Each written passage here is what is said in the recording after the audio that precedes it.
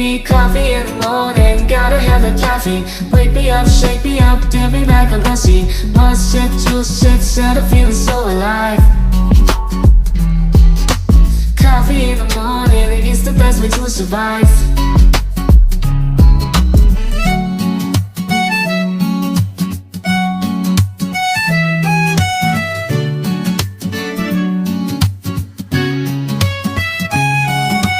Woke up in the morning, sleepy eyes yawning. Jumped out of bed, started the day, opened the curtains. Felt the cool breeze, the sun shining on my face. But something was missing, I needed my job to chase. Give me coffee in the morning, give me coffee in the morning, gotta have the caffeine. Wake me up, shake me up, dip me back on pussy. Must shit, juice, shit, set a feeling so alive. Coffee in the morning, it's the best way to survive.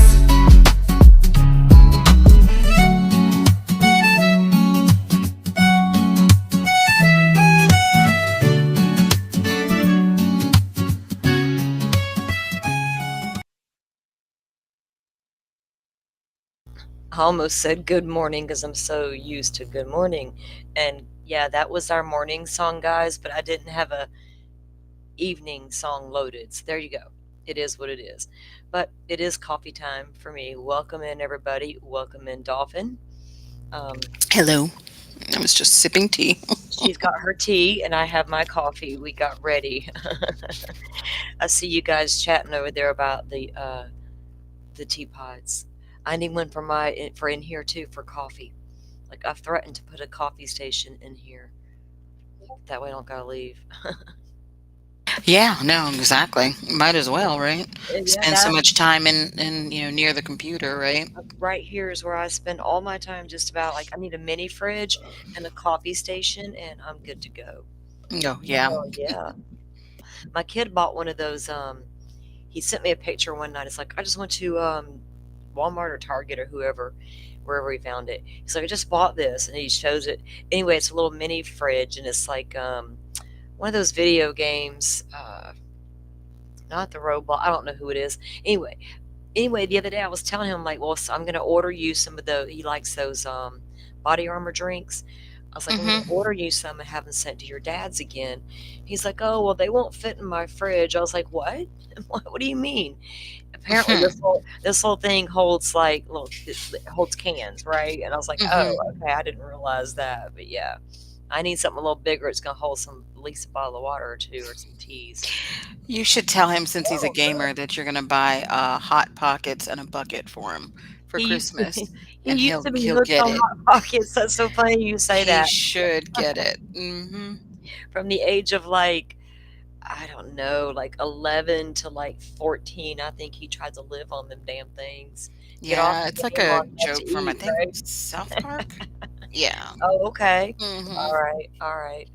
My sister has had a kettle, a hot water kettle for the camp. It's perfect for the house too, because we bought one for here for a while. Anyway, you plug it, it plugs in, right? But it hot water in like 90 seconds. Oh, that's good. It's badass. It's badass because she likes to drink instant coffee, and we'll do homemade coffees at the camp. And anyway, we'll use that hot coffee thing and or that hot water pot is perfect. Anyway, all right, guys. So welcome into a salty Saturday, I guess you could say. Oh, Um, that's cute. isn't it though? We try to be cute when we can around here. Um, so yeah, we had a lot of documents drop in the Idaho 4K Dolphin. A lot of documents. So Hmm. we're not going to unpack them all at one time. In case you guys probably noticed the thumbnail is part one. I'm going to unpack these in increments. Some of them will be very uneventful. Some will be like, whoa, what? And some will be like, wait a minute, I got to go refer to some more documents to get the backstory a little bit better or whatever. So we're going to be going through them and doing just that. But I felt like we would start with the trial and brief, right? Because we would be at trial right now or in the middle, Yeah, pretty in much the almost middle, over with it, like right? 2/3 of the way through. Hmm. Yeah, at least, unless I was reading, it felt like I was reading somewhere in one of the documents where Anne was like, and if this problem arises in court or at trial, I will immediately file a motion for a hearing. I was like, oh, she wasn't playing. How long would she have gotten away with trying to prolong Judge Hitler's court trial? But anyway, yeah, we would be at least over halfway now if everything had went according to schedule, right? Oh yeah. So it's interesting. A lot of stuff did come down. Gosh, the trial briefs came down, the evidence list, the witness list. Speaking of witness list, the unsealed witness list is dated for back in April. Brian's Kohberger's sister was on that list back in April. Dolphin and I knew we had seen, these filings a lot sooner than people thought they saw them, because everybody on, the internet broke the other day saying, oh, she shows up a week before the plea deal, and that's prompted the plea deal. And I didn't feel that was the case. I don't think you did either, Dolphin. Or am I mistaken? No, you're not mistaken. Mm-mm. I don't think she had anything to do with it. I don't think so either. It's like you had mentioned earlier when we talked briefly that they'd even interviewed her very early on, so he Mhm. knew, he knew that she was probably going to testify one way or the other. But Right. interesting, they both had her on there on the mitigation for the defense. So I don't know. Will we ever know? Maybe one day when Kohberger starts talking to Ramsland. Or maybe when she writes her book, supposedly. Yeah. She's going to talk to him first. Mhm. Mother's going to help secure that interview. Mother's going to try to understand what went wrong with her baby too. Catherine will help her get there. Oh God. I'm just saying. Oh, As a yeah. mother, I'd want to know, where did I go wrong? Was it me? Was it biology? Should he have goat milk instead of whole milk? I mean, what's going on here? A whole host of issues could have happened. His environment, his surroundings, that's Mhm. that's important for the study of criminology. That environmental upbringing is a big part of it, and tried to go there in some of her filings. Okay, so like I said, guys, a lot came down. So welcome in, everybody. Welcome in. Let me pull up chat here on the phone so I can see it in real time versus restream time. I don't know what's going on with them when it comes to that. Boy, I guess, YouTube had a video out that I watched in the back studio and talking about the word that we use for self-harm. And as long as the whole show was like the focus of the show, you're good to go. Well, shoot, almost two in a row that I had to cover, or wanted to cover for these victims, talked about self-harm. And I got like this notification on both of those shows talking about ad sensitivity. Oh, What? jeez. What's wrong with these advertisers all sensitive by nature? We didn't focus on it. We just talked about what was in the documents. Okay. Mm-hmm. But we're going to continue to speak openly about these court cases is my point. YouTube can do their thing. They can take away a few cents that I make per show anyway. It's not going to hurt. It's not even like a buck, I don't think. But anyway, it's pointless I'll try to use, the best terminology we can get away with, but you can't get away from using grown-up words and grown-up subjects. So it is what it is. And there's going to be a lot of that comes up in this case as well, especially when we start moving through some of that evidence list. And when we get to the evidence list, guys, there's going to be a list of describing wounds from the autopsy. I'm going to talk about those the same way I read about what happened to Madeline Soto. Yes. And when I was doing Madeline Soto, I wasn't doing it to exploit Madeline. I wanted women who might have been in the background listening to recognize the red flags. And what happened to that little girl was very real. It didn't happen to me. It happened to Madeline. I just had to read it as an adult, as sick as it was. But it had to be read. And it's the same way here. So we'll be sensitive when we can. But I don't like giving out all those trigger warnings and stuff like that. I mean, I will warn people that it's true crime content, of course. I mean, 10 minutes worth of trigger Yeah. warnings? Yeah, Yeah, it shouldn't be do all that. necessary. No, y'all know what you're here for. It's true crime, right? Mhm. Right here. It says it all. There we go. Boom. One and done.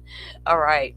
So we're going to get on with the show. Everybody hit the like button on your way in if you don't mind. And thank you for joining us on your Saturday night. We'll see how this goes. I think I saved these two particular documents over here so I didn't have to like really hunt them down in my docket. Here we go.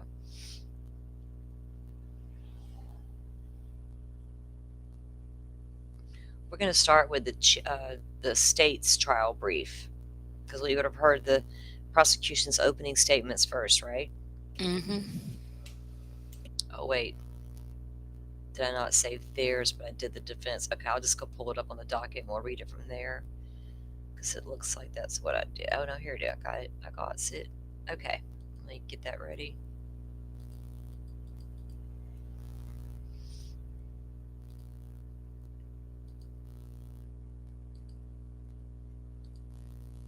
The state's case is kind of, I don't know. Light. It's like, girl, I'm like, yeah, Bill, is that all you got, dude? Yeah. Koberger, is this sheath really that scary of an item that, that he didn't think the jury could get past in the end? I mean, that's huge, of course, don't get me wrong. Okay, the defendant, Brian Christopher Koberger, and counsel. This is to the defendant and Brian Koberger and counsel. Please take notice that the undersigned, pursuant to the court's scheduling order in this case, submits this trial brief in anticipation of trial, which begins July 21, 2025, with jury selection. Introduction. In the early morning hours on November 13, 2022, the defendant, Brian C. Koberger, a PhD student in criminology at Washington State University, drove his car approximately 10 miles from his apartment complex in Pullman, Washington, to the campus of the University of Idaho in Moscow, Idaho. Defendant circled a house near the UI campus at 1122 King Road several times before he parked his car, entered that house, and used a military-style knife to stab to death the following UI students: Ethan Chapin, Kaylee Gonzalez, Xander Kernodle, Madison Mogan. For this defendant is charged with burglary and 4 counts of first-degree murder. The state is seeking the death penalty if defendant is convicted of any of the first-degree murder counts. The trial in this case will tell the story of the defendant's crimes and the investigation that led to his arrest. The evidence will prove to the jury not only the defendant is guilty beyond a reasonable doubt of all crimes charged in the indictment, but also that given all relevant facts and circumstances, defendant's crimes warrant the death penalty. Now, Dolphin, I don't know if you remember if you read it, but I think I read in one of these new documents I was kind of going through, where it said that the surviving roommates, that the they're victim witnesses. Yeah, victims. No, they're crimes of the burglary. Right. They're right. Mm-hmm. Right. Versus, so that's where that, remember all the confusion in the very beginning of the case about why the burglary charge was even there. So that's the first time I've seen it written out like that in a document.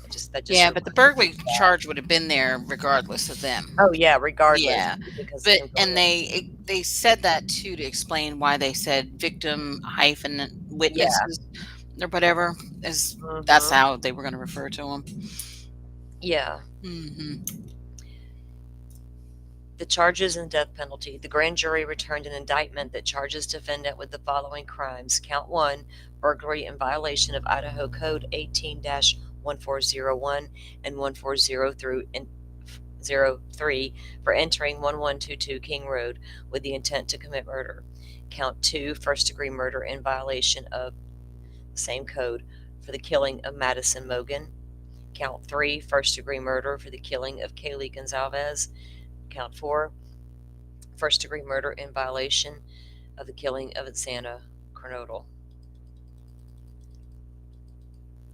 First-degree murder in the charge of killing Ethan Chapin. The elements of these crimes are well established under Idaho law and are presented in the state's requested jury instructions. which I have not even dove into those yet. The state has Me provided either. I ignored those. yeah, no, Not gonna lie. I want to read them just for my legal Oh brain. yeah, I really want to know that, but I'm going to dive into that as a whole. It's going to be like its own show. last Yeah, for me. it'll be its own standalone boring show. Yeah. Hmm. Okay. So the state has provided notice because Anne made such a big deal about jury instructions. So I'm like, what's this girl got to say? All right. The state has provided notice of intent to seek the death penalty, and really because they're going to convert the IGG into the unknown tip, and that's how the jury would have heard it. The jury would have heard the tip, but it's really IGG, but the jury will only hear that it was a tip. They won't know how you got the tip. Somebody called Right. you, Tom, Dick, and Harry walked in one day and filed a report, and you're like, aha moment. Yeah, we don't know. All right. The jury would have never have known. Would it have mattered? The state has provided notice of intent to seek the death penalty based on the 4 aggravating circumstances under Idaho Code 19-2515. At the time the murder was committed, defendant also committed another murder, and/or the murder was especially heinous, atrocious, or cruel, manifesting exceptional depravity, and/or by the murder or circumstances surrounding its commission. Defendant exhibited utter disregard for human life, and/or defendant, by his conduct, whether such conduct was before, during, or after the commission of the murder at hand, has exhibited a propensity to commit murder, which will probably constitute a continuing threat to society. Yeah. I would imagine, right? You don't. All them girls that were at risk until you got arrested. The state's request jury instructions also covered the penalty phase. The state's requested jury instructions also covered penalty phase. Okay. The state's case in chief. Opening statement. As detailed below, the state's case in chief will involve presenting significant amounts of evidence over the course of many weeks, if not months. During opening statements, the state intends to show the jury certain selected exhibits and certain jury instructions to facilitate the state's overview of the evidence. Pursuant to the court's redacted order governing further criminal proceedings and notice of trial setting dated October 9, 2024, the parties are required to file a log of objections to exhibits by May 14th, 2025. Accordingly, now remember guys, this was back when pretrial stuff was still happening. Accordingly, that before the plea deal was ever a thing.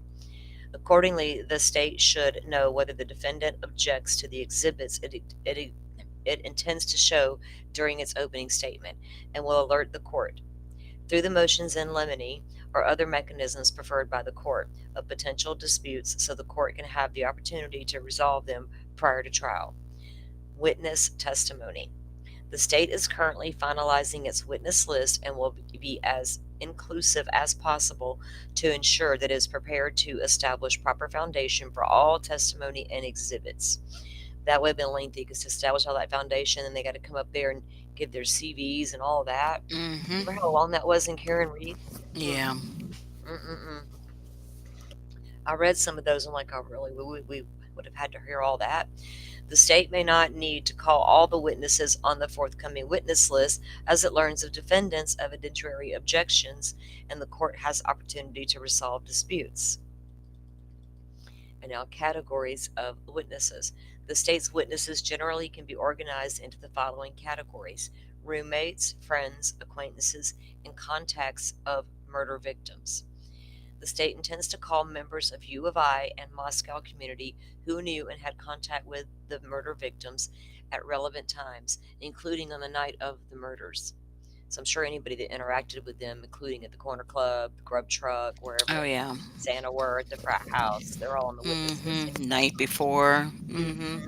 Leading up to such witnesses will include the victim's surviving roommates who are victims of defendant's burglary offense. Okay, that's where I read it while I was briefing this. Who are victims, okay, so they're calling the surviving roommates who are victims of defendant's burglary offense, and friends who responded to the house around noon or on November 13th. The state will also call other individuals who had contact with the victims on the preceding days up to the night of the murders to establish timeline of events. So, of course, the roommates, the friends that were called over that morning, and then the friends that were with them in their final days to help establish their timeline. Did they ever pinpoint Ethan and Xana's timeline? Yeah. I would like to think so, but I'm still wondering. Law enforcement officers and investigators. The state will call enforcement officers who first responded to 1122 King Road. My cat just jumped in my lap, and she rarely does this. What are you doing, chick? Calm down. Oh, wait, that cat outside's meowing. Is that freaking you out? Chill. The state will also call investigators who were responsible for and participated in the extensive investigation that led to the charges in this case. The extensive investigation. It was yeah. well, it was extensive if you look at all the documents that Moscow and the state put out of all the random people they were looking at, and all the one person who gave how many damn false reports to the FBI were all looked at. Oh, goodness. Yeah, it was extensive, all right. It was just not looking in the right direction. Oh, wait. WSU didn't think it was important to tell you about that car they saw that night. That's right. Imel didn't have a hold of Ridge Road yet to adjust his dates. Okay, enough of that. I'll go on about that from now to eternity when I discuss this Idaho 4 case. All right. These witnesses.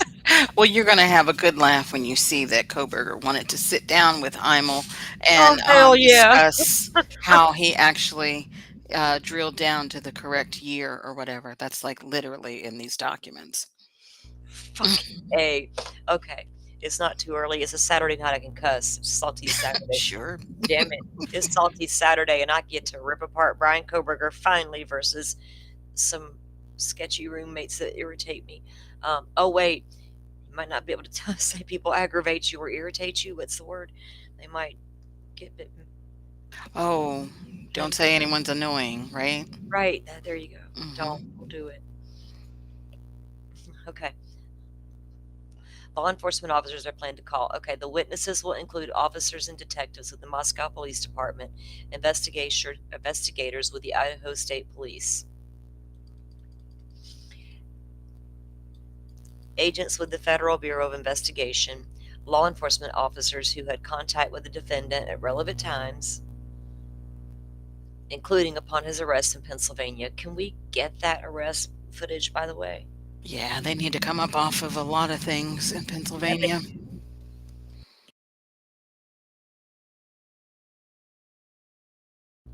They really, really do. Forensic analysis experts. The state will call law enforcement specialists who collectively conducted the forensic investigation in this case. These include those who possess specialized knowledge, skills, experience, training, and education in the following fields: electronic device review and data extraction, cellular data analytics, DNA testing and analysis, financial records forensics. These witnesses are primarily employed by MPD, ISP, or the FBI. The extent necessary, the state previously disclosed these witnesses through its expert witness disclosure. This is all about a technology. This is all a technical case. Everything except for that sheath is technology. They had nothing else physical but the sheath. Digital. And what he wanted to go to? He wanted to go to work for the rural police departments to help them analyze their digital evidence. Yeah. Yeah. Oh, you mean grainy car footage, Kohberger, and cellular device technology? Yeah. Cast reports and stuff. All right. So that's what he wanted to do, to the extent necessary. Okay. Family members of defendant. Now, this is in the trial brief way back when. Ann Taylor and Kohberger saw this way back when. Yeah. Family members of defendant. The state intends to call family members of defendant for the purpose of establishing certain facts before defendant moved to Pullman in late summer of 2022, as well as facts about defendant's conduct when he returned home to Pennsylvania in December of 2022. The nature of the testimony has been disclosed through reports and interviews. Yeah. Imagine that. Mhm. He sat there and gnawed on that for a few months and like, well, I better just take that plea. Sissy gonna tell on me. Okay, so if you break that down a little bit, to establish certain facts before he moved to Pullman in the summer of 2022. What's one key thing he did before he moved to Pullman? Those Amazon purchases. He ordered some stuff from the Amazon back in Picked March. up a few things, right? A few things. Who received that package? Did somebody witness him? Hey, Amazon arrived. Oh, this is yours, Brian. Brian's like, yes, it's here. Did we witness Yeah. that? I don't know. They, Possibly. they must have forgotten, though, that as part of his Amazon click history and everything, he Uh-huh. was also badgering Amazon about the status, Yeah, delivery status. He kept checking up on it and whatnot. yeah. He's like, I'm Yeah. tracking the package. And he was, Mm-hmm. now, y'all said 24 hours. I want it 48, whatever. It better be here. Can't get it fast enough. Just smell that leather. Mm.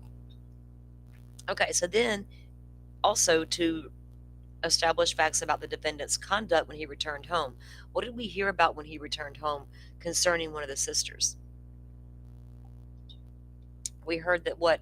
It's a rumor. This is all alleged. Oh, yeah. So a sister apparently approached dad. Do you think Koberger brother could be the guy? He drives a white launcher. He just came from that area. He's wearing latex gloves. He's cleaning his Mm-hmm. car like a madman, Dad. He stole my phone when he was 16, remember? He's been stalking child since he was 9 years old, out of control. By the time he was 9, because mama babied him. Anne referred to something going back as far as 9 years old in these documents for his mental health. Yeah, that's the car accident. He had PTSD from it. Okay, well, it led to a lot of other things, didn't it? Mm-hmm. PTSD don't lead to all that. Right. I hope not. That's I'm what in she was trying trouble. to say, though. Oh, and come on, her girlfriend, come on. Foundational witnesses.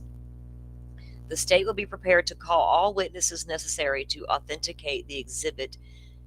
If we could all get away with, my feelings just got hurt and I got mad. Well, it might work for Mickey Steins, that emotional disturbance defense. Okay. The state will be prepared to call all witnesses necessary to authenticate the exhibits at it will introduce a trial. The state or this will include calling witnesses who can attest to the chain of custody for physical exhibits. What kind of physical exhibits could they have? A sheet that's all they got. Unless they were going to display some stuff out of Pennsylvania that come from one of the search warrants, right? Or the car, or what we don't know what they had yet. Apparently nothing. Yeah, they're Still, probably including all of the self-authentication of records, oh yeah, motion stuff. Remember all the all of bank that would have to be in records, there. stuff Um, from the different stores, the, CCTV footage. for the yes, for physical exhibits would be stuff like that that they have to show in court, right? Mm-hmm. Like the Linda Lane footage and the 11 the neighbor's camera, 1112, that Right. camera. All of that would Mm-hmm. be the physical. The cameras footage from from Pullman over to Moscow, the ones where he returned into Pullman that morning when he came back online and drove back into town. So yeah, other than the sheath, that was all they would really have is those camera footage things. Okay. Those who can establish certain documents, because when they bring in now, when they brought in, like, I think it was for the Delphi case, they had like a video. They would bring in somebody who like was from the store, like the Mm-hmm. manager, and or it was Karen Reed, and they Mm-hmm. just brought them in to authenticate that that's their footage, whatever. Right. Yeah, Mm-hmm. all that would have had to be taken place. Yep. A lot of time spent watching that. Okay, depending on any objections that the defendant makes to the state's exhibits, the state may raise authentication or foundation disputes with the court in an attempt to streamline the number of necessary foundational witnesses. They should have like a whole pretrial section for all that. You know what I mean? Well, they did, because the defense, what do you call it, objected to a lot of the stuff, most of the stuff in that particular motion. True. Because They they were were like, "Oh, we don't know how they're going to intend to use this, and we don't know, this person's not qualified. This person, they're bringing them in as an expert, but they said it's really a lay witness, and all this." They were arguing in big time in that particular motion. But I think the debate will heat up over time about experts because it's happening in other cases. What makes them an expert? Because they run a company and you can pay them to come and testify for you, right? Um, other than that, their CV matters and all the things matter. But in this day and age, it's like everybody's got, and we're right to question experts. It doesn't mean we come out and take their word for everything. We want them to know what they're talking about at least. But it feels like attorneys keep fighting about this a lot lately when I'm watching different things happen. Okay. Privacy for testifying victim witnesses. Remember how they had that hearing discussing this about how they would handle the cameras being trained on the roommates? Okay. The state will call 2 roommates of the murdered victims who were present in the 1122 King Road house during the murders. These witnesses were 19 years old at the time of the murders. Oh, goodness. Hold on. Okay. Welcome in, chat. Welcome in, everybody who's just joining us. Thank you for joining us. Dolphin and I are breaking down this document in the state's trial brief here in the Kohberger case. Newly unsealed documents. Okay. All right. These witnesses were 19 years old at the time of the murders. They have been understandably traumatized by what transpired and are victims of the burglary offense. They have received death threats, have been the subject of conspiracy theories, and have been harassed online in ways that continue to affect their privacy, interests, and well-being. Lord, I better say a prayer, hadn't I? The state is concerned that if the video of these witnesses' testimony is broadcast on the live stream, individuals outside of the court could screen capture images of them and circulate them on the internet in harmful ways. Accordingly, the state requests the court pause the video live stream, but not the audio if possible, during the testimony of these victim witnesses to protect their privacy to the extent possible. They're not minors. Yeah. Got to learn to grow up sometime, you know? Damn it, man. You're right. We can't pick and choose when we want cameras in a courtroom in which victims we're willing to allow them to turn the camera off for. They're not the only witnesses that will testify to horrible things ever. It's just, yeah, I don't know. Yeah. That's a stretch right there, you know? Mm-hmm. I get it, you know, yeah, people will do what they do on the internet. What are we going to do? What are we going to do? You know, Jesus. I'm not going to screen capture Dylan and her cry face and use it in a thumbnail. To me, I don't want to look at it. Shoot, you don't even really need to see it now with AI. People have other images of her from her social media, you know? I can't get down with the AI photos of these crime people. It's like those ones in Idaho or Kohberger. It's like, dude gave me like 150 of himself. I'm using the real thing. Okay. The court should grant the state's request pursuant to Idaho Court Administrative Rule 32 and Rule 611 of the Idaho Rules of Evidence.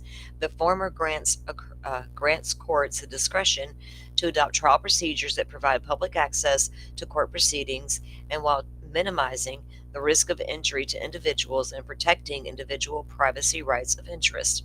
ICAR 32A56. And they cite a case all the way down to Rule 611. Okay, provides the court should exercise reasonable control over the mode and order of examining witnesses and presenting evidence so as to, well, you know what? I know how difficult it can be for witnesses, and it's going to be super difficult for families, but by God, these victims don't have a voice, and their whole life is on display. They're in the raw. They're in the raw, and there's nothing they can do about it, right? Everybody's talking about them, talking about their bodies, everything. So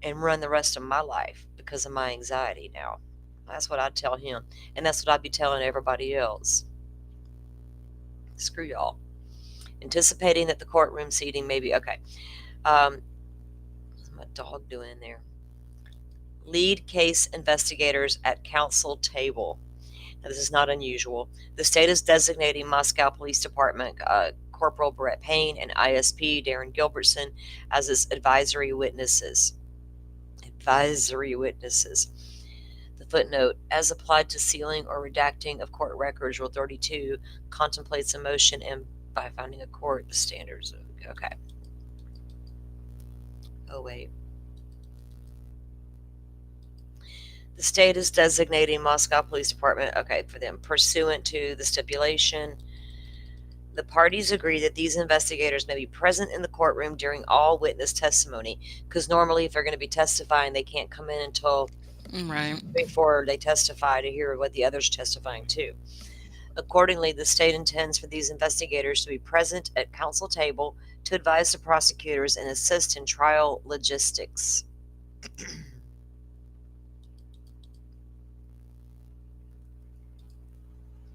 Segmented testimony by investigators and witnesses. The state intends to present the testimony of investigators and other witnesses in segments to assist. This is what I thought was interesting too, because they need to do it. It would make more sense, and I get what they're saying here. The state intends to present the testimony of investigators and other witnesses in segments to assist the state in presenting its chosen narrative of the evidence. There's that word. Yeah. I just said narrative. What? Not the narrative. I mean, and chosen narrative. Like, chosen. Come on, like, y'all could have come up with something else. I know. Yeah. Don't make me throw shade at your words. But yeah, you could have made that sound less throw shade at me kind of way.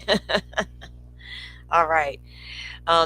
As the state presented its evidence or something like that, right? But I get that the narrative is actually the term used in so many documents, and that's where it came from. But people run with it in such a nefarious way. It means such a nefarious thing these days. Your narrative. You mean my story? Yeah, when they don't trust them, you're saying chosen narrative. It sounds like, oh, well, this is what we decided to go with. It does. I mean, they could have said theory or whatever, because it's not up to them to, 100% know, everything. I mean, right. Yeah. It's not up to them to choose the narrative. It's to present the evidence, and you decide. You decide if this narrative the evidence presents is. How much weight do you put behind it? This will also assist the jury in understanding the progression of the investigation at issue. The progression of the investigation, all the way to December 19th? Pursuant to Idaho rule evidence, the court should allow this procedure to make the interrogation and presentation of witnesses effective for the ascertainment of the truth. There will be no prejudice to the defendant, because each time one of the witnesses testifies, they will be subject to cross-exam at the time on the subjects covered in the portion of their testimony just presented. Certain witnesses may be called out of order to accommodate travel schedules or to allow them to subsequent be present in the courtroom after their testimony. So Ann Taylor would have been able to cross-examine everybody. Exchange of witness schedule. The parties are discussing a procedure by which the state would notify defendant as to the anticipated timing and other witnesses it intends to call as the state presents in this case in chief. The state is willing to work with the defendant in this way, but will request that the same procedure apply in the defendant's case. There should be like an order to the court, like order of which you're going to call your particular. When you get to that segment, you're going to want to apply that expert, right? So it should be all in order already. What are y'all doing here? Okay. Exhibits to be introduced. I need to go refill my coffee. Okay, what's chat doing? Are we got anybody in here? What's going on here?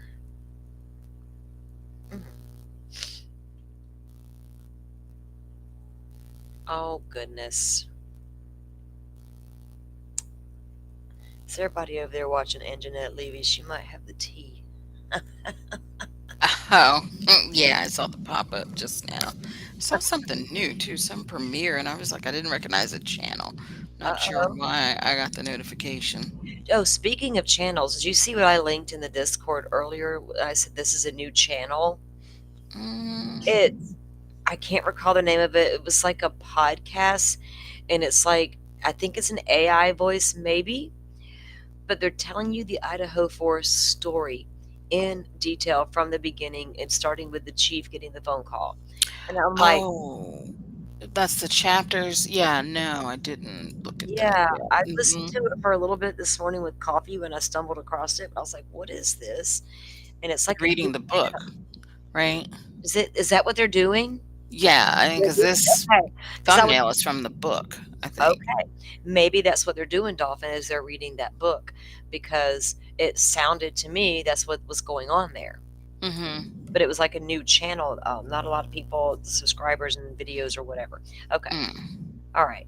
So let me go grab coffee real quick, Oh guys. yeah, go ahead. Ben Riley, thank you for being here. Mods, thank you always. Butterfly and Forrest are in the chat. Casey Marie, welcome in.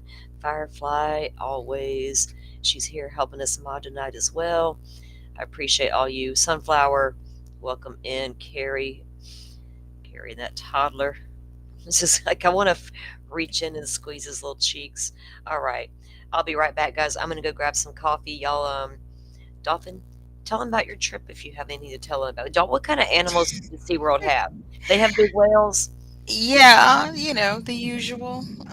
They have dolphins and stuff like that. I mean, Yeah, what? dolphins, orcas, all that stuff. Go get your coffee. I'm going to get coffee. All right. I'll be right back, guys. Okay. Let's see. SeaWorld.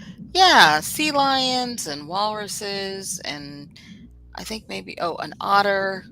What else? Manta rays. Yeah, I mean, the usual stuff. It was nice. Not very large amusement park or whatever. So yeah, they were having a sale. So that's why I went. But sorry, I need some more tea. I definitely have to get an electric kettle. Um, a few people in chat sent me some links, so thank you for that. Yeah, sorry, this trial brief is a little dry. Um, I'm holding out, trying to stay awake for the juicy bits or whatever. But yeah. What else? There were turtles there that we didn't get to see. Um, what else? I think there was something in the back of the park. I didn't go on any roller coasters, although it seems like they put like a dozen roller coasters in. And they have some water rides that look like they have some steep drops too to them. Mm, what else was going on? Okay. Yeah. I can't do those roller coasters and those steep rides. I made the mistake of riding Jurassic Park at Universal. Hmm. No, thank you. I was like, oh my God, those drops are Oh, deadly. flamingos. Yes, right. Firefly. Thanks for Oh, they'll reminding have me. the pink flamingos. Yeah, right when we walked in. Oh, yeah, Let me see. cool. Alligators. Yep, yep. Of course. Let me see, just as an FYI, if anybody is in that area, they may still be having the sale. Uh-oh. Because the flash sale was like ridiculously cheap. Hmm. Yeah, it says until the 19th.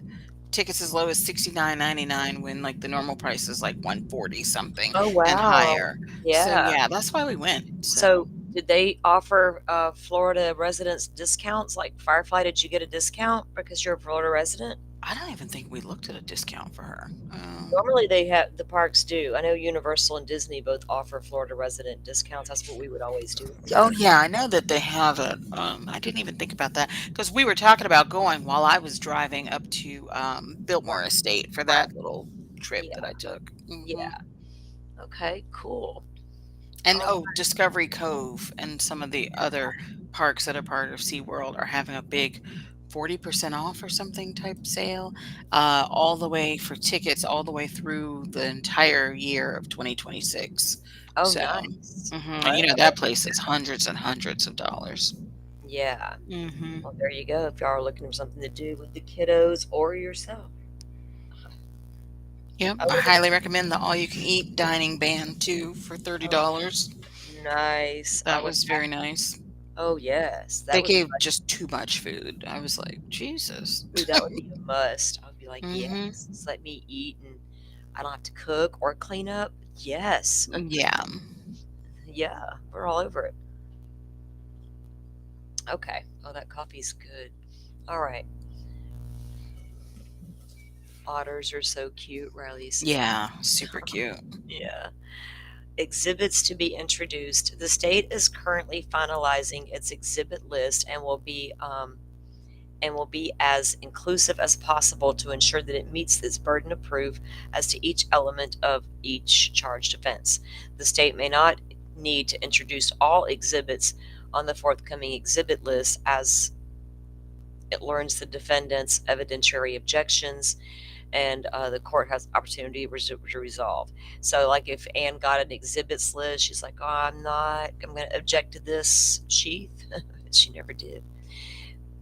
Categories of exhibits. The state's exhibits generally can be organized into the following categories. Physical items. The state will introduce physical items obtained throughout the investigation, including but not limited to items taken from 1122 King Road, defendant's apartment in Washington, defendant's parents' residence in Pennsylvania, and evidence gathered from the defendant upon his arrest.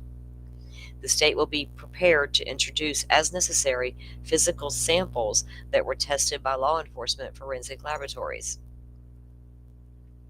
Photographs, maps, and diagrams. The state will introduce photographs of one, the initial crime scene, and related scarches. What is that? It does say scarches. What does that even mean? Of the crime scene.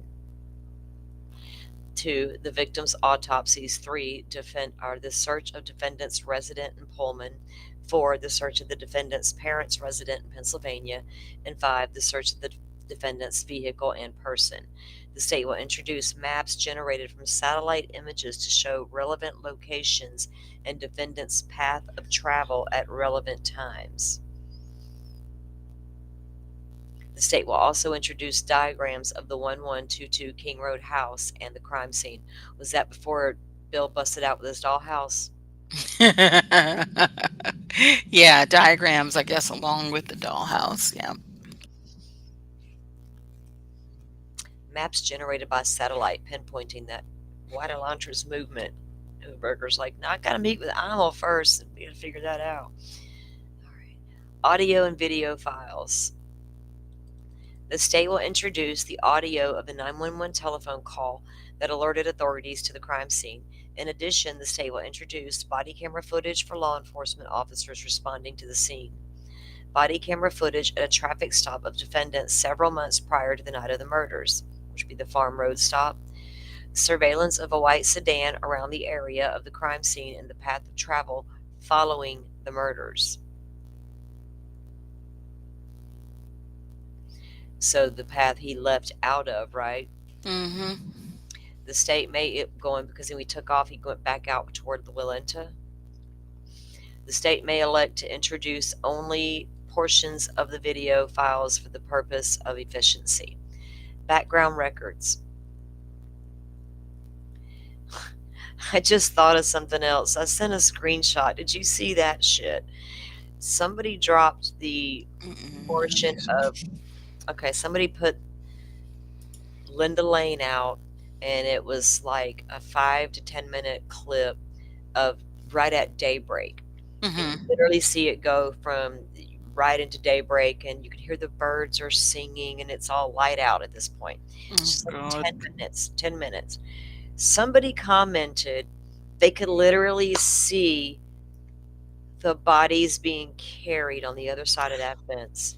Now, Oh, I did see that. if you know this camera angle, there's that fence, and just beyond that fence is the parking lot at Queen Road where we see the Elantra coming and going back toward King Road. Is it circling the right there? Anyway, and I was like, what in the world in this? And somebody's like, provide the timestamp because I think I see this. And I'm like, what? I can't, y'all, I didn't see nothing. That's nothing. I didn't even know the relevance of that. Koberger was back at his apartment at that point. Yeah, Firefly people are still seeing Dylan run through there, but they said they saw them bodies being carried out, and this would have been well after 2 hours, 6 a.m. Come on. Jesus. Background records. The state will introduce various records to establish evidentiary facts such as identity, residency, education, and other background characteristics for defendant and victims. Forensic data. The state will introduce data generated by law enforcement forensic analysis who processed evidence in the case. Such exhibits will be used as foundation for the witness's testimony as to their findings. Summary exhibits. The state will introduce summaries of voluminous evidence, financial records, phone records, which are admissible under Rule 10006 of the Idaho Rules of Evidence. The life photos of the victims.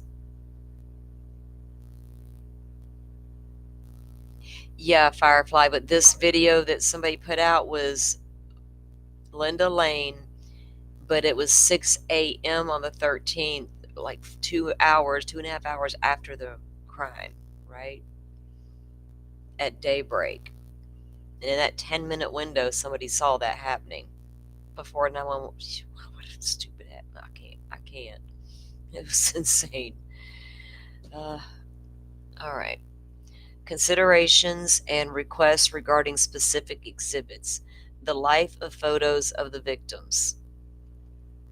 The state intends to introduce one photograph of each of the deceased victims in this case while they were still living.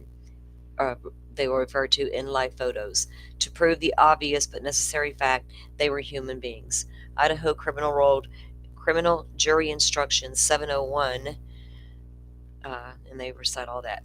The Idaho Supreme Court ruled that the trial court did not abuse its discretion by permitting the state to introduce in-life photographs of a murder victim because the photographs were relevant to prove that the victim was a human being and to establish identity. Yeah, I don't got a problem with them showing the victim's picture in the courtroom. Yeah, I don't either. Mm-mm. That's who we're here for, right? It happened Yep. to them? Okay. Just making sure. It did not matter that the evidence was not disputed. It was still material and relevant. The state is cognizant, however, of the Garcia court's finding that the prosecution in its case in chief presented testimony that went beyond relevant background information and called for a witness to describe the positive attributes of the victim. During the guilt phase, the state will endeavor to quickly introduce background facts about the deceased victims, including the life photos, without eliciting opinions about them. Yeah, because what you don't want to do is be accused of pulling at the jury's heartstrings by going in hard about the victims' lives. That stuff can be used in different phases, right? I totally get what they're saying right there. Oh, yeah. Because you want to drive it home during the guilt phase as to how much was taken by taking their lives. And that's when you introduce all about them. Physical items during trial was what happened to them. Physical items, the state will present various physical items as exhibits, including items from the crime scene it seized from the defendant, and items that were the basis of forensic examinations, electronic devices, and swabs and samples of biological materials that were tested. To expedite the trial, the state intends to use photographs of these physical items as much as possible, subject to the court's rulings on any objections from the defendant as to the authenticity, chain of custody, or foundation. The state will endeavor to raise such issues with the court in advance. Now, they would rather show a photo of those Q-tip swabs from the garbage than physically pass around the Q-tip swabs from the garbage. The state will endeavor to raise such issues with the court in advance of trial if it receives defendants' objections to the exhibits list. Graphic photographs. The state necessarily will have to show graphic and disturbing images of the crime scene in court and on camera. Okay, I'm sure they wouldn't have focused on the pictures. These are the same ones that they just had a big thing in court about. The state necessarily will have to show graphic and disturbing images of the crime scene and of the deceased victims' bodies. The state will be selective in doing so and will not present unduly cumulative exhibits. Prior to calling a witness through which graphic photographs will be introduced, the state will proceed advanced warning to the court and to the families of the deceased victims so that the family members can decide whether to leave the courtroom.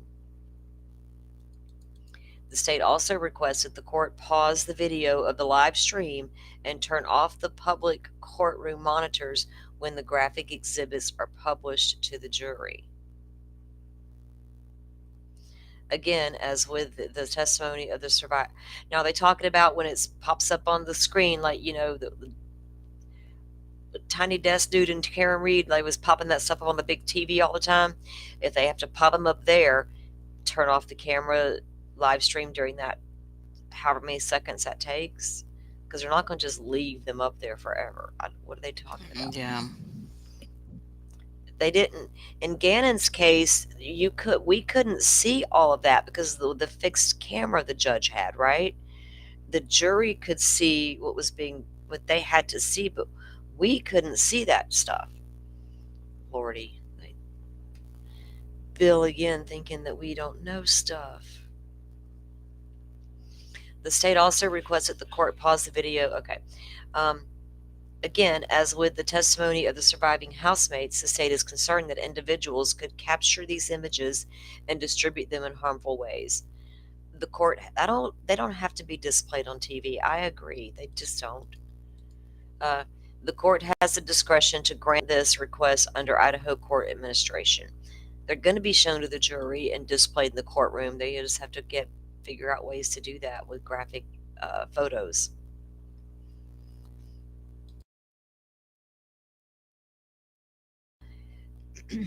The state understands at least one court has adopted a similar procedure in another capital murder case that was live streamed. I wonder which case that was. Self-authenticating records. Many of the state's exhibits are self-authenticating records. Where applicable, the state is gathering records, certifications of support, and admissions of these exhibits pursuant to Rule 902 of the Idaho Rules of Evidence and will disclose these certifications to the defendant. To the extent the defendant still lodges objections to these exhibits based on authentication or foundation, the state will seek to raise them with the court prior to trial to resolve any disputes. Yeah. They were arguing a lot about that section. Mm-hmm. And the judge warned them, y'all need to get all of your pretrial motions in ahead of trial. Is this what it's all about? Get them in.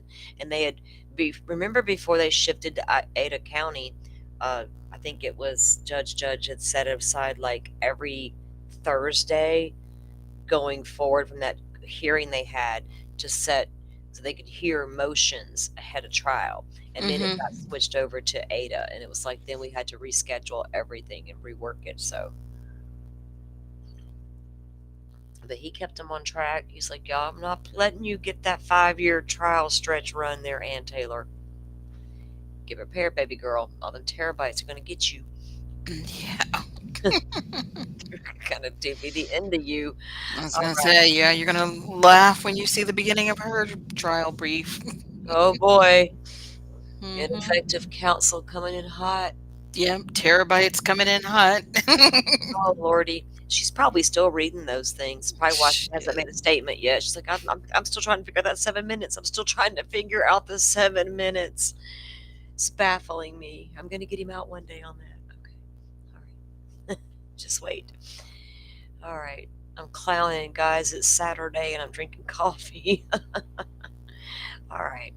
The state understands that. Okay, what demonstrative exhibits. Look, I said it. I didn't stumble it. The state anticipates. She's laughing at me because she figured I would. No, girl, I just yeah, it's the little things, I guess, right? I love my soul sister Ian. Oh, Swear to God. God, I don't think anybody knows me as well as she does. All right. The state, the state anticipates. Dolphin, I won't ever tell you when you aggravate me or annoy me or whatever. Oh. Or You wait, can wait, go wait, ahead and try. wait. The proper thing to do Go would be ahead. to confront you and say, Dolphin, Mhm, you annoyed me. mhm. Yep, let me know. Don't let You me find certainly, out 6 years later through text oh my messages. God, you certainly would tell Screenshots. me.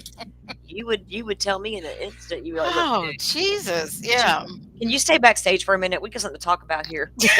You just annoyed the shit out of me. And I'd be like, okay, what'd I do? All right, let's talk about it. Yeah. All People right. need to learn to let things roll off their back and I'm keep on saying going. Mhm. every little thing's gonna be all right. Don't go hitting that panic button. Yeah. Don't do it. Stop and think about it for a moment. Sometimes we should take a step back and go, wait, breathe, girl, Mhm. get back in bed. All right. The state anticipates some of its witnesses will use demonstrative exhibits to assist the jury in understanding their testimony and the evidence. I'm assuming that would be like our experts, right? I can't imagine Hunter coming in with a diagram of the house. Here with a drawing. Here's where I found Xana. No, that's not going to happen. So that's going to be to assist the jury in understanding their testimony and the evidence. So that's obviously going to be Mhm. experts. Like PowerPoints and things like that that they prepared, or if Yeah, somebody needs to point to the dollhouse, you know? the dollhouse with pointer pins. Um, Mhm. yeah, they're all going to have their PowerPoint thingies. Of course, the cast guy, Nick Balance, was on the list. He's going to bring in his FBI. His Nick's got a really nice voice. If you go back to the Chad Daybell case and listen to Nick Balance testify, they don't put him on camera in Chad Daybell's Oh. case, right? Mhm. But they have there's sketches of him out there. I was like, what in the world? How? Why? Okay, but anyway, his voice, I was like, dude, it was a nice voice. That's all I can say. He was very well spoken. He explained everything in detail, even the drive time testing and how it's conducted. Very well spoken. I would have loved to have seen the battle between him and Cy Ray. That would have been such a whoa. Okay. The state understands that the demonstrative exhibits do not need to be disclosed as part of the exhibit list, but at the court's discretion will be prepared to disclose demonstrative aids before they are used by a witness. Accordingly, the state asks the defendant also disclose any demonstrative aid prior to their use in cross-exam or by a defense witness, foundation, or cross-exam. At the motions hearing April 9th, wasn't that the 3-day marathon hearing or Sounds 2-day? like it. Yeah, I think it was a 2-day. They had blocked out 3, but I think it ended up taking 2. Um, at the motions hearing on April 9, 2025, I think that's a little bit of what we were reviewing the other night. We were talking about, and I told you I reviewed a little bit of something, something. It was this one here.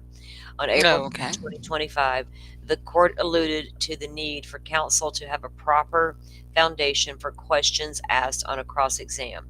The state would be prepared to object on the basis if defendants' attorneys ask improper questions and provides the following case law as support.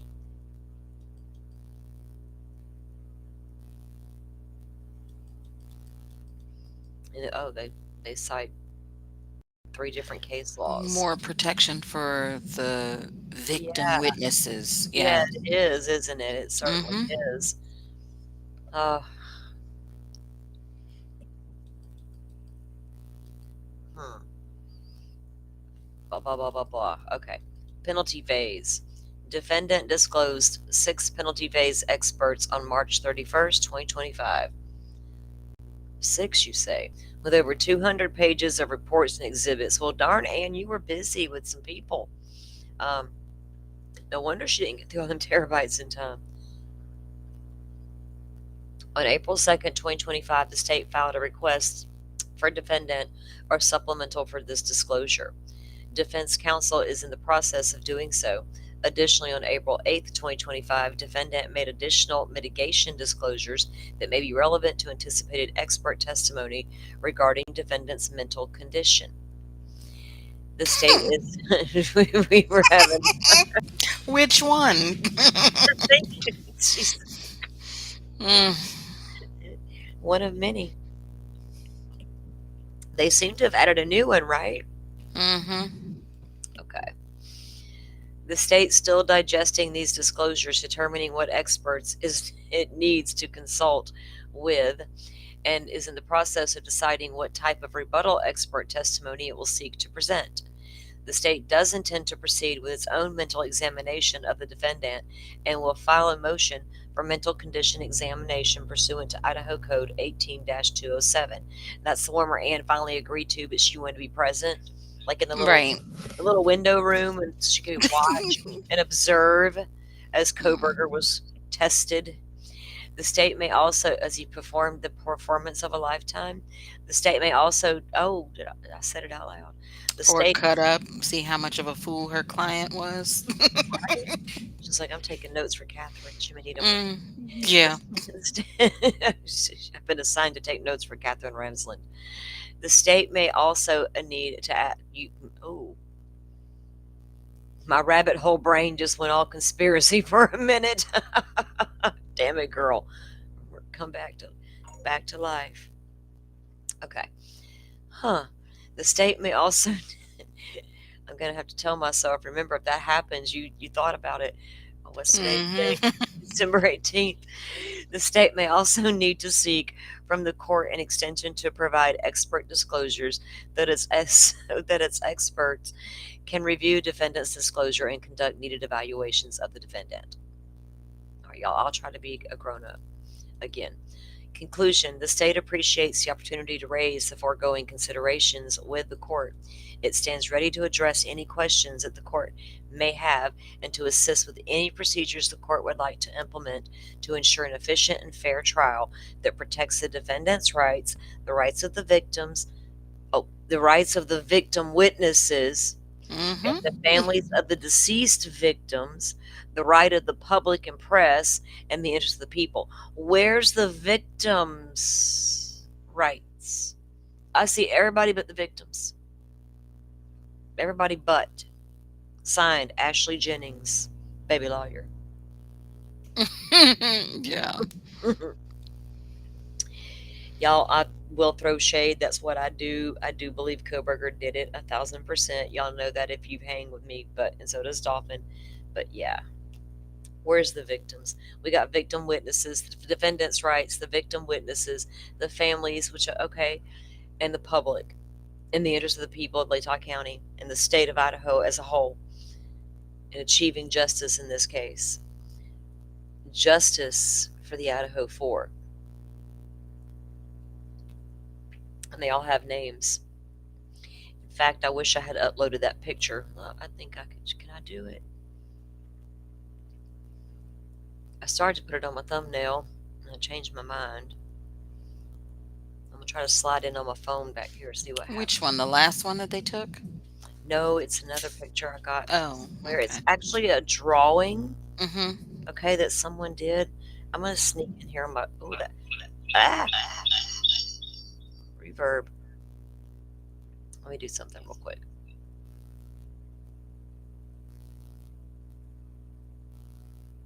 Can you guys see that? Okay.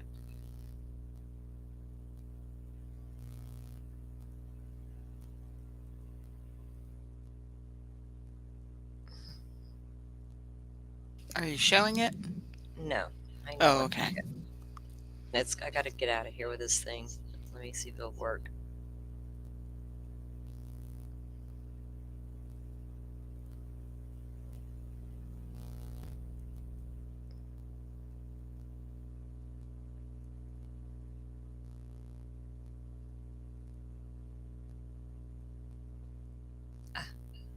I can't find it. Hold on. Damn it. Darn it. Oh.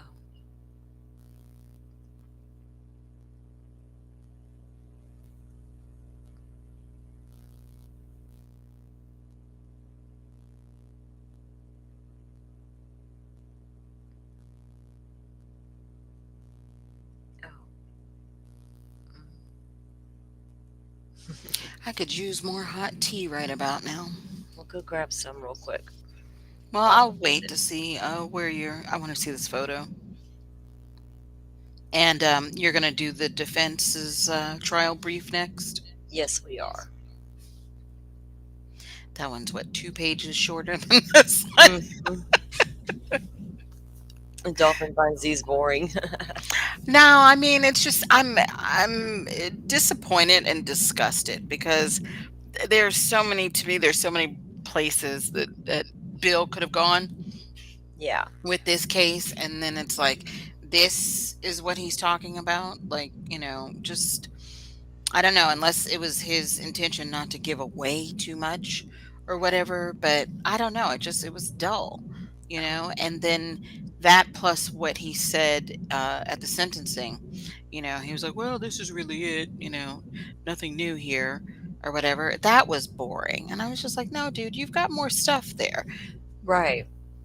Okay. I was trying to upload a picture, but I can't get it up right now because it's on my phone. I would have to upload it that way. It's not on the PC.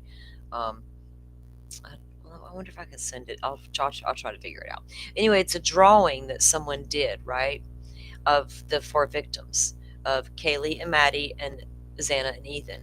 And I guess they took the photos and just drew it from looking at the photos, right? And it's stunning. And I got it from the Gonzalez family page. Someone sent it to them. And Okay. it's a black and white drawing, and it's really, really, it's just really pretty. And I think it's a way, just to honor them because it's like, where are they, in all of this at times. Oh, Hawkeyes. I love raspberry. And Oh yeah. there's That's a, like um, hmm. I think Lipton has a white tea, raspberry white tea. I love that one. It's good, really cold in the summer. It's really good. I should probably get some for the winter, right? Some raspberry tea is probably good. Oh yeah. You can probably get it hot, right? You can probably get it hot for sure. Okay, so we'll take a look at the defense. Like Dolphin was saying, it's like 13 pages long, and it is there. Oh wait, I'm not trying to pull up the tubes. Those streets are crazy. Dang, Look both ways, right? go out this weekend. Before crossing, right? Ooh, this weekend it seemed to be like a bumpy ride. Buckle up, Buttercup, and hold on tight. Unpack it Oh all. yeah. Okay. Oh, iced peach tea. That sounds good too. Mhm. Okay. Bless my roommate, the one that passed recently a few months back. Okay, so when we were roommates, she loved peach tea, and she would Hmm. brew it on the stove. Well, the smell would fill the house, and for some reason, it got on my nerves. It made me sick. I couldn't stand it. I can't do Hmm. the peach teas. Um, but that smell would get me. I would have to go outside while she was making it. I don't know what it was about it. I can't explain it. It's weird. And it's not that I don't like peach, but it was like real overwhelming almost. Hmm. Yeah, Hmm. super overwhelming. Okay, let me get this document pulled up. The defense trial brief. Defendant's trial brief. Okay.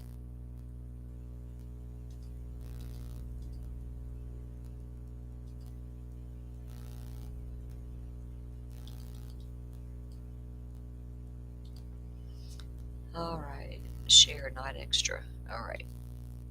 Here we go. Let me see if I can.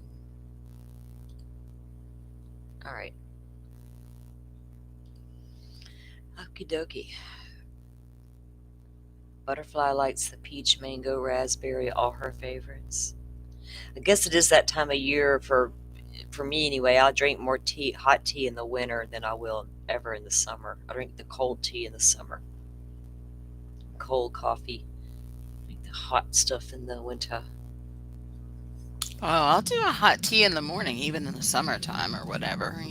I'll drink my hot coffee in the summer and drink the Mm. cold coffee. Dang, I should have put my mocha creamer in my coffee, but I forgot that I had bought it. Okay. I hold on, let me I hear a scratchy noise. What's this dog doing? Hold on, I'll be right back. Hold on. Okay. Yeah, let's see. 13 pages. Hopefully, we can get through this fairly quickly. I want to get onto something like juicier or more interesting.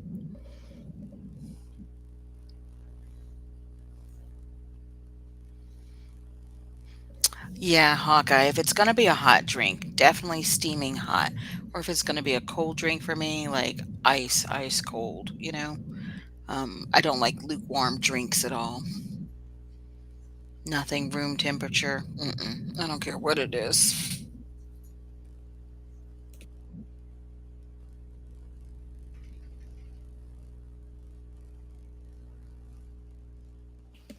Yeah. Okay.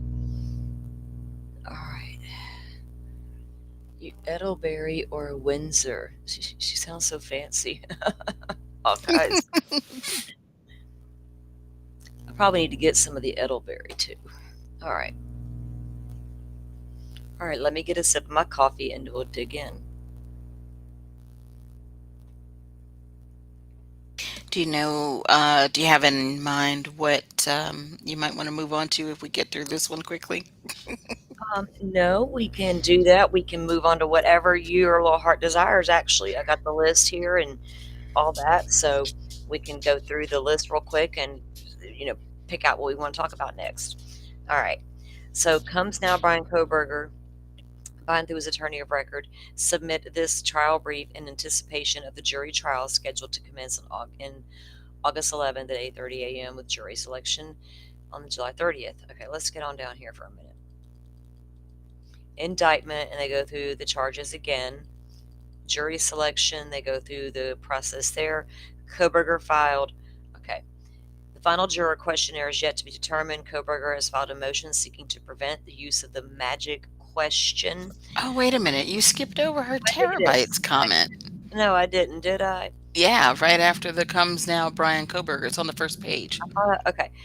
Comes now Brian Koberger, by and through his attorney of record, submits this trial brief in anticipation of the trial scheduled, all that. Okay. The court set a date of trial briefing before each side has disclosed its exhibits.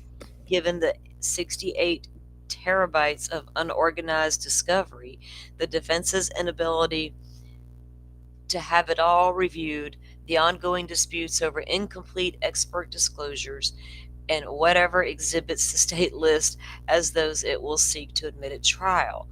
Hang on, Anne. I mean, shade, shade, What shade kind of word from salad? Anne. Yeah, the court set a trial date, so she was setting herself up for ineffective counsel just in Oh, case. the whole way through. She darn sure was. Anybody who says she wasn't, they're okay.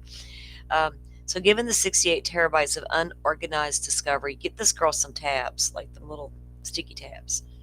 She can organize it. A, B, C, D, E, F, G.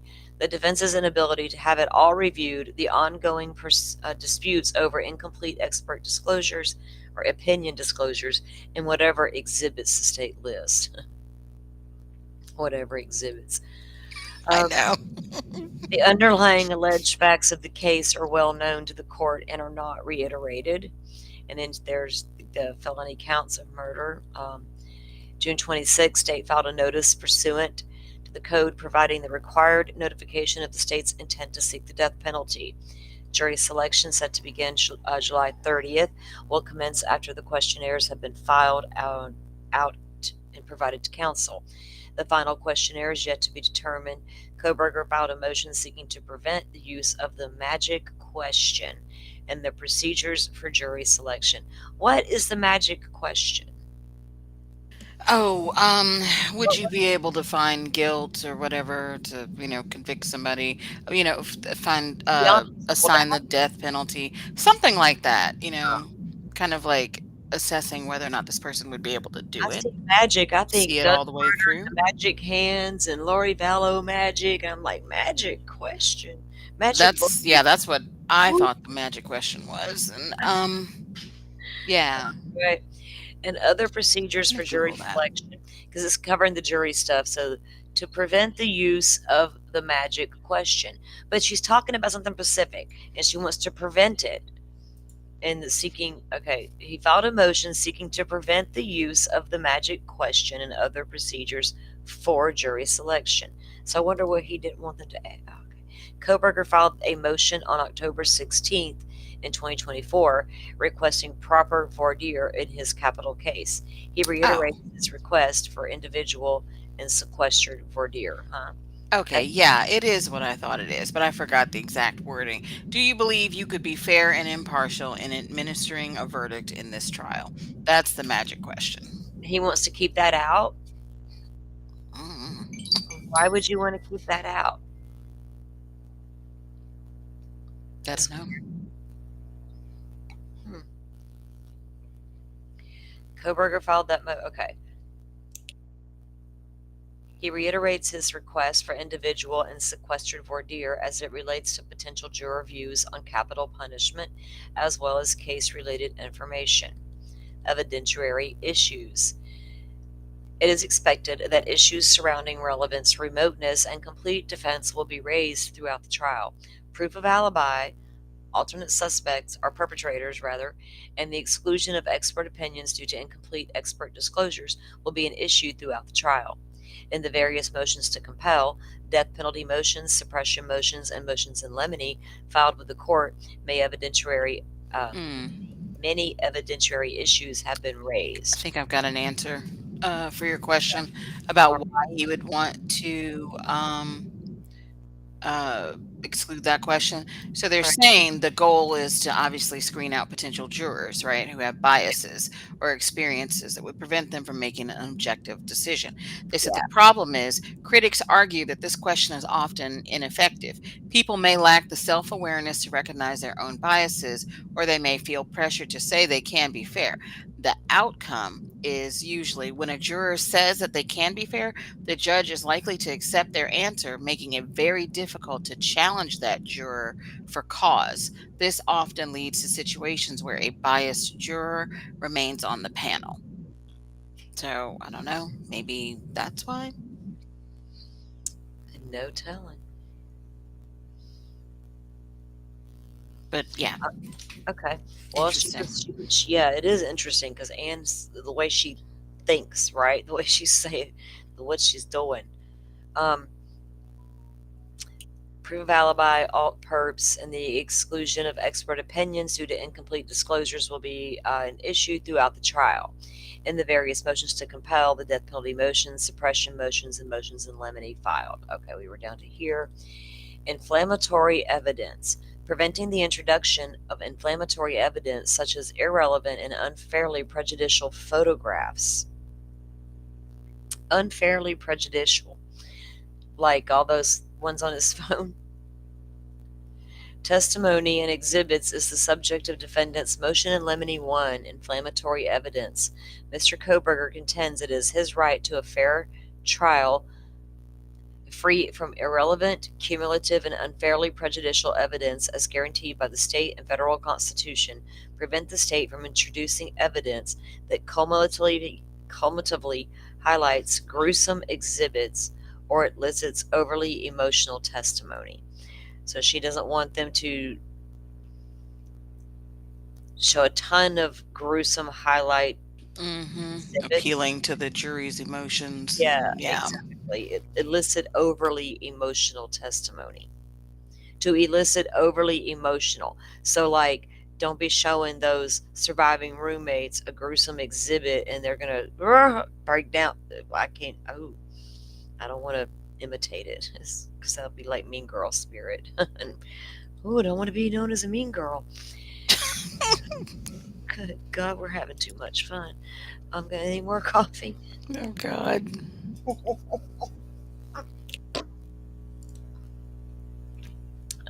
All right.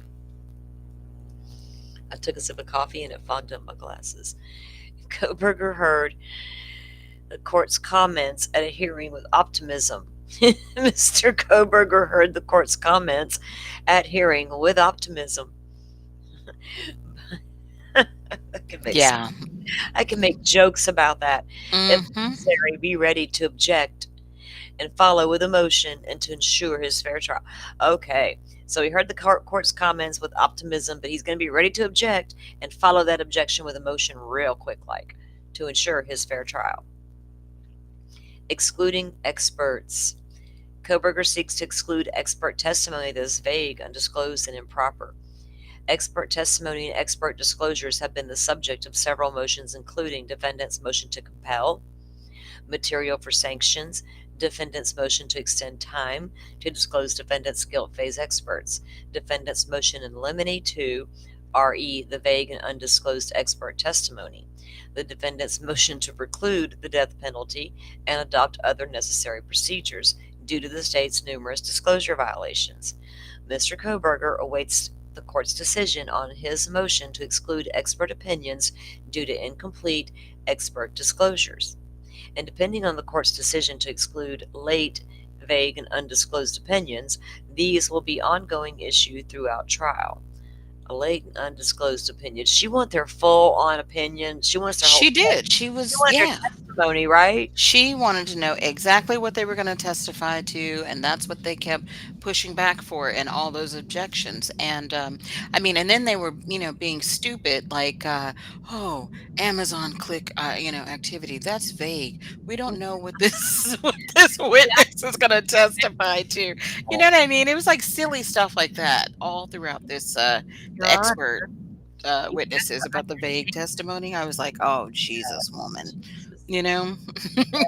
Oh, goodness. Murder terms. Mm-hmm.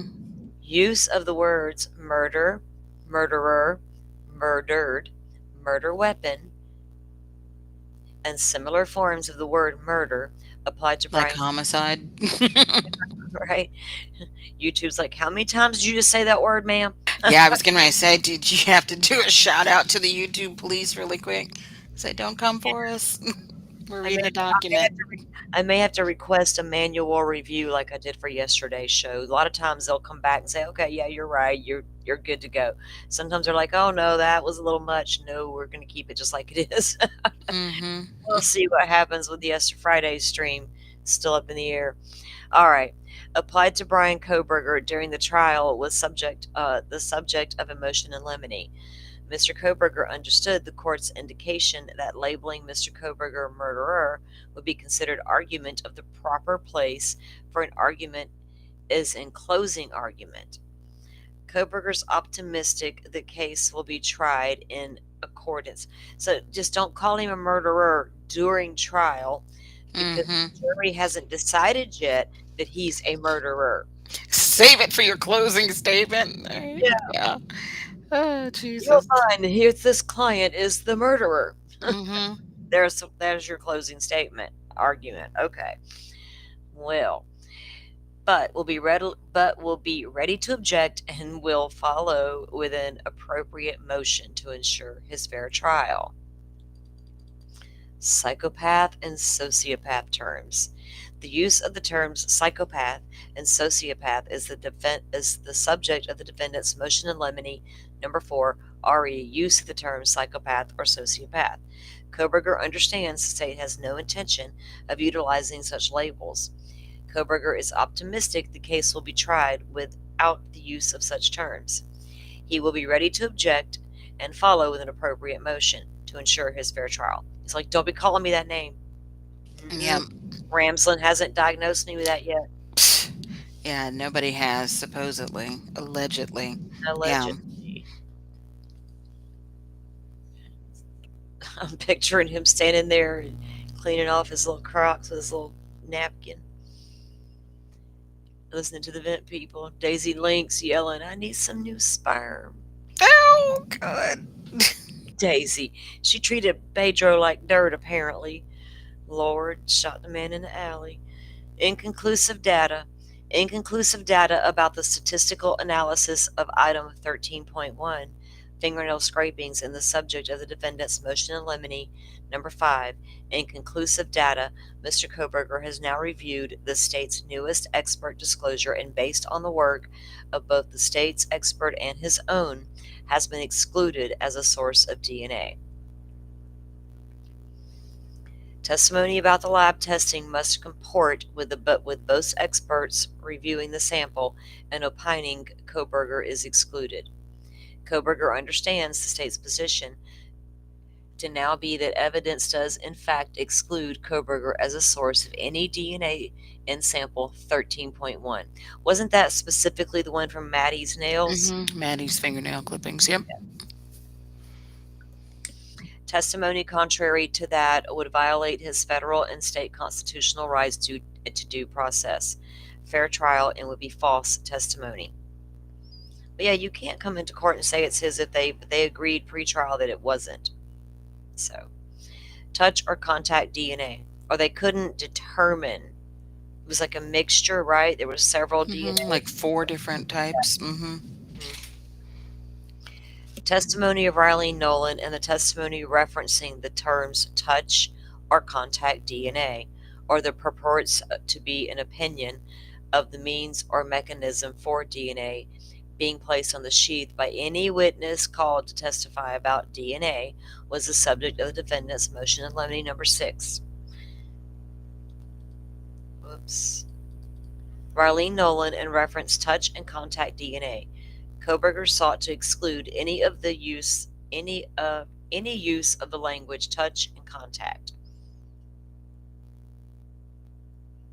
He sought to exclude the use of those words, touch and contact. It's got to be transfer. You can't say I touched it or contacted it. In the context of the DNA testing of the sheath and any opinion of how and when the DNA on the sheath was deposited. Well, we're not at trial, so it doesn't matter. While the court did not enter an order excluding the language, the court's suggestion that it should not be used to avoid confusion to prejudice Mr. Koberger is well taken. His objection will be lodged during the trial, should the use of the phrase come up. Oh, Jesus.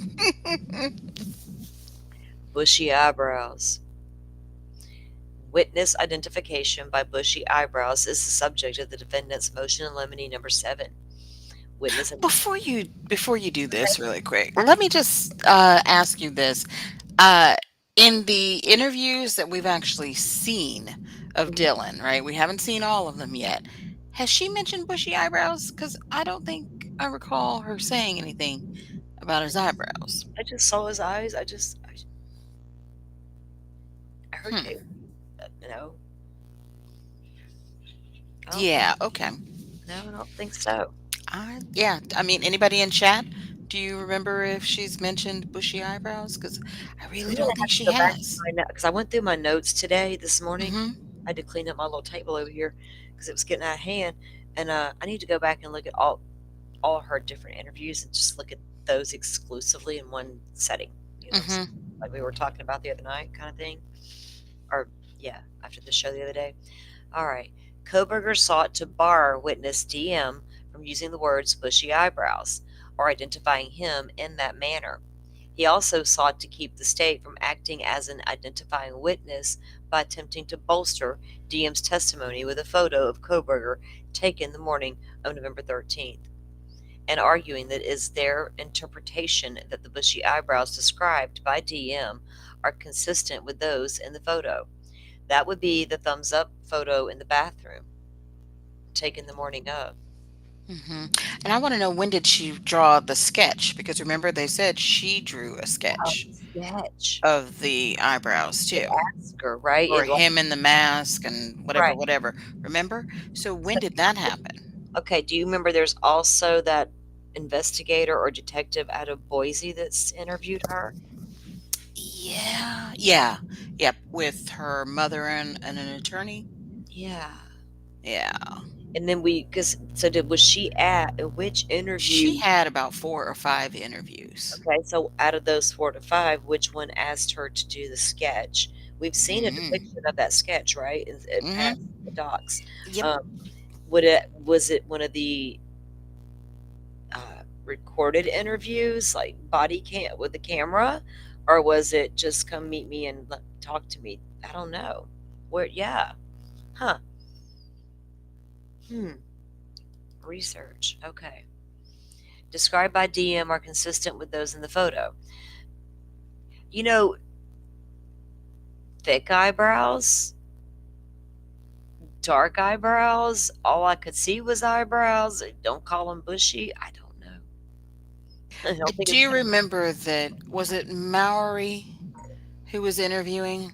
I think did ask, do you know what color his I eyebrows think were? it was. And it was like wild because it's like, wait a minute, his eyebrows. How the hell is she going to notice Yeah, what color did you his see that? eyebrows are in a few seconds in a half dark, area as Yeah. he's like walking past, you She know? thought he was a fireman at one point holding the vacuum cleaner, dude. Mm, yeah. All right. Anne's like, she's not allowed to say bushy eyebrows, but she can say fireman with a vacuum. Oh, goodness. Problematic DM. The court, should the court allow the testimony and procedure, Koberger will object during trial. And I'm sure Hipler would have been overruled. IRE 404B evidence. Evidence has been the subject of a notice, a motion, and a stipulation, including state's notice of intent to use IRE 404B evidence, defendant's motion in limine on notice 404, sealed stipulation agreement of the parties to not mention 2014 cell phone incident during the trial. So Hmm. they already knew, Koberger knew sister was not going to testify at trial about when he stole her phone. Right. So that didn't pressure him into signing the plea deal. Right. It wasn't even going to be talked about. All right. Stipulated agreement of the parties not to mention 2014 cell phone incident during trial. In response to defendant's motion in limine number 8, the state has advised the court at the council that it intends to comply with the application of the Idaho Rule of Evidence in regard of the proposed IRE 404B. So 404B is past crimes, past bad acts, and that's what Hmm. that would have been considered, guys. And if y'all don't know the backstory, he stole his sister's phone when he was, what, 16, Dolphin? No, Um, that would have been almost 20. He was either 19 so or 20. 20 when that Okay, happened. okay, so God, no, wait. It's 2014. He was born in what, 84 or what, So is that on 94? I'm that sorry. getting expunged from his record, I wonder? It was because Oh, he had to go to rehab as a condition. oh, that's right. That's right. Hmm. Right. Okay. So he stole his sister's iPhone and he sold it at a kiosk. And this was during, apparently, he was allegedly still on his drugs at that point. So, Hmm. and at that point, he would have had to have been at Northwest, the community college, Yeah.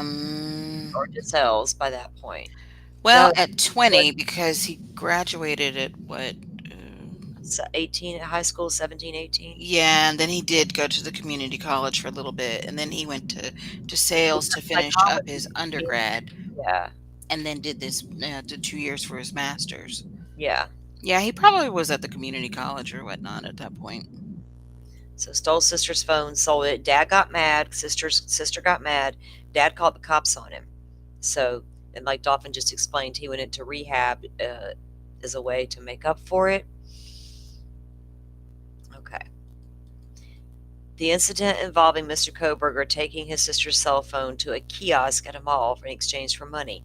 His father called the police, and the end result of which was a minor theft charge and was later expunged. Okay, there you go. The state has not indicated 404B evidence other than a traffic stop, and that again, that's the farm road, which the state said they tended to use to verify he owned the car, and that's him in the car near the home. Mr. Koberger will object and follow with an appropriate motion and any other act evidence that the state seeks to introduce that is unnoticed. Koberger will rely on State versus Whitaker, Idaho Code. Okay. For this proposition, although the 404B has its genesis in the common law rule that doing of a criminal act, not part of. Well, so what is she? They're not going to bring it in. Okay. Amazon click activity.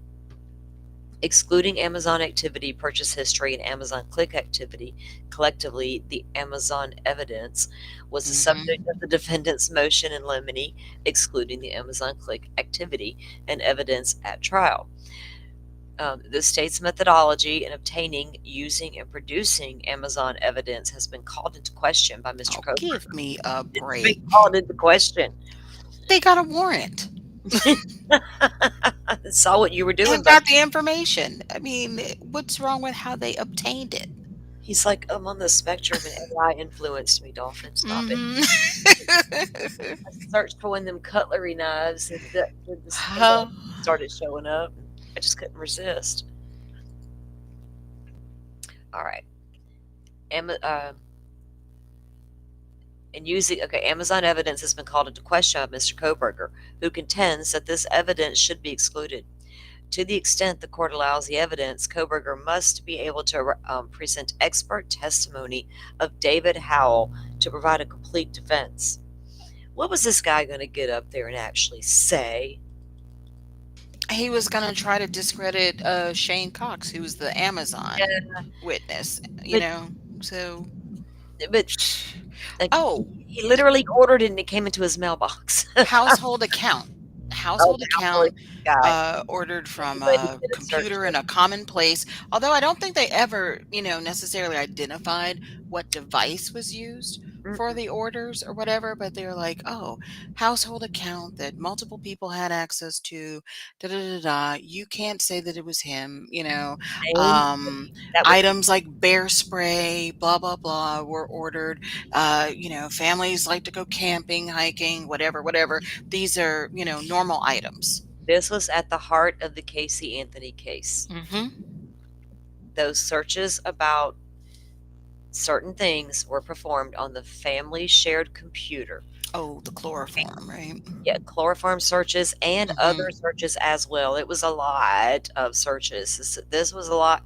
That was like the first time people dove deep into these computers in a trial, right? And a lot of the searches, they couldn't tell you who logged in to make the searches. And a lot of them came, not all of them, but some of them were done under Cindy's account, right? As if somebody went in on Cindy's account or she left it open and they went onto her account, whatever. So then that's the first thing I thought of when this shit came up here in Koberger's case, the family shared account. Who ordered what? Who received it, right? What are we doing here? That's the only game you got to play. That's all you got. Because it came to the house, right? And somebody paid for it. He paid for it with his little gift cards. Yeah, it was paid for by his debit card or whatever. Yeah. Yeah. So what is he going to say? I bought that as a gift for my dad? No, he's going to say my sister stole my card and she did it because she don't like it. Payback for the stolen phone in 2014. Bitch set me up. Damn it, man. Koberger will confront the evidence through expert testimony. He will also object to any expert opinion testimony by Mr. Shane Cox or S.A. Michael Douglas, as the state claims they are lay witness and not experts. Special Agent Douglas, throw a shade at him. Look at there.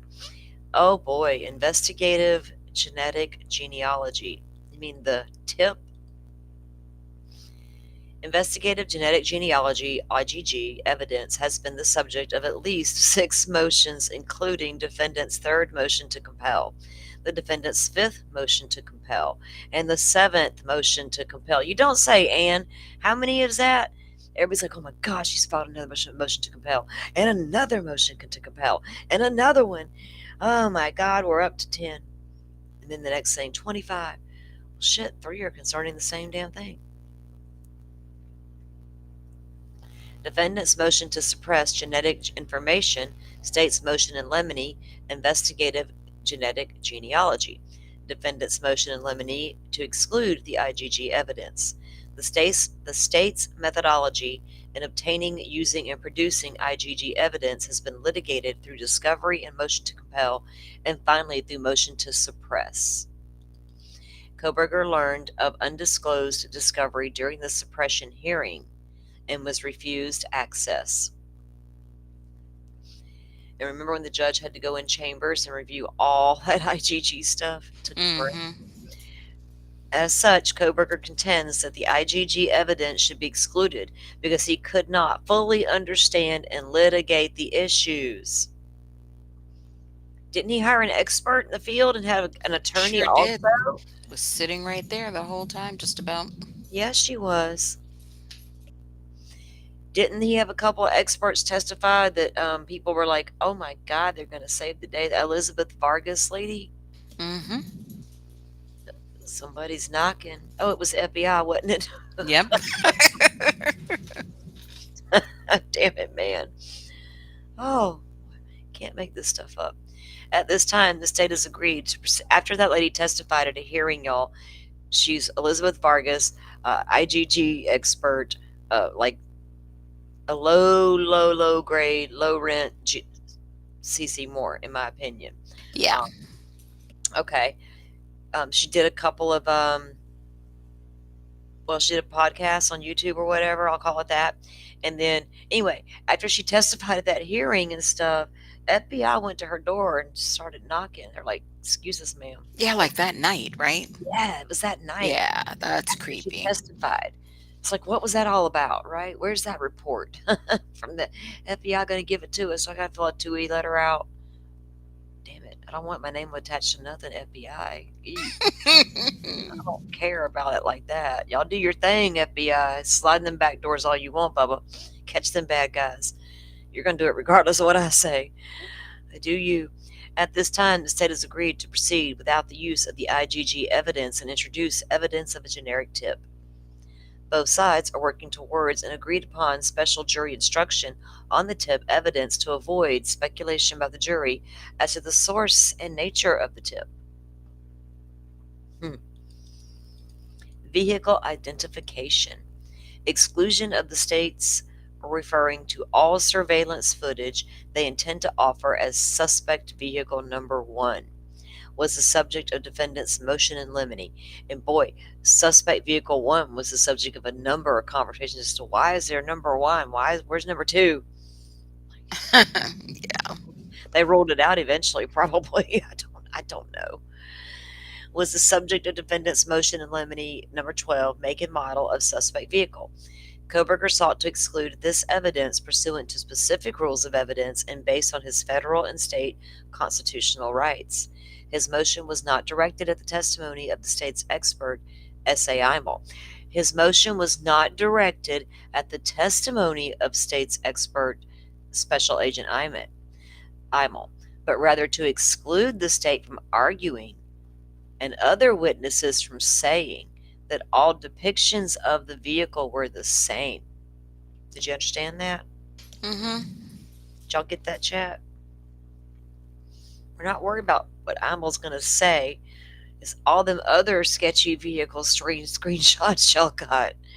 You can't say that's the car. Well, I'm pretty sure that's it at 1112. It looks an awful lot like a white Elantra to me. Based on the court's questioning, and that up to a jury to decide? Based on the court's questioning, Mr. Kohberger must be able to explore with S.A. Imel the year range he was most comfortable with based on the 1125 Ridge Road footage, which videos allowed identification of makes and models, and which videos caused him to focus on the 2014-2016 years. This is what I was talking about. He wanted to sit down with him. Of course. And say, show me how you decided that was between 2014 and 2016. And he's going to be looking at it. What gave it away? Right. He's going to be studying that and looking at it going, damn it. He's going to be, yeah, but this right here. But are you sure? This, you pointed out right here. Oh, wow. I'd go sit down with him if I was Imel, just because. That is nuts. Well, Of course, if I'm Ann Taylor, I'm going to want to know exactly which ones you focused on, Mr. Imel, to change it to 2014 to 2016. So I got to make sure that's my client's car. Or if it's not, because I'm saying he's over here alibiing out, over here riding around all night long, going the wrong way on Ridge Road. Wrong way on Ridge Road, she said. Mm-hmm. You mean, ma'am, he went the other direction. You see, you're it circles around. You know that, right? You've seen the map, Ann Taylor? Okay. Circling his prey for quite a while before he entered the home that night, or that morning, or the window. The actual evidence provides a less clear trial, and Koberger is exercising his confrontation rights, must be allowed to explore S.A. Imel's opinion. You would explore it on the witness stand a little bit there, wouldn't you? Yeah. Cross-examine, can you be clear that image you see at, say, Floyd's cannabis shop, the screenshot we're going to see in some of these documents, can you clearly say that, without a doubt, that that's the 2015? Well, the phone ping is right near Floyd's, so I'm pretty sure that's the car. Again, that's up to the jury to decide. When I read the PCA and put the times of the phone down and the times of the car down, I was like, damn, all that bananas aside from that PCA scattery stuff, when you put it like that, this phone's pinging here, according to them, and there's also a camera that's capturing a car looking like his right here by where that phone's pinging. Yeah, he's on his way from Pullman to Moscow. Yeah, but also, and in the amount of time that it would have taken him to drive between those points, between each camera point. It's like, oh, it only took 3 minutes to get from here to here. Oh, and guess what? Here's a white Hyundai Elantra. Yep. Yeah.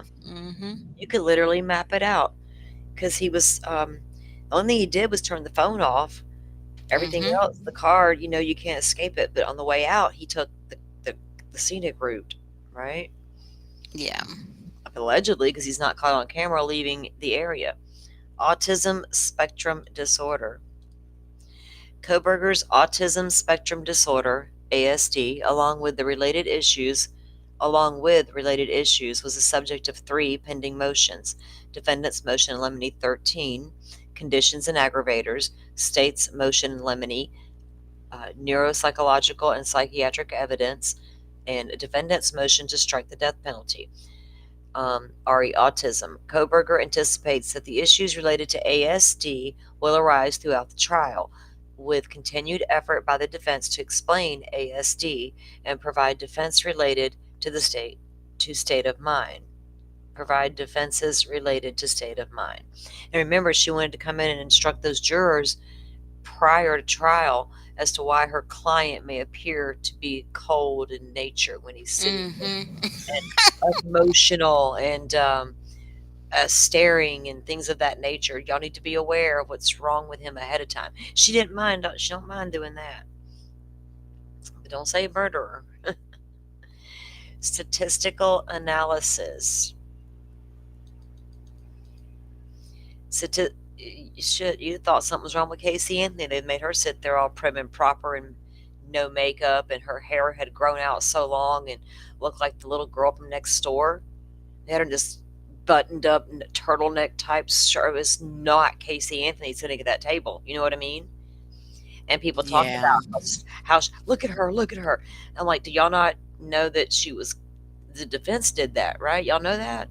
That was their whole point, to make her look as innocent as they possibly could, and for her not to react. And she did a damn good job not to react. I'm gonna tell you what, a couple times I thought she was. I could see her getting mad, but she never let that. If anything, Casey would have gotten mad during trial, right? But she never let that out. She had a lot of self-control, but she was coached to do just that. Oh, yes, she was. OJ was coached, but his little animated ass is like, I don't care if I'm a foreign man. Mhm. People love me. I'm OJ. Kohberger was coached too, because when Yes. right when they mentioned autism for the first time, and Yeah. oh, You my noticed that. client can't sit still, and da da da. He was stone still the whole time. They mentioned this, and then you saw him swiveling in the chair, looking up, turning his head, playing with his hands. I mean, Yeah. he moved the whole entire thing, like right after she mentioned this autism stuff for the first time. Yeah, it's Yeah. nuts. It is crazy. Okay, I just happened to look down at chat and y'all stop it because I haven't had dinner and guess what? Me I, either. that sounds so good to me, a grilled cheese and you throw me some tomato on anything Mhm. and I'm down, right? Hell, I'm from the South. I'll eat a tomato sandwich. What? Ooh. Dolphin girl? Get You out of sound like here. my dad. Ugh, Hmm. dude. For real, Dolphin's dad. I'm Because he cool. was from Alabama, Oh, so hell yeah. yes. Yeah. He could get down with some tomato sand. He probably liked fried green tomatoes too. Yeah, I think so. Yes. But yeah, just a raw tomato sandwich with like I Uh-huh. guess Miracle Whip or whatever. Then you'd see him with some pepper, and I'm like, what are Pepper some you mayo. doing? I You had know? yeah, a little mayo, salt and pepper. Oh, Mhm. yes, sir. I Ugh. got that. I got some of that in my kitchen. I Mhm. hadn't decided what I'm gonna have tonight. I'm too far to order anything, so I got to go in there and make it myself. But anyway, I'll go simple because there's nobody here but me. Okay. Statistical analysis. Koberger saw an order preventing the state from improperly eliciting statistical testimony. Allowing such testimony would violate his federal and state constitutional rights to due process and fair trial, effective assistance of counsel, and confrontation of witnesses. The state has agreed that they will not elicit testimony attempting to relate the likelihood ratio for the DNA on the sheath to the world population. Goodness. 911 recording and transcript. The recording and transcripts of the 911 call to Whitcomb over November 13th was subject of the sealed state's motion in limine.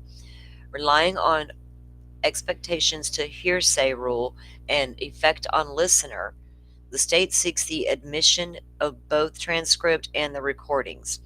Based on this constitutional rights, Mr. Koberger objects to the admission of the transcript and the recording. Now, was he afraid that would be a little emotional for the jury to hear them Oh girls yeah. and the I mean, look at what happened because of the call after it was yeah, actually released. Everybody's like, "Oh, this is so gripping and gut wrenching and all yeah, that." Like, yeah, it is, but yeah. yeah, it is. Yeah, I, I, my, I felt the worst Mhm. for Hunter. Alibi Oh yeah. evidence and Jack. My heart broke for Jack Decor. It really did. It just alibi evidence is the subject of various notices. Discovery responses and motions. On July 24, 2023, Koberger filed his notice of alibi. Pursuant to court order, Koberger filed a notice of defendant's supplemental response to the state's alibi demand on April 17th. Previously, and that was back in 2024, and And almost a year 2023. passed. Mm-hmm. Mhm. So previously, Koberger's alibi, we were all waiting on that damn thing to drop once Mhm. they got told to bring it. Y'all say you got one, then produce it. Okay. Okay. Well, he was riding around alone and nobody saw him. Alibi has been the subject of a motion to compel. More recently, the state filed a motion in limine, RE alibi. Mr. Koberger has met his statutory obligation of provide the state notice of corroboration of his partial alibi. Koberger stated on the record his concern about the state commenting on his constitutional rights to remain silent. Uh, you just so So saying that you intended to provide an alibi and remaining silent are are kind two of different things. contradictory. Thank Yeah. you, thank you. Mhm. This word salad Koberger's slinging all over the place tonight. Yep. Goodness, I want my cake and I want to eat it too. Sounds like Okay. He will make an appropriate motion should these comments be made in front of his jury, of his peers. Alternative perpetrator. Alternative perpetrator evidence is the subject of the state's motion in limine, re. Alternative perpetrator evidence. Kohberger anticipates making a proffer of evidence of alternative perps so that such evidence can be properly evaluated for relevancy and admissibility under Idaho rules of evidence. Kohberger notes, as did the court during the hearing, that those investigated do not meet all factors required to be offered as an alternate perp. What? Kohberger notes, as did the court during that hearing, that those investigated do not meet the factors required to be offered as alt perps. Kohberger's interpretation of the court's comments is that persons investigated by the state may be confronted through cross-examination. Remember that when she filed that motion, and he's like, no, no, ma'am, sit down with that. Examination of law enforcement investigation work. Okay, the demonstrative exhibits. The scary, scary, scary dollhouse. Dolphin and I were just gung-ho and ready for some badass Pharaoh scans. Okay? Another disappointment. So disappointed when we got a what? And Bill Thompson's one labeled it dollhouse. And then he had to apologize about that in court because then once he did it, people were like, oh, the dollhouse.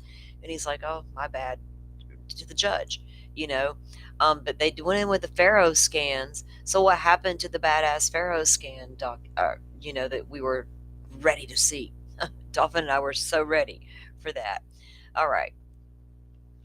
Because that would have warranted taking down the house, right? In my mind, because those things are amazing. Yeah. Dolphin and I deep dove those things, and it's pretty cool.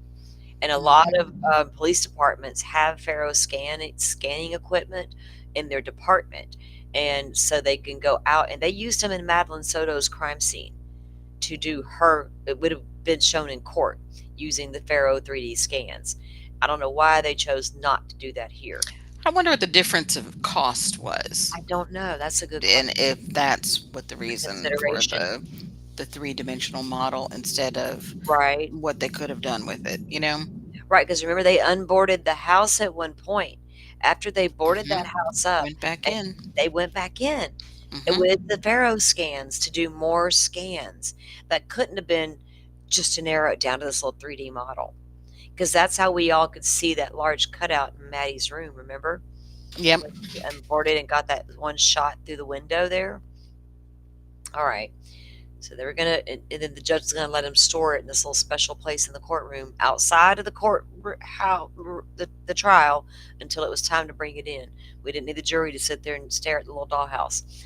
Three-dimensional model of 1122 King Road residence known as the dollhouse was the subject of the state's motion in limine.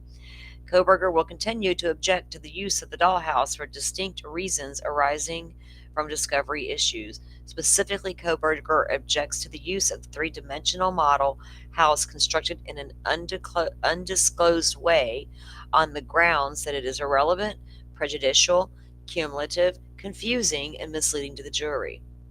Confusing. It's just a small scale of what the house looked like. Man, I'm sorry. Had I been there, I probably would have turned to him and said, I'm sorry, were you confused when you were walking through the house that night?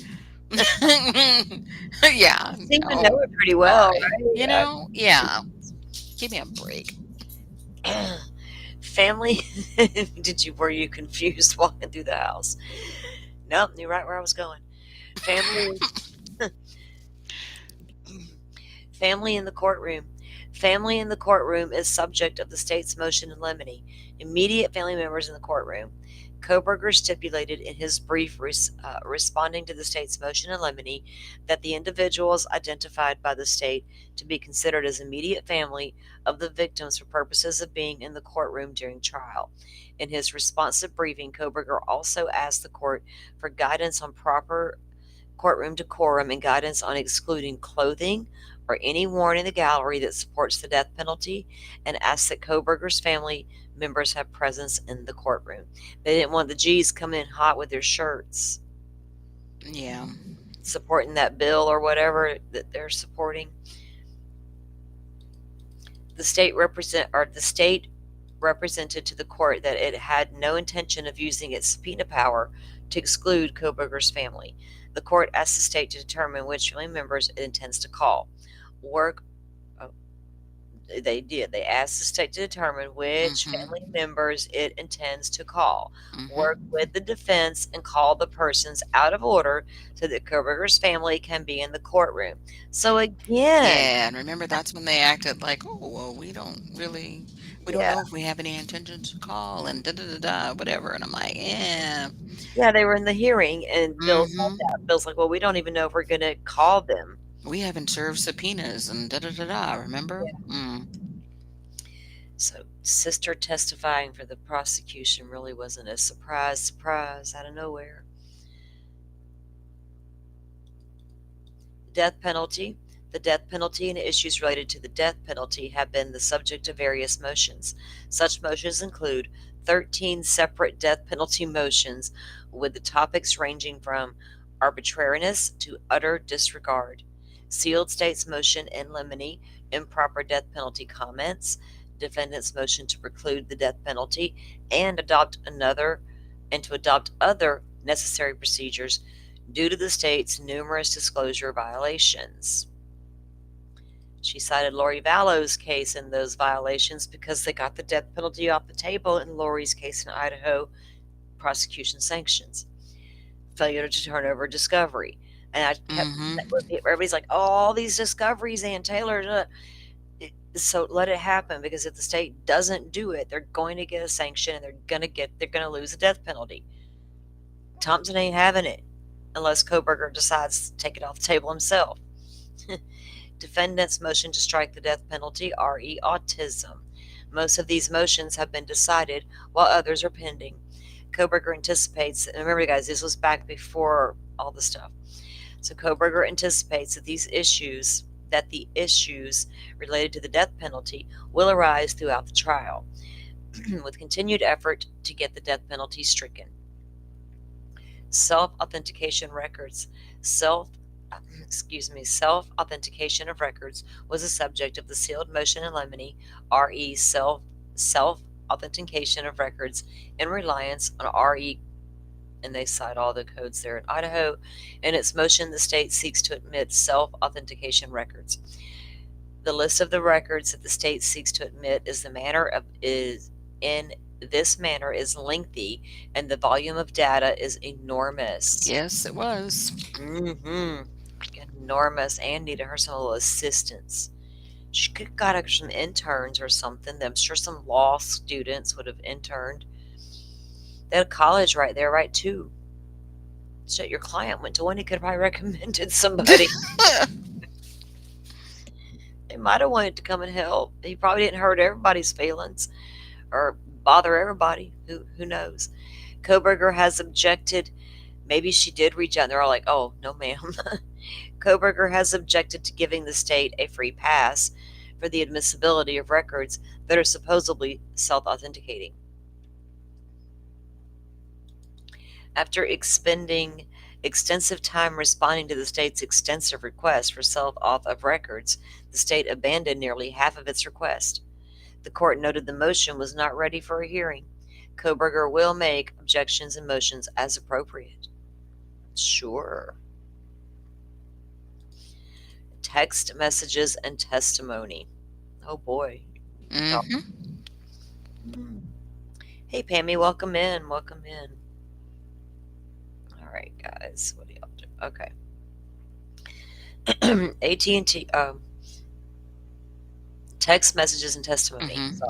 Sorry, I messed myself up. Text messages, DM on November 13th. So text messages from Dylan on November 13th and testimony of Dylan and Bethany regarding their conversations with each other. Testimony regarding their conversation with each other on the 13th are the subject of the sealed motion in limine. Koberger contends that the way in which the state proposes using the text messages and testimony presents an incomplete picture. Remember Yep, the state sure said, did. so remember the state said that they were going to use it as a timeline Mhm. of events, Mhm. timestamp this and that was happening. Yeah, a couple minutes here, a couple minutes there, and that was it. At Mhm. this time, 419, she ran downstairs at 420, car speeds away on camera. There was a whole lot more going on, right? So it was an Oh incomplete yeah. picture. Mhm. Incomplete picture is right. Okay. Koberger has argued to the court to view the state's request with consideration of the complete scope of conversations and cellular phone activity and denied the state's motion. I, I can't, I'd want all that in. I'm sorry. It's kind of relevant. Yeah. AT&T timing and advanced records. In the state's motion in limine, AT&T timing advanced records, the state seeks to prohibit the defense from making any reference to the absence of AT&T timing advanced records. So, though all of that about when they began to obtain those types of records, right? Those AT&T timing advanced going back a certain time, uh, prior to during the time his phone was searched, they claim they didn't do that, but they did it later. So what Cyree had said was the FBI had given him something one time to do to run through your software and do this and that. And then before he even had a chance to do that, the FBI calls him back and says, "Oh wait, our bad. Give us that back. It's confidential. You cannot have it. Don't do anything with it.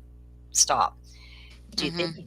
he claims that was those advanced timing records they claim don't exist? Yeah, but Not these was particular that ones, hmm? not yeah, not Koberger's, but that Right. they were available to obtain, right, Dolphin? Is that Right. But was that person's records that he was looking at, did uh, that person like leave their phone on the whole time? exactly. That's like a huge difference, you know? And it all come down in the end to this 7-minute discrepancy Anne wants to talk about over and over. And more of that comes out in these documents too, about this little 7 minutes that she wanted to um, base all this on, all her everything on. Um, so they claim they didn't have those type of reports only to a certain time. The defense contends that TA reports relating to Koberger's cell phone exist, at least 7 days of records. Koberger has been provided with different explanations by the state regarding the existence of these records throughout his case. Offered testimony relating to these records based on the explanations presented by the state. The current defense affidavit presented at the limine hearings is one with more detailed and based on the shifting state explanations. Koberger has worked with an expert with hands-on experience of TA records. Hands-on. Going back, dude. Sorry, our bad. Did you copy him first, Si? Not Study it, really. figure it out. How did you know it was AT&T timing records when you said you first saw it? You didn't know what it was either. So how did you recognize if you gave it back? When was he able to analyze it and go, wait a minute, you made a copy, sir. He was not allowed to testify and explain what he knew about methods officers use in obtaining TA records. Again, more of the FBI stuff. Mr. Koberger understands his ability to question the FBI agent outside the presence of the jury. Oh, FBI has got their ways of doing things, and sometimes we don't even need to know. I don't want to know some of the methods the FBI has to obtain information and to do Mhm. their investigations. Do I need to know? Heck no. I don't want to know that kind of stuff. Are they slipping in the back Actually, door? I do. I mean, I do. We've learned a lot over the years, Mhm. right? As things Mhm. come unclassified, and you're like, if you've really seen what all they're capable of doing and have done in the past, none of this would surprise anybody that they are sliding in the back doors to do IGG. That ain't the worst Mhm. they've done. It's not. It's far from what could be considered the worst they may be doing out there. Um, But then again, if they're not looking at me, do I care? I mean, to an extent, I do. Yeah. I don't know. I just Oh, Riley asked, did he assume because his phone is AT&T? I think yes, but I think also when he wrote his report before they went into this hearing about it. So I don't think, I don't think that they told him that the phone had been turned off. Like, do you think he knew that the phone had been turned off? At that point, I don't know. Because I don't think it was public knowledge at that point yet either. Because when Cyray, The first time they argued. Mhm. right, because Cyray testified at a pre-hearing, right, at one of their Mhm. little hearings, and he got up there and was trying to testify to these, having knowledge the FBI could obtain these records during that time period. Mhm. And I think it was a little confusing to Judge a little bit. Um, but Cyray sat right there and he said, "But I also reserve the right to change my mind later Right. as more evidence becomes available." I don't think he had everything at that point. I honestly don't. He's still on the defense witness list as of the time these records were unsealed, right? Right. And then he tried to come back to testify in front of Yeah, Hitler. And that's then right. Hitler, that's when he called him a conspiracy theorist Conspiracy theorist. because Hitler is basically like, I know what you've been saying out here, He dude. knows it. Well, Hitler reviewed everything and he Mhm. saw you claimed you got something from the FBI Mhm. and they took it back, and Mhm. now you're a conspiracy theorist because of that. What you saw, Right. you just assumed, yeah, yeah, I got you, buddy. So you're stating something, but you have no Right. proof, no, records or anything to validate it or whatever. But Hitler also said, but all of that is irrelevant because his phone was off. Yes. Hitler is like one of the only people that kept saying it, right? Every Yeah. time Anne tried to say something, it's like, yeah, and his phone was off, you Unless know? Ray could come into court and say this phone absolutely went this direction out of Pullman, not toward Moscow, and it continued to travel because he took it with him. It Mhm. continued to travel down toward the rural way out toward where he would normally go out to Wawawi area and ride Mhm. around Mhm. that way. But it didn't go that way. It went toward Moscow, Idaho until it turned off. And then the car continued to go. But yeah, I don't know how And much then information Cy had ahead of all of that. mhm. And then also too, like this is the thing that gets me, like what you just said about him trying to say which direction, Yeah, that it went, and Anne said, no, it didn't go, he didn't travel east, he went west, right? And everything. right. It's still which direction he went. This is what people don't seem to get. Doesn't matter because this was over what, like is like over almost like an hour and a half, almost 2 hours before the murders, right? Yeah, yeah, yeah. So which direction he went almost 2 hours before the murders is irrelevant because he turned his phone off and changed his direction, and Turned around, had changed his. plenty of time, almost 2 hours to do whatever the hell he wanted to do before the murders, were Oh, committed. So yeah. what, and the 7 minutes, like the 7 minutes and that, what are you guys talking about? You And know? like you said, I always thought, well, okay, well, did he go leave out of his apartments and instead of going left toward Moscow, he took a right Mhm. to confuse the camera and then Mhm. turned around down there and went back the other direction. We got Mhm. you, Ann. Okay, there, what? you know, what is that 7 minutes going to prove that Nothing. shave off 7 more minutes of time he could have been inside the home?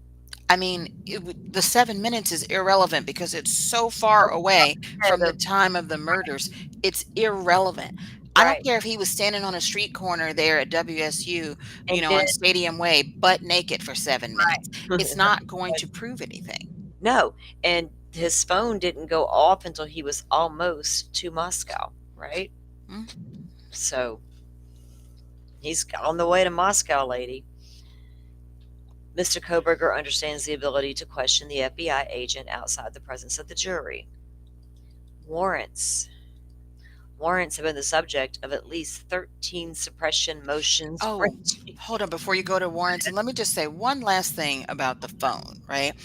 Not only, and this is what all these people who are still talking about his phone and his phone records and all this, they're still not listening to the fact that they said, not only did he turn the phone off, like power it off, before he did that, he turned off his Wi Fi, he turned off his Bluetooth, he turned off his location services, Yeah, and then turned the phone off. And oh, by the way, his battery percentage was like what, 90% or 100 or whatever, like almost, fully yeah, charged. full Okay. battery. He did all of this. What is that? That right there, those actions Yeah, are evidence that you are trying to conceal something. You're location. trying to conceal your location, the Wi-Fi from, keep it from bouncing off of everything else. And Bluetooth, same thing, keep it from Yeah. bouncing off of everything else. And then you powered it off on top of all of that. Who does that? Nobody. No, Nobody who's up to good does no, that. right. No, you go. That's a lot of turning everything off, right? And the very first time that Ashley Jennings said it in a hearing, she literally said, and we now know that he turned his phone off, right? And Ann Taylor was standing right there on the side, didn't say a word, didn't object, didn't say, well, that's not true. There's no proof of that. She didn't say anything. Okay. It was crickets from the Yeah. defense.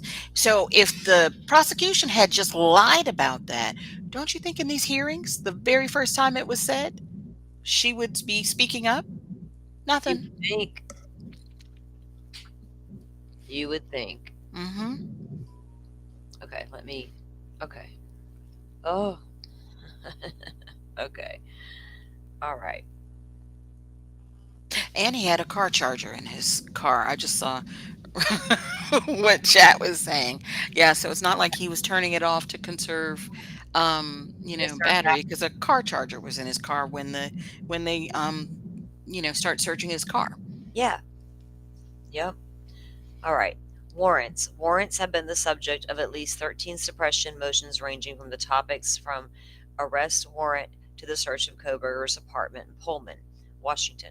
While the court has already ruled on these suppression motions, Mr. Koberger anticipates that evidentiary issues related to the various warrants will be raised during trial in the form of inconsistent statements or the impeachment of the state witnesses. Additionally, the state obtained similar information through the grand jury subpoena process. Koberger was prevented from receiving copies of the actual grand jury subpoenas and therefore does not know the scope of information obtained. He will make objections during trial based on the rules of evidence.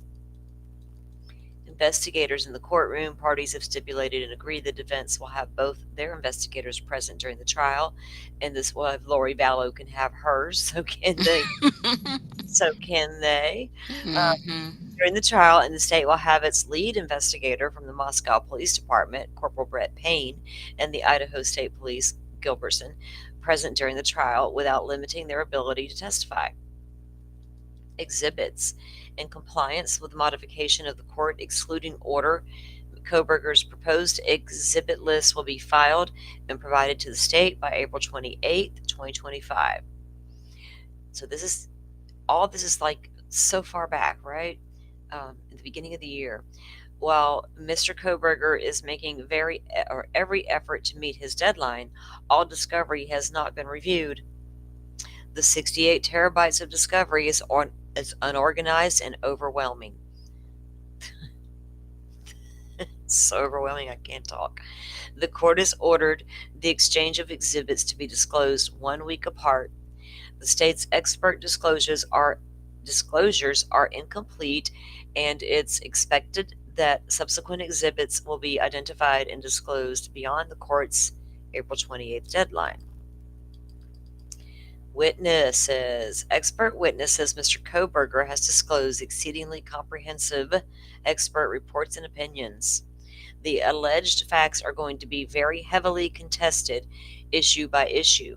Koberger does not intend to put on a very extensive defense case. I wonder why. Why? What? There was no defense for him. I mean, come on. Alibi wasn't working out. It's just, jeez. I thought it was pretty strong, I reckon. He anticipates calling the following expert witnesses to testify at trial. It's going to depend on the experts to make his case. To testify at trial, depending on the state's case in chief during the guilt phase of trial. Ruth Ballard, PhD, Stephen J. Becker, Kathleen Bright Benbaum, David Howell, Matthew Nodell, Richard Lawson, or Rachel. I said Richard. Rachel Lawson, or that's Dr. Orr, Carol Peden, Kevin Peden. Who are they? It's a couple. I don't remember. I was like, oh, there's another married couple or whatever. It's like, Yeah. y'all got a couple, let me go get my own. Jennifer, unless they're a couple that knew Koberger. Jennifer Beckermontes, Cy Ray, Josiah Roloff. He's one of the guys from Pennsylvania, right? Expert. No, I know his name. Ryan, yeah, we do. Shetler, Thomas Levinsky, yeah, Brent Turvey. Turvey is the crime scene expert guy. Brent Turvey. Hold on. That's Yeah. who it is. Josiah Roloff. I know this name. But these are, his expert Yes. witnesses. Turvey is a criminalist. Okay. Yeah, I've researched him. Okay. Barbara Wolf. Lay witnesses. Lay witnesses that Koberger anticipates calling to testify during the guilt phase of the trial will be disclosed by the defendant on April 21st, 2025, by filing a witness list under seal in compliance with the court's scheduling order. To the extent other witnesses are identified as 68 terabytes of discovery are reviewed. As I continue to move through this just messy discovery, I'll pick out some more witnesses. Penalty phase lay witnesses will be disclosed by Koberger on May 5th of 2025 by filing a witness list under seal in compliance with the court's scheduling order. Investigation for the mitigation phase of the trial, if this case proceeds that far, is ongoing. The mitigation investigation began immediately upon Koberger's arrest, but it has been extremely difficult to get teachers, medical providers, family, friends, neighbors, coworkers, and others to speak with the defense team. Really? It's like, you don't say. Back at the beginning of the year of 2025. We're not talking 2023, or right when it happened. She's saying this still. She's doubling down on it. So, okay. They were extremely difficult to get teachers, medical providers, family, friends, and neighbors, and coworkers, and others to speak to the defense team. Generational records are still being located and gathered. Remember, she said in court she had to go back generations, not just Paw. We're talking about great-grandpa and great-great-grandpa and great-great-great-great-grandpa. As people and records are located, those people will be disclosed in the witness list. You cannot subpoena great-great-great-grandpa if he's no longer with us to testify to that mental health condition Koberger inherited through the generational trauma. You can only undo... Look, Ann, you can only undo generational trauma with a lot of hard work, honey. You know, they had, 16 witnesses up above for expert witnesses? Yeah. In other documents, they said that he had 6 mental health related expert witnesses. So 6 out of 16 are for his mental health. Got 1 doctor, 2 doctors, 3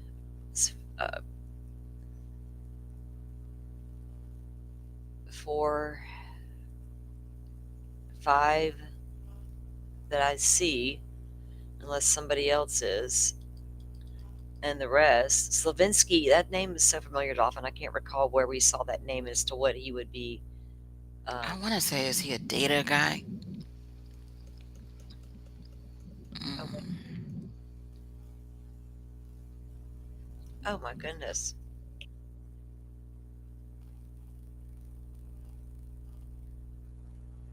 Slavinsky. Historical called detail records analysis. Hmm. ForensicResources.org. Thomas J. Slavinsky, specializing in historical call detail records analysis, mapping, and court testimony in indigent defense criminal casework. Wow. Can't afford it. I'll come pro bono. Oh, hold on. You there?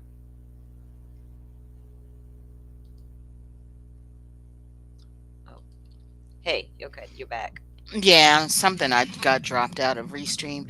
Slavinsky is cellular forensics. Yeah, he's from the ForensicResources.org, Hmm. specializing in historical data or called detail records analysis, mapping, and court testimony in indigent defense criminal casework. That's where we'd seen that before, so we've looked into some of these experts. Oh, yeah. Okay, so as she moves through her terabytes, she might get people to talk to her finally at some point. Um, Co-workers, what co-workers could he have had was outside of WSU? I wonder. Little pizza. All Ooh, those people back in Pennsylvania, oh yeah. What about years as a security guard, at the security guard? I want to know. at the school, the While she's mall. digging into his past now, while she's digging, and she went back a long way. Can you tell me more about his time at the pizza place at the Stroudsburg Mall? Did he know someone named Dana? Dana, yeah. Did he work with Dana Smithers? Did he know her in his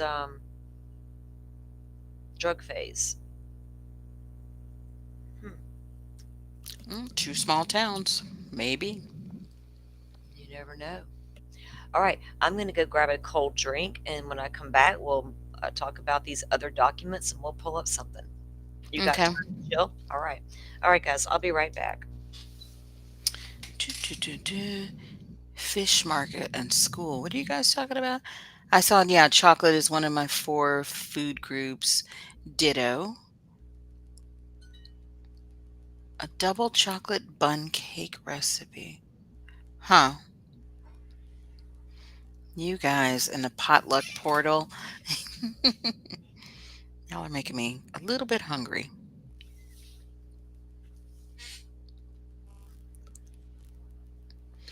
So, what did you guys think of the trial briefs?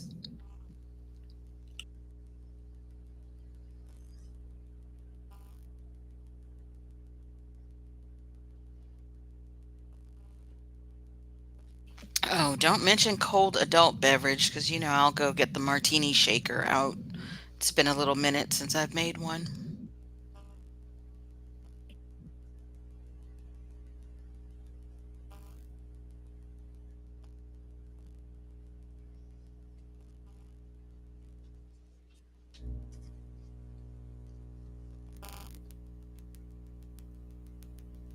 Nobody has an opinion about the trial briefs that were read?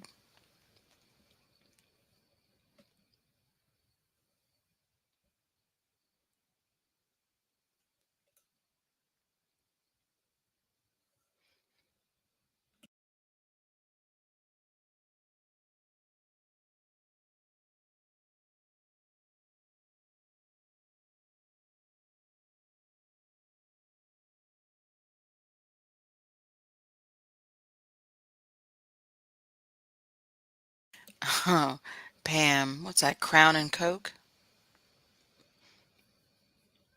Okay, Forrest. Yeah, Anne does talk a lot. I, you know what though? I can't wait to see when and if she will give some sort of interviews, like after all of these No. documents are done Hmm. and, her obligations to him are like completely over. Because I would love to hear her opinion of, or like Hmm. the details about how he was as a client. Yes. she's gonna eventually either she'll write a book or something, right? Mm-hmm. She's gonna do something. You can bet on that. This is like the biggest case of her career. Come on, it's Brian Koberger. Yeah. You can't sit back and be silent forever. She's playing her cards right. She's like, go ahead, Bill and baby lawyer, y'all do your thing. I'll come in hot later. Oh, goodness. All right. Let me pull. Okay, so we have a list of all the documents that came down. What particularly was you thinking about, ma'am? Is there something in particular you wanted to look at? Not really. I mean, did you look at the evidence list? Because there's a lot of stuff there. Let me see. Oh, wait, I'm in 2024. Let me split back. No, but we need to because we just laid out the state's case basically, and we laid out the defense's case. Now we can go take a look at the evidence in the case, right? As to what they were going to present as Right. evidence. Okay, so let me see the list here. Which document was that in? Okay. Trying to get back down to it. Let me get my stuff together here, guys. All right, got my list. Which one? Where is it? Let's see.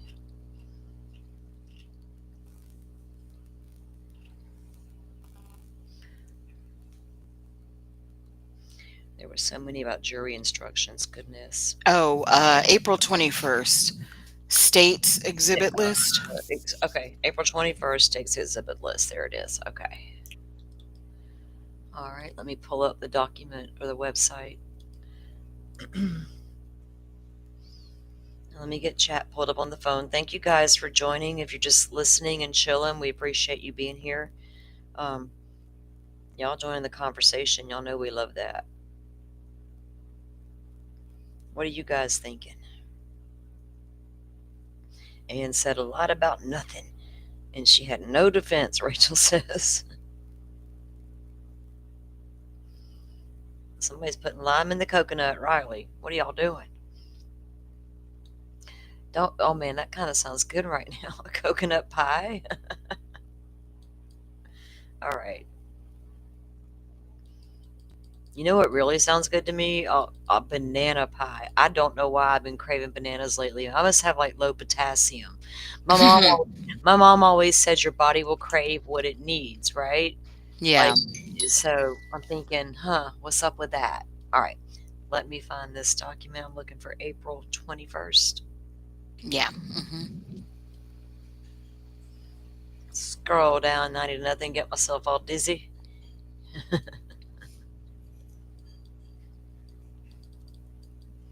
Oh, I passed it. April 21st, state's exhibit list, right? Because they have their witness list and their exhibit list. Okay, we're going to go with the exhibit list. All right. All right.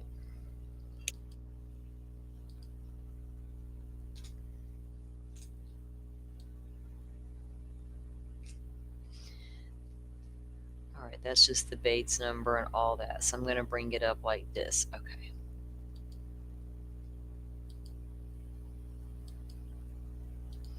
All right, so this is the list they put together.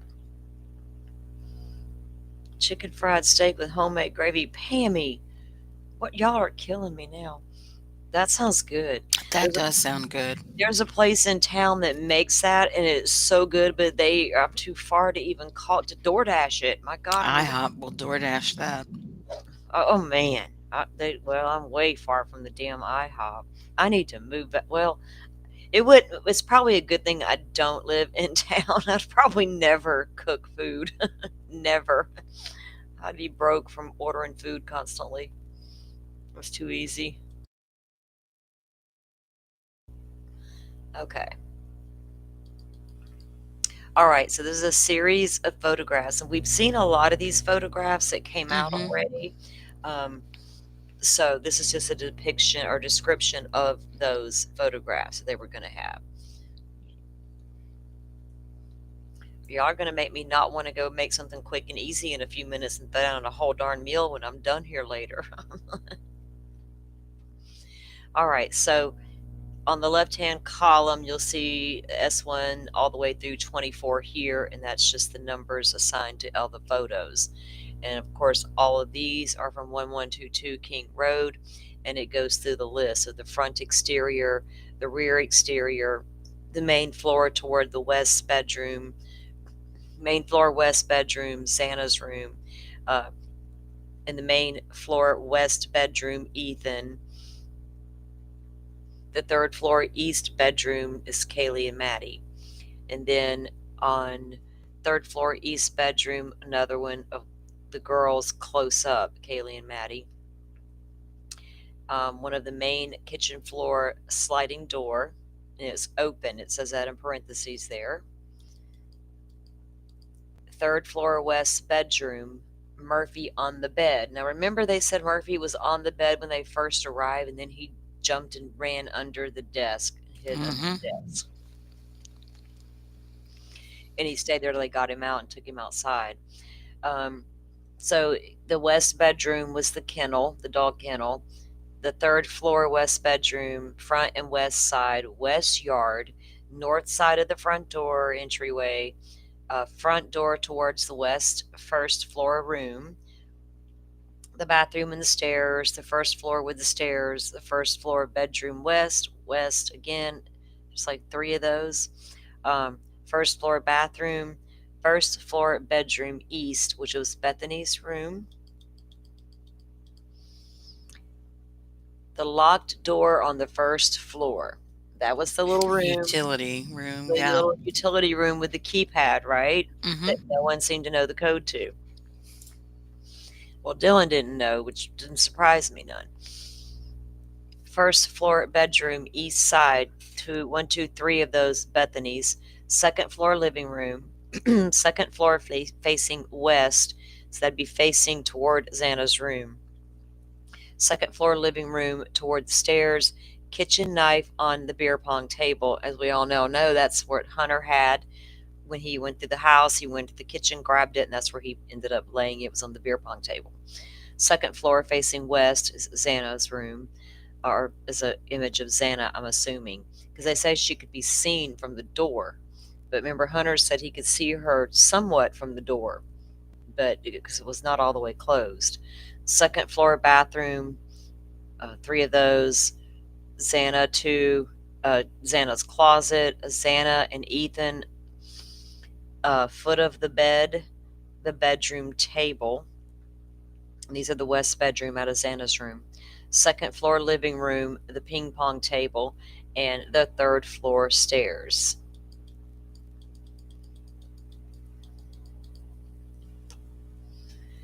Second floor bedroom, Dylan's again, so there's 3 of those. The kitchen, second floor utility closet, 2 of the kitchen window with the handprints. We've all seen that image, right? Oh, yeah. Window screen, we've seen that. Firefly almost went down a rabbit hole of us, like you could step right into that window. Stairwell to the third floor, third floor landing, which is where the little girls had their little mini fridge set up going on. That was a pretty genius idea, if you ask me. Oh, yeah, use that space. It was perfect. Each one had a room up there, and each one had a little mini fridge. Hell yeah, you couldn't have got no better. And y'all all stay downstairs and don't come up here ever. Third floor landing east. Oh, loud truck. Sorry, guys. Third floor landing east. Third floor west bedroom, which is Kaylee's. Third floor west again, Kaylee's. There's 3 of those. Third floor landing facing east. The third floor bathroom. Third floor southeast bedroom door, which is Maddie's. Third floor southeast again, Maddie's. Third floor southeast bedroom, Maddie. So all these are just bedrooms. This was the closet in Maddie's room, above Maddie's bed. Something on the wall above Maddie's bed. The closet, the floor, and the desk. Vehicles parked at 112, and they give all of those. 620 Taylor.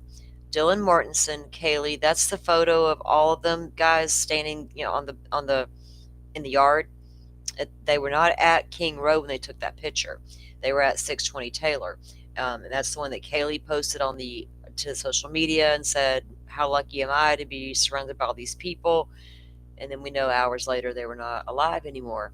Well, 2 of them were, 4 of them weren't. Mm-hmm. 1122 King Road, main floor, east bedroom, posters, boards, overview. When they say main floor, that's the second floor. Right. They're going to be, because that is the main, to me, that would be the main floor, because that's where the kitchen and living room are, right? That's the main floor of the home. I don't care where you throw it at in the mix, it's the main floor. Main floor, east bedroom, middle of poster board 1. Are they taking photos of Dylan's poster board of bushy eyebrows in her bedroom? Mm-hmm. Top of poster board 1, bottom of poster board 2, middle of the poster board, top of the poster board 2. At 1122 King Road, Lakeland McComas and Bethany Funk. LM.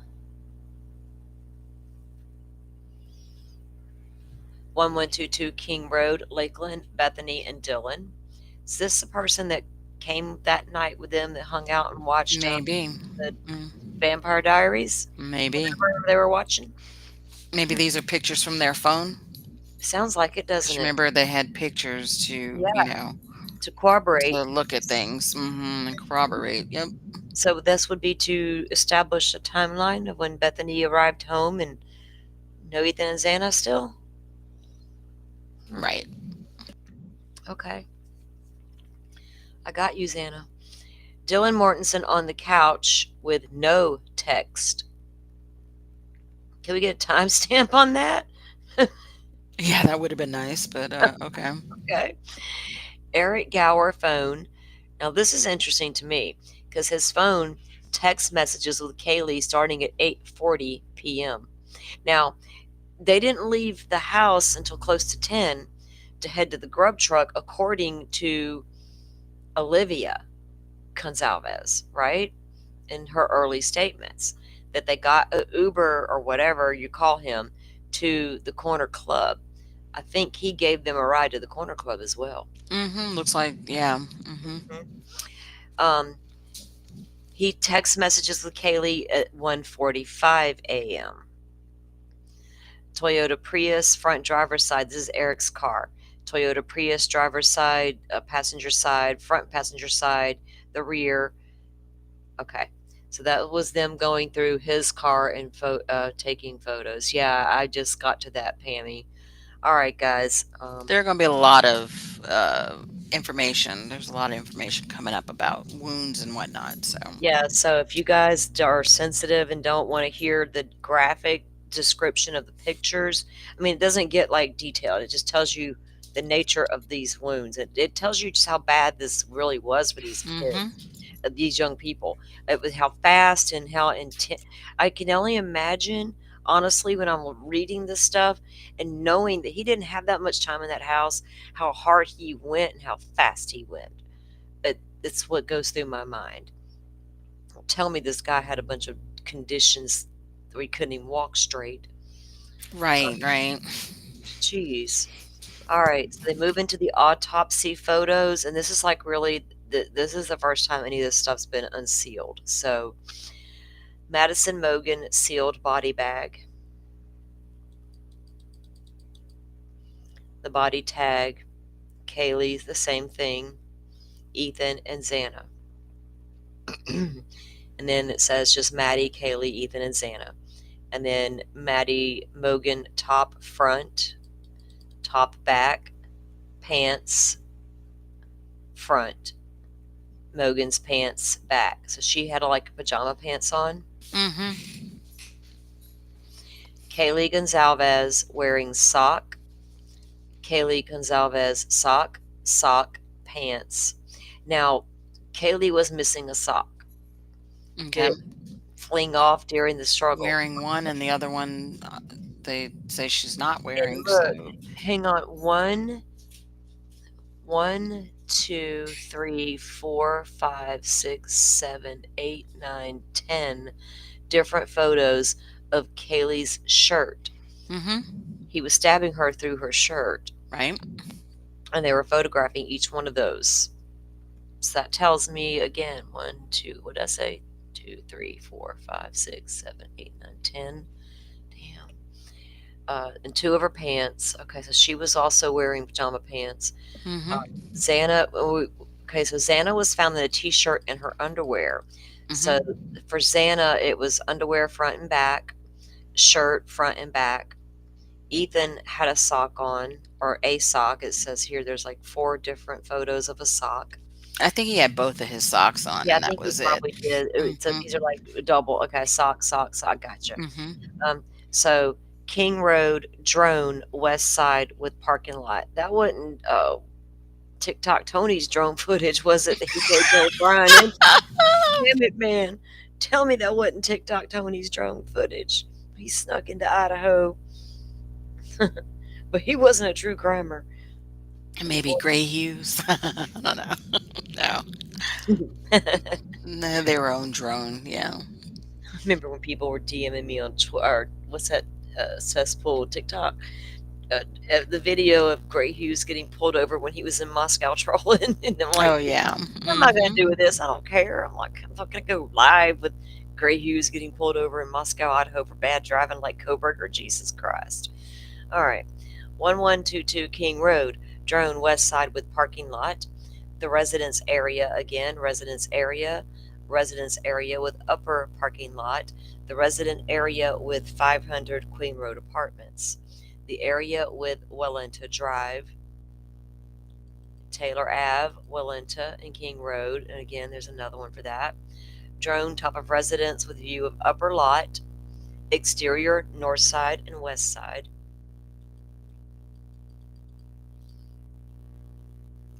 Through the whole house. Don't even of these. The toilets, all of the walls, you guys, all the ones we've seen, the showers. I'm just not going to read through each and every single one because we know that what we can see it right there on screen. All the bedrooms, all the walls, all the stairs, everything. Um, we'll get down to the other ones we do need to read. Okay. All right. This one There's is, Xana in there in the middle, close up of right leg. yeah, right here. Xana Kernodle close up of right leg. So if there's a close up of the right leg, there's definitely a wound there. Um, second floor west bedroom in. This is again the bedroom stuff. Okay. Here we go with bedroom Ethan Chapin on bed covers over legs. So there's damage to Ethan's legs that I don't think he would have been able to pull off through the covers. So I'm wondering if he threw the covers over him at the end.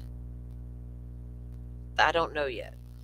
Yeah, that's very interesting question because you also think, what do you call it? Kaylee and Maddie were covered up, right? Yeah. And Ethan's covered up, but then Xana's on the floor, you Yeah. know, uncovered. Yeah. So, mm, So he's on the bed, covers over the legs. Then this one is on the bed, covers removed. So they must have found him with the covers on him, mm-hmm, and then they had to remove the cover at some point. mm-hmm. Okay. Ethan Chapin on bed covers removed, close up of injury. Ethan on the bed, the edge of the bed to floor. Ethan on the bed.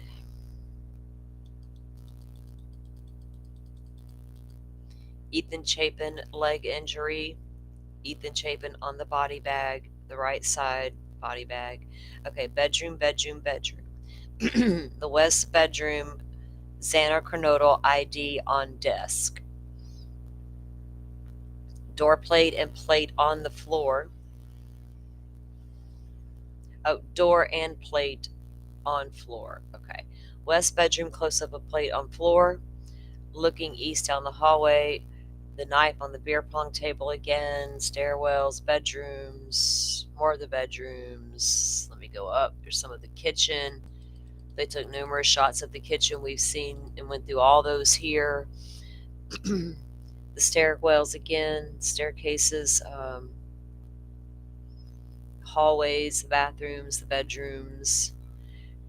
This one is the very bottom one there. It says East bedroom, victims in bed. East bedroom, Madison and Kaylee on the bed. East bedroom floor, door and floor, door in the wall. Looking west, close up of blood spatter. So that's coming out of the east bedroom as well, which is Maddie's. So looking west, close up of blood spatter, third floor, east bedroom. Is that like on the the wall next to the bed, where we see a little On that side Kaylee was on, I Yeah. think so. Mhm. Yeah. Third floor, east bedroom, door, blood transfer. There's your difference between spatter and transfer. So third floor, east bedroom door, blood transfer. Overview of the kitchen, Jack in the Box bag on table, south wall. Jack in the Box bag on the table. We've seen the photos of that. And the contents of the Jack in the Box and the microwave on the fries on the microwave. Remember we saw those. Mhm. Okay. Cell phone black, floor 3, west bedroom, closet floor, and GoPro card location. Cell phone black, west bedroom, closet floor, which is marker 3. The GoPro is marker 4. This is That east sounds like Kaylee's room. Doesn't it say? Because then didn't they find the GoPro? Because that's listed in one of the documents, or because there was something found in Kaylee's room later, like a camera or something, like a disposable camera. They ended up. I don't know. I have to go back and reread shit. All right. Mhm. Note from floor 2, east bedroom. Note from floor 2. A note. And a diary. A diary. Mhm. Second floor, east bedroom. Yep. Okay. The blue Honda glove box, of course. Okay, the Vava portable speaker, Fire Stick, black JBL portable speaker, a Kindle from floor 3, west bedroom, a Canon IV photo printer, third floor landings. That would have been sitting up there with the That was on top of all that stuff. We did see that printer. Yeah. Fire Stick from floor 1, east bedroom, beer can, stairs between the first and second floor. Jansport backpack. That's the one in the living room floor, remember? Beer can, beer can, beer can. Excuse me. Kitchen floor by the door. Kitchen counter in the sink. Kitchen counters again, the stairs, all the things. The close up of the TV cabinet. The contents of the TV cabinet. Living room to the kitchen. So they were not. They That's were, in his apartment. oh, wait, that's right, because it's saying Northeast Valley right there. It started here. So Northeast Valley was the exterior of the apartment. That's 1630 Northeast. That's over at the Koberger's apartment. So they started taking exteriors, and then we saw the up close of the TV cabinet. That's where the card is sitting that he got, the Yep. birthday cards or The 2 whatever. cards, yep. Yeah. Okay. Thank you, because I'm just reading away. I didn't even pay attention to that part. Okay, so moving into Koberger's area now. Kitchen, bedroom, primary bedroom, second bedroom, which was empty, bathroom, which was also empty, documents found in living room closet. We saw all the photos from Koberger's apartment. We went through all of those here.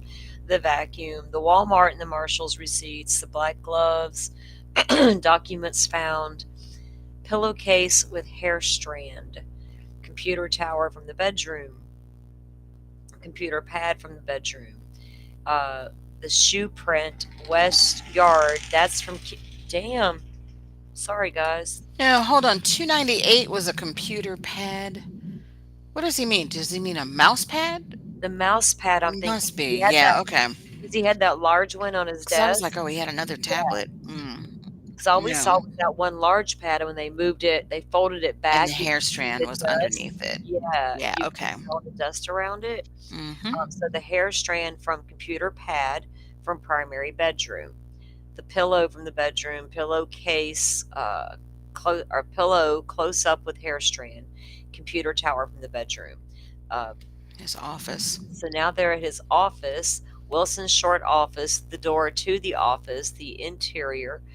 This is at King Road now. The shoe print, the west yard, and then window, window, window, window, front doorknob, and then Xana Chronodal, marker 7 close up. So her body, I'm assuming close up of her. Uh, Xana Chronodal's phone, and then a close up of the phone. Her computer. Ethan Chapin lower. Ethan Chapin leg injury, marker 10. Uncovered with cell phone. Um, uh-oh. His cell phone was in the bed. So it had to be on the bed. So once they Mhm. uncovered him, they could see his cell phone laying there. Ethan Chapin phone, marker 11. Ethan Chapin left leg close up. Tells you there's a wound there on the left leg. Laptop computer in Maddie's room. Close up of Maddie's computer. Maddie Mogan's cell phone close up. S1 326, Thank knife you. sheath on bed. Mhm. What? S1 326 1122 King Road, knife sheath on bed. Hmm. Did somebody put it there? Was it Koberger? I think it was. Close up of sheath showing straps. Sheath in place. Sheath in place. Sheath in place. Close up front of sheath. So, can we assume that these were taken after the body was moved? If you're getting close ups, it was partially under the victim and partially under the covers, right? And how it's described. So, Mhm. when they've had to move the covers and then remove the victim to go ahead and get these full on photos, they don't, that, these can be shown to the public because there's no victim in the scene. We're never going to convince people it was already there, right? Yeah, if it's a close up. Mhm. Right. Take it off. Who cares what they think? It's not about them, but it shows it right there. You'll But, see it there's blood all going around around it, so it. they're probably Exactly. not going to. Yeah. Well, Mhm. it's blood. You see blood. That's ridiculous. Oh, I agree. No, but But the with the judge little already. hearing. I know, but the judge, they've already tried to sue the city and all. The judges, they're not buying it. Mhm. You can't, it's blood. It is what it is. So this sheath doesn't show a body or a victim. There's nothing to cut. No, let that come out. There's no reason to keep those photos out when that it was your evidence against this guy. I think those bodily fluids were included in her decision, though, that they weren't gonna show that stuff either. Well, they can redact. It doesn't matter. They can still gray it out. There's nothing wrong. That would have come out in the docket in the photos anyway. It would have come out in court. Oh, So yeah. to say that because there's a bodily fluid in the photo, nobody can ever look at it is a ridiculous argument, Well, especially in law. thank Judge Megan Marshall for that, because Yeah. yeah, Well, it's just stupid. it It's is. because now going forward, every case she handles, she better treat the same damn way. Oh, wait, that's got a bodily fluid in it. We can't release it. Public can't handle it. I, the weapon, the what's your biggest piece of evidence? I can't see it because it's some bodily fluid. Well, think about so they said it was in the middle of the girls, like between the two girls. And remember the cover, the comforter was Yep. like sunken in because there was like a huge pool of it right there above it. So, and because they're underneath there still, leaking or whatever, there's got to be a huge puddle of it too. Like the thing had to have been covered in it. You know what I mean? Yeah. So I Vegas. don't see, based on her ruling, I Uh, don't see how they show that. You know what I mean? And still be sensitive to well, the I don't. Well, 2 I families. get that. Well, we're not. I get it, Mhm. but I think that's a bad argument, a bad decision Totally agree with you. that she cannot that if somebody went to fight that they could, right, to that Mhm. extent. Because it's kind of like here we go again, picking and choosing, ruling with our emotions today when I'm going to see horrendous things in other cases. Um, Mhm. Now, we don't always see them. And I don't need to see the True. gory stuff. I'm not trying to say I need to see bodies on the bed because I don't. Um, Mhm. but your main evidence in place, we need to see that in all crime scenes. Excuse me. Mhm. So to say that there's their bodily fluid. Well, you were about to show a whole jury some horrendous wounds we just read through, Mhm. close-ups. You got pictures. So come on, it's a Oh, you haven't bad, even gotten bad to all thing. the wounds. Yeah, Oh, there's way no, we more. haven't. We haven't. You're Mhm. right. So sheath, sheath, sheath, sheath. Close up of the sheath. Okay. Well, I guess we're going to have to take So over. wait, and this, see, that says close up of Maddie. So they're Hmm. still in the beds. They took these photos. Yeah, but they're different numbers, so it's well, they're in sequence. I don't They're know. in sequences. But I don't know. That's what I'm wondering. I Look don't at the know. Bates number. Yeah, they're over here on the side. They're They're all in just sequence different. too. Yeah, Yeah. yeah. But see, but that's what I don't know. I don't know if they're saying these close-ups were taken once the body was removed, or was it still there? And there's going to be both versions of it there. As soon as they pull back the covers and see it partially, they're snapping pictures right then through Mhm. through the process all the way up to removing her. Then they're going to take a whole host of other pictures, right there. So, could they fooling? I watch enough damn forensic files. I know what to do. But what you said a few minutes ago is right. They would have wanted a photo of it, like, right there as is, Yeah, I so don't need. I'm between good with them. not seeing that. I'm fine with not seeing that. I Yeah. get why I don't need to. I get it. But once you remove her, it's fair game. Close up of Maddie Mogan. Close up of Kaylee. Blanket on the bed. Comforter of Madison Mogan's bed. Maddie and Kaylee on their backs. So they were both on their back when they were found, more than likely. Um, Blanket on the bed. Comforter on Maddie's bed. Maddie and Kaylee on the backs. Madison and Kaylee without the comforter. Cell phone near Kaylee on the bed. Close up of vape pen by Kaylee. So she's laying there with her chilling. She had her phone and her vape. Knife on the And beer maybe bottle. that was Jack DeCour's vape that she Maybe it texted him was. about. She was saying, "Come get your vape. I got your vape." Mhm. Okay. And then because Maddie was also trying to reach out to Jack for Kaylee. Basement, main floor, stairwell, north wall, west end, stairwell again, second floor, basement, basement. Y'all didn't discover no evidence of a flashbang or a firecracker nowhere. 346 Yes, suspected blood suspected on blood basement. on basement to main floor. Now there's a picture of that that we've seen Mhm. with a spot on it, right? And the marker's sitting there. Second floor, middle of living room, half wall. That's the pony wall when you come up the stairs in the third into the living room. Mhm. Suspected blood on the half wall. And you can remember when the early in the investigation when they were in the home and the reporters got the mega lens out and you could see, Mhm. and they were standing there looking down the stairs and we're like, what are they doing? They're looking at stuff. They see something and they were taking pictures and all that stuff. Um, so blood on the half wall, suspected blood at the time. Living room half wall further west, suspected blood. More suspected blood. More of the walls. More suspected blood in the main stairwell. Suspected blood in the north wall. North hallway. The light switch.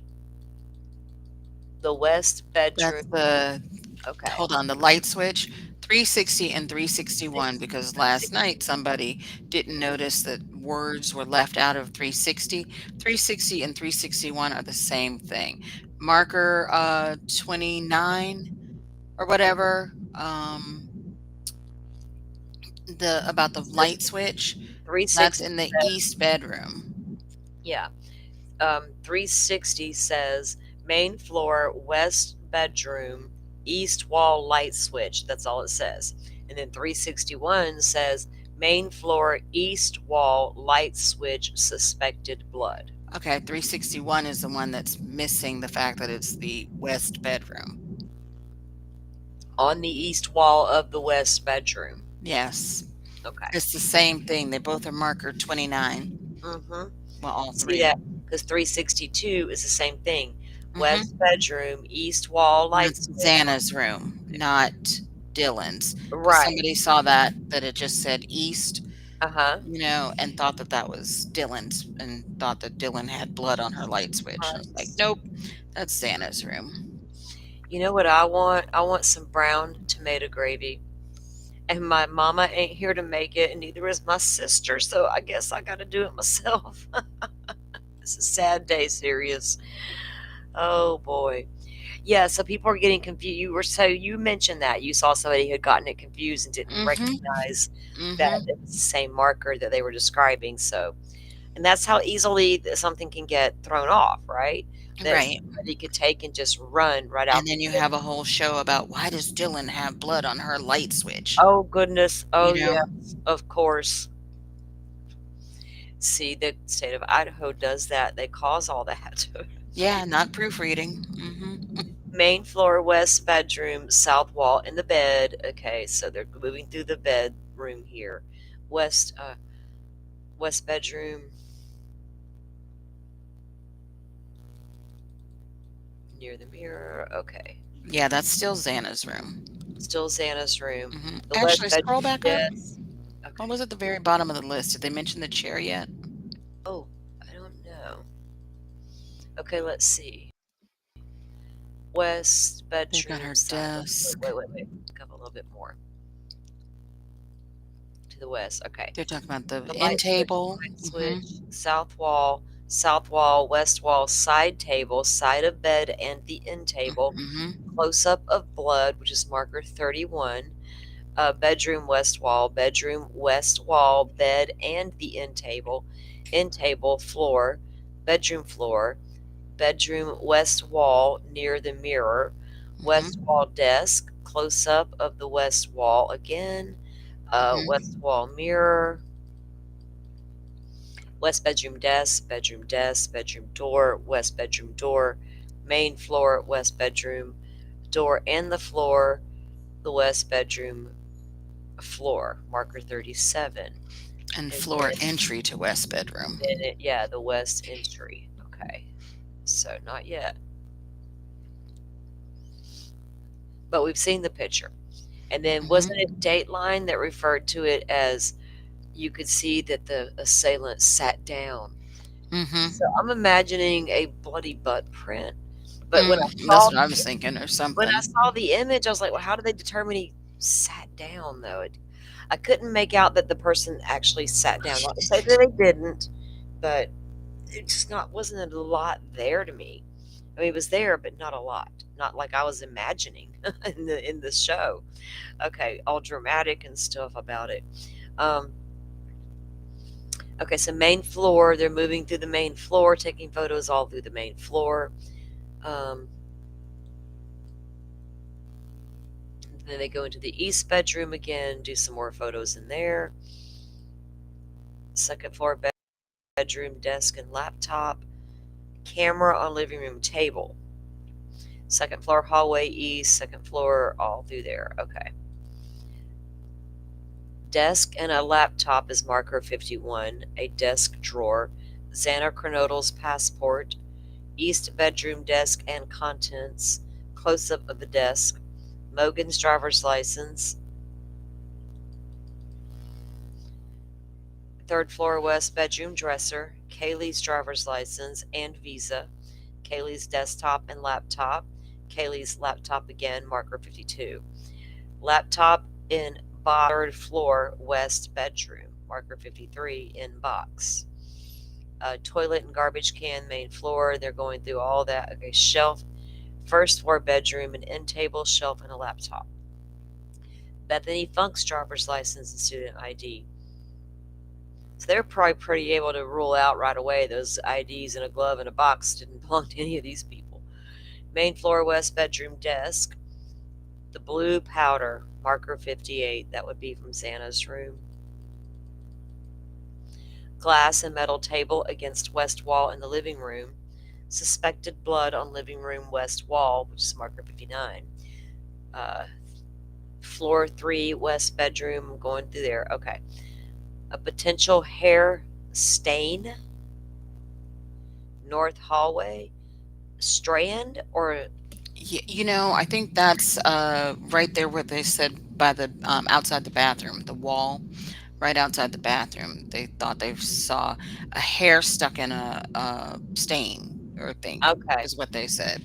Okay, because it says On the marker way 1. to Xana's room. All right. Marker 1, potential hair stain. 1, north hallway, floor 2. Stair rail between floors 1 and 2. Markers A, B, and C. Again, through the stairs. Swab of stain, bottom of handrail, between floors 1 and 2. Is that Anne's untested male DNA? One of them. Mm-hmm. Swab of stain, bottom of handrail. Close up, swab of stain from the other handrail with measuring tape. Half wall, half wall, half wall. Okay, moving through. I'm not going to read all Wait. Go back Which one? to the bottom part of this list. This one? Yeah. Oh, okay, because they've got all these different swabs. B, C, D, E, F, G, swab from living room table, Anything that they floor saw 2, potential. hallway. Yep. Mm-hmm. Because that's the whole thing. They did take a lot of different DNA from this house, Yeah. and none of what they recovered. I don't even know how many profiles they were able to develop. Right? Did they Mm-hmm. compare any of the random DNAs they were, if they did come across any, and say, "Oh, it doesn't match that sheath. This doesn't match that sheath." And these swabs are taken from these individuals are not matching the sheath. Plus, Mm-hmm. you're checking out with their alibis. Now, some of these you're not going to be able to identify all these. Oh, yeah. I don't see how they would ever, how Anne would think in the real world they would, after seeing that body As cam. open as that house was. Right. Yeah. We saw the body cams early on in this case, 3 years ago, 2.5 years ago, of the massive amounts of people that were in this house on a couple of occasions, 3 different occasions that we could see. Oh, come on. There's DNA everywhere.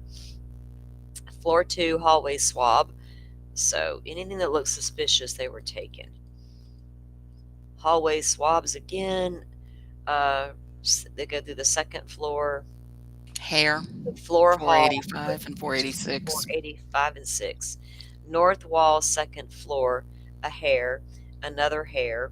And I'm assuming none of those looked like Brian Koberger's hairs, huh? He wasn't losing a hair. When they were able to, now it depends on those hairs. Did they have the shaft, right? The roots to the hair. Mm-hmm. Because that matters to be able to develop a profile on these hairs, unless you go get that new stuff they're fixing to use over there in Rex Horman's case, which they would not use in Delphi and still won't for some reason. All right. Marker 2, south wall, second floor hall, hair close up. East wall stairs between floors 2 and 3, blue post-it. And then they got a marker J. And then the east stairwell, floors 2 and 3. Okay. Markers L and M. Then the L has a stain, and it's close up. And M is a close up. Marker N and O, ceiling outside east bedroom. That's the third floor. 3 stains. Wow. 3 stains, third floor ceiling, outside east bedroom. So up on the ceiling there was some staining. Good Lord, who knows what that could have been? Yeah, really. Marker P. And that old house. Marker P close up. Other two P stains. Second floor to west bedroom. Markers Q close ups. Okay. Door jam inside of floor west bedroom. Garbage cans. Uh, Furry chair in second floor. That's it, Dolphin. The furry chair is Xana's. Furry chair in second floor west bedroom. All Marker. of this stuff right in this bottom part is Oh, Anna's second floor west bedroom. yep. Marker U. Marker U close up. Item 3 cigarette butt outside by sofa in the backyard. Did one belong to cigarette butt guy? They followed him and got his other cigarette butt to match to that cigarette butt in the backyard. Paper note east of Ford Explorer. Item 4. Remember, we've got the picture of them taking a photo of this. The thing they thought looked like a map. Look like a map, right? I've got Yep. that on my phone. Marker V close up, part 2, part 3, part 4. Marker W, marker W part 1, 2, and 3. Item 5 is a hair. South side, second floor, half wall between V and W. Third floor, east bedroom door. Third floor, west bedroom, markers close up. Window swabbed for DNA. That was the south kitchen window. And we see them out there in photos working on those windows. Overview of L1 and L2 location. A lift from the south kitchen window, upper Hairs left. on the west bedroom door, second floor. Hairs. Marker 6. It's it's 543. I go right over it. West bedroom door, second floor, hairs. Okay. And then it goes to the south kitchen window where they swabbed for DNA. All right. And then the kitchen window, upper left and lower right. West bedroom floor, second floor, west bedroom. And then again, sliding glass door, kitchen interior handle. Sliding glass door, interior kitchen or interior handle. Sliding glass door, interior handle, close up. Above handle, sliding glass door. Coburger. 557. Yeah, Coburger left arm cropped. What the hell is that supposed to be? And they got 2 of them, right? Coburger again, left arm and hand cropped. So they were looking specifically at that left arm and hand at that picture. 1122 King Road, black polar penguin glove in front of residence. Chris McDonough. The Chris McDonough's big find. Black polar penguin glove close up. Now, Chris went out there on location and discovered this glove laying out in the yard and pointed it out to investigators. Floyd's Cannabis screenshot of the white sedan at timestamp 3:02.30 seconds a.m. You don't say. And where would Floyd's Cannabis be located? Between Pullman and Moscow. At 3:02 a.m. Ann Taylor. Floyd's Cannabis again. Oh, we can't prove it's his car. Screenshot of white sedan. Imel didn't sign off on that one. At 3:02:32. Pennsylvania. WSU sweatshirt. This is going to be some of the stuff that was taken out of Pennsylvania. So Indian Mountain Lake is the neighborhood he lives in, right? Screenshot of 119 Lamson Gate. That's the his street. Record for 12/16/2022. So that's the gate records where he would come into the gated community. Yeah, that would have been when they got home from the long drive. Yep. So that's 12/16/22. Screenshot of Brian Koberger 12/16/22 facing forward. Again of Koberger facing the window. The shot of Koberger at this is again in Pennsylvania, shot of Koberger at 4:11 a.m. on 12/27. What? He's riding around at 4:11 a.m. TikTok. Dude, he likes that 4 o'clock in the morning stuff, don't he? Mhm. Or walking around. Is he at 'Cause you home remember running through the window? Oh, the trash collection. Didn't they say they were doing the trash collection at 12:27 on 12/27 and Yeah, that they almost hit him? They were also surveilling him they were or surveying. whatever? Yep, Mhm. you're right. Because That I must be that's the night. yeah. So he's out roaming around at 4 o'clock in the morning. 'Cause Or see, then here we go with the trash bags. yep. So out of Pennsylvania, 4 black garbage bags from 119 Lamson in back of vehicle. Trash bag 1 with contents, 2, 3, and 4 all with contents. Pennsylvania, tables with trash overview. Table 1 with trash bag 1 contents, 3 bags total. Table 2 with trash bag 2 contents, 3 bags total. 3. Right, and that vehicle was an empty garbage truck because they had arranged it. Yes, they had arranged it so they wouldn't contaminate what was going in, and they could Mhm. easily pull it once they got it. So then they got the table 4 trash bag with 4 contents and so on. So then Pennsylvania trash bag 2B. 2B is the one that contained the 3 Q-tips. And then they have the Lamson residence exterior front door, garage corner, garage with open door, rear of Elantra with bucket, front steps and front door, room A at the foyer, B is the living room, documents, dining room, kitchen, the hallway, bathroom, the primary bedrooms, the interior of the bedroom, the hallway closets, foyer stairs, basement. They just photographing all over his mom and dad's Room house. K is his room in the basement. The K is his. All right. Mhm. Down in he's a basement dweller.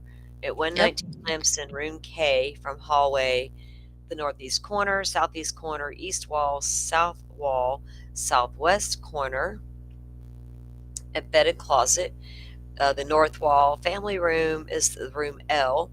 Um, room M is the basement bathroom. N is the laundry. O is the basement closet under the stairs. Oh, yellow creepy closet. Room P, garage north, bay east wall. More of the garage. Wallet from room C, dining room, marker 1. Wallet contents. You reckon that was Koberger's wallet? Book from Yep. room C. Yeah, because they wouldn't have took dad's like out of the common area, right? Right. Book from room C, dining room. Book from room C, which was the dining room. What kind of book we got there? Room D, AT&T bill on the kitchen bar. That was Koberger's phone bill. Yep. Yep. Room C, dining room, paperwork in the hutch. Acer laptop on the desk. This is all at the room K now. Which is His his. Mhm. Yeah, the Acer laptop, Acer laptop. So we got 3 Acer laptops or 3 separate, 3 photos of the same laptop. Room K, closet. Room K, closet, Samsung Drive. Room K in the closet was a motherboard. Mhm. Room C, a power supply for a computer. Room B, living room paper with password. Room M, basement bathroom cell phone. Basement bathroom cell phone again. And back to room K, a backpack. His room. Mhm. His room. He's got a backpack, books inside the backpack. Books inside of the backpack again. Oh, he's got a face mask. And he has his prescription. Black hat and mask. And this is all on the return that we did see. Mhm. Driver's license and car title. Bedrooms, room I. Yeah. Bedroom, Probably his sister's room. I don't know. because it wouldn't be his. This is K. Yeah, and a criminal psychology book. Yeah. Bedroom 3, criminal psychology book. Bedroom K, criminology books. Bedroom K again with the criminology books. K has a Seagate 1 terabyte Samsung Drive and Samsung Drive, marker 39. Room K, clear plastic glove on the floor near the door. He dropped his gloves. Room G, WSU. I took a glance. I was thinking, WSU mom.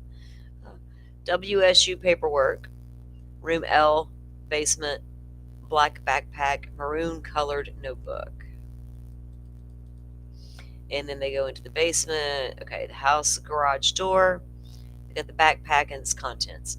Now they're onto the Elantra. The left rear corner, the driver's door from the rear, driver's door from the front, driver's side, the front of the Elantra, the passenger side, the front, the rear, the side corner, the rear corner, the vent through the windshield. Now, garbage basement door. I'm sorry, garage basement door, basement hallway. My eyes are starting to Elantra keys are on the bed. They took photos of his door, of course. So the keys were on the bed.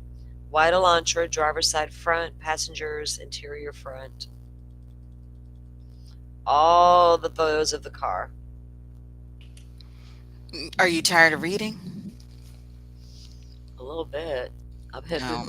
I read documents all week long. I feel like I read, I talk. But let's see. What page are you on? I'm at page 15 of 28. Driver's side, it's going through all of the. If I've seen them that jumps out like evidence, they're just going through and photographing the entire car right now. The trunk and the contents. Now we saw that what was like was it vitamins he had ordered, or what was it was in the trunk? Yeah, the vegan vitamins or vegan supplements or whatever. The backseat door compartment, the panels, the floors, the driver's side back seats, the entire interior, rear door panels, and they ended up disassembling a lot of this car in Pennsylvania before taking it back over to Moscow or to Idaho. Rear door compartment, the front door, the interior of the front. Do you want me to take over?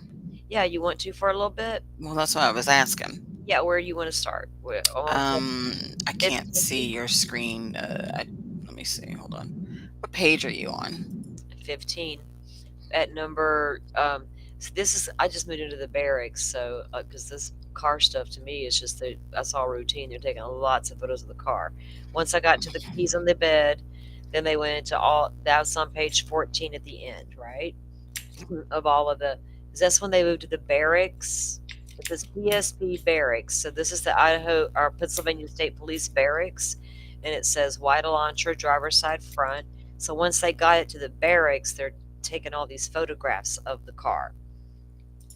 At the very bottom of page 14, it starts at number S1668. Okay, let's see. Hold on.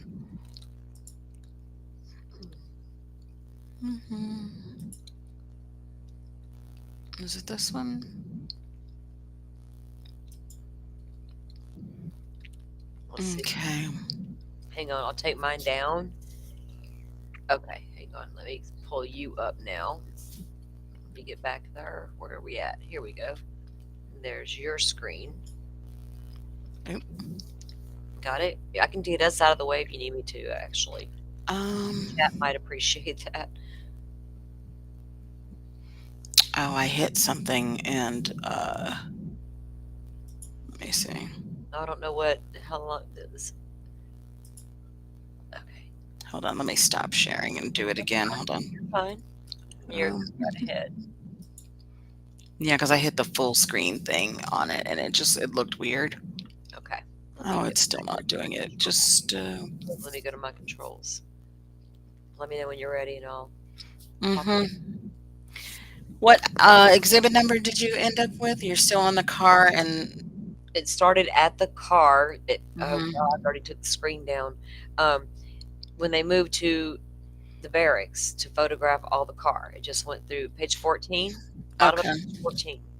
I don't remember the number, but it was very bottom of page 14.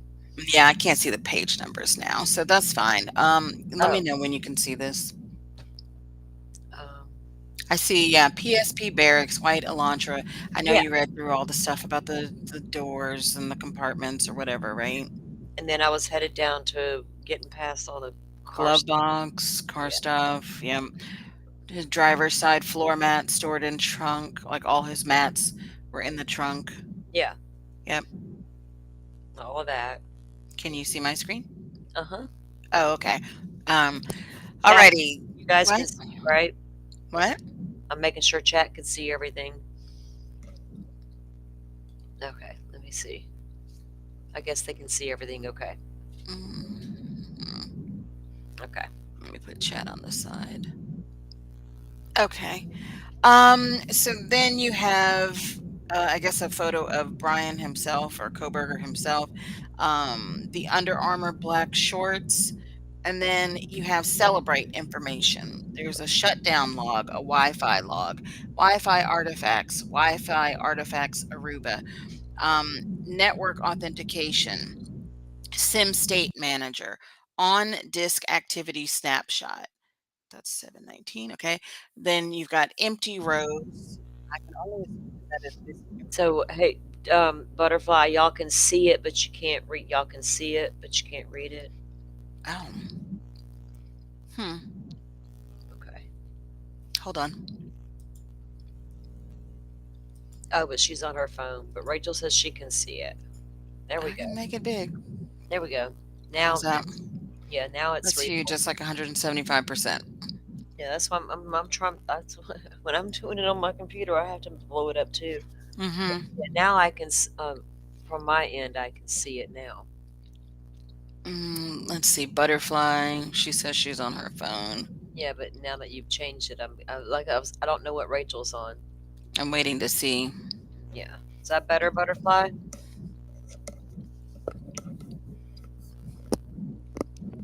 Chat's responding slow, I guess. Mm-hmm. Riley said, "Good Lord, I'm blind." I saw that pop up too. Mm-hmm. That's great on my TV, says Hawkeyes. Okay, Sirius said that's much better. It's Okay, so bright. Sorry. guys, Hot Mess Express coming to you over here tonight. All right. Okay. All right. Okay. All right. So Thanks, the chat. empty rows, I can only assume is missing data. Um, okay, they've got Celebrate saying call log at 6:13. That's going to be 6:13 a.m. on November 13th when he was calling Yes. his mom. Started calling mother. Uh-huh. Huh? The call log at 9 a.m.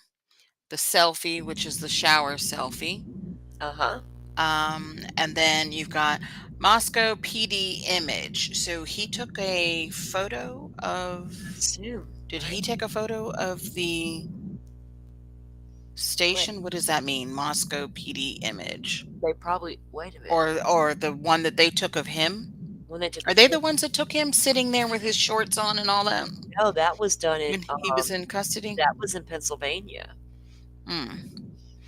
Well, yeah, this is stuff off of his phone. So Well, yeah. he downloaded. Okay, so Heather said, "Celebrate couple." She Mm-hmm. said that, well, when he was downloading stuff, that he Mm-hmm. did download a presser from Moscow about Right. about the crimes. And it Yeah, was they list those in here too. Mm-hmm. oh, okay, it's a separate They're list. coming. Yeah, this stuff is all out of order, kind of, you know.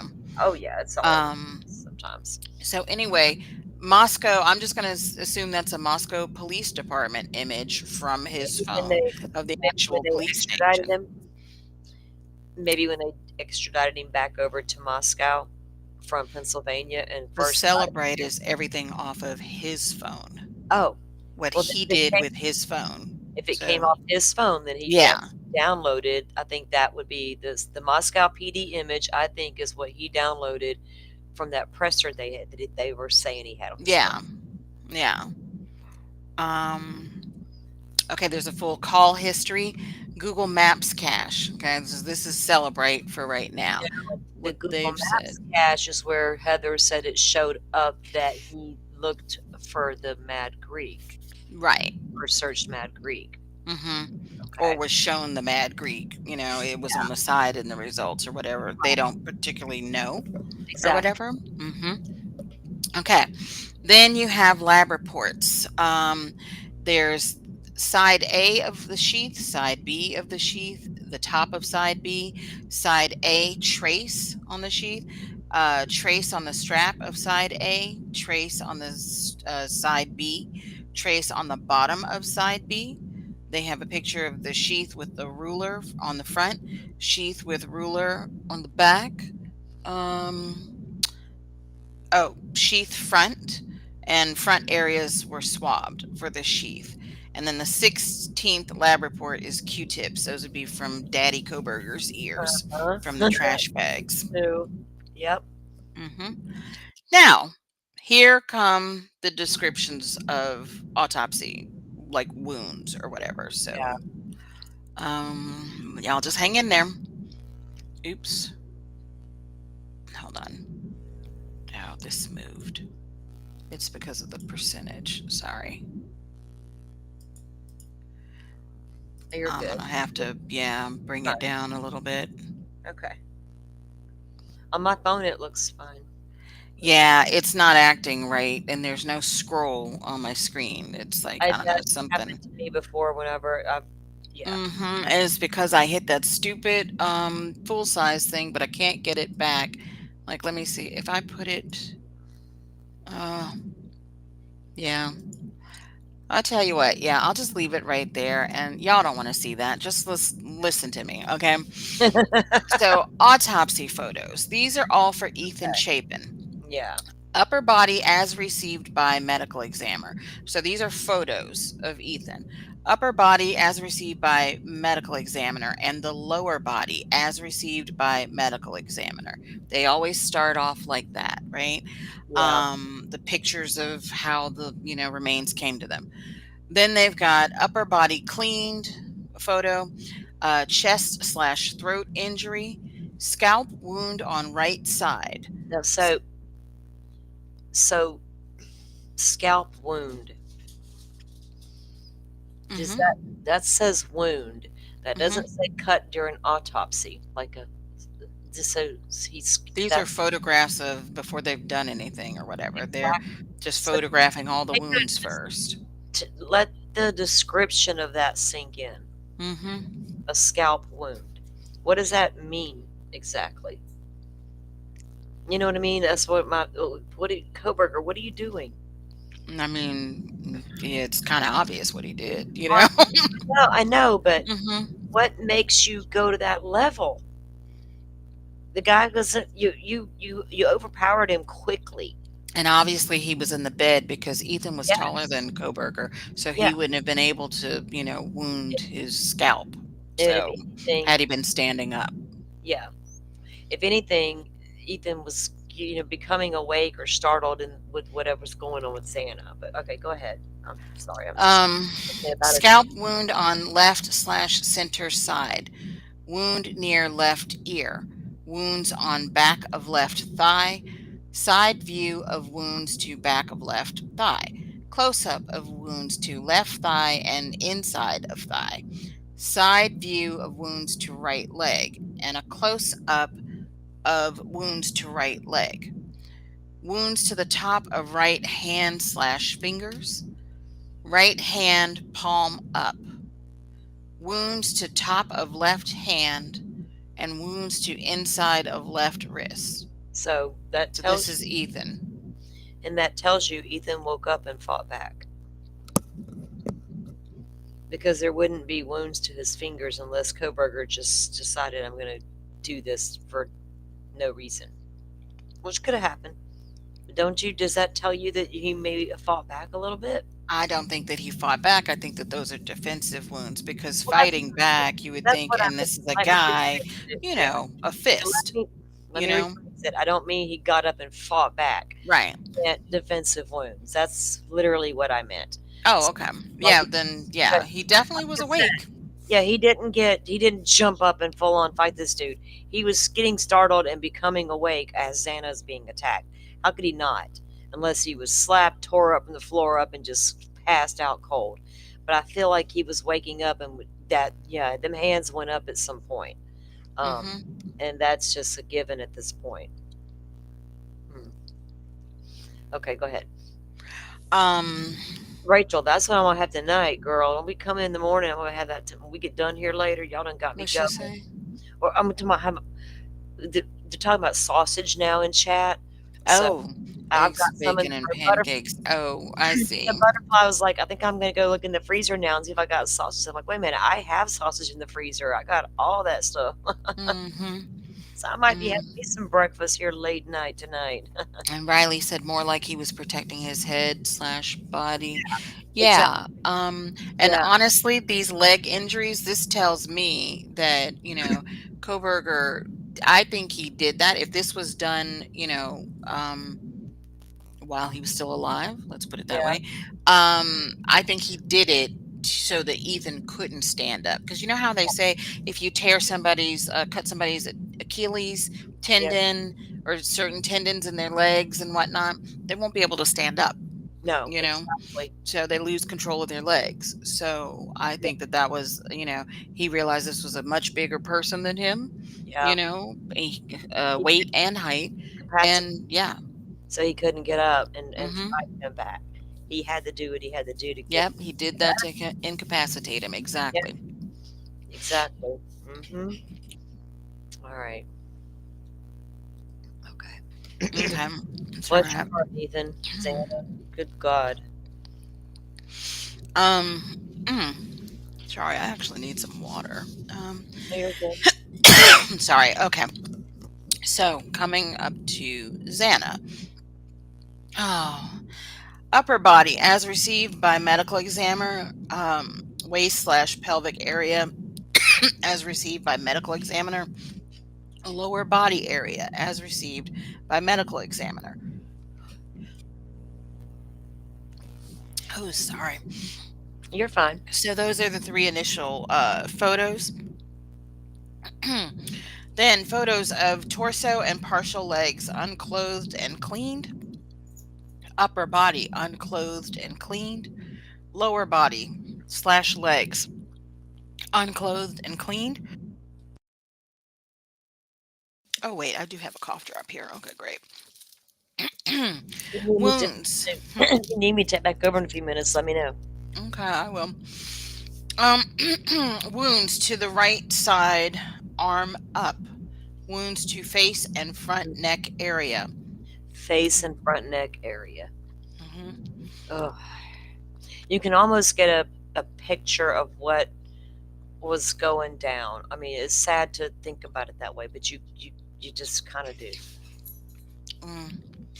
Ugh. Wounds to right side of face slash neck. Wounds to scalp, face, neck, and shoulder slash upper back viewed from right side. Wounds to right side top of head and wounds to center top of head. With all of these different wounds, I actually was like, imagine. So they're saying right side arm up, like actually lift your arm Uh, and imagine where this would have been, yeah, because they're going to tell you about different places on hands, wrist, whatever, palm, all that. So yeah, think about it like that, and that you'll sort of get the idea.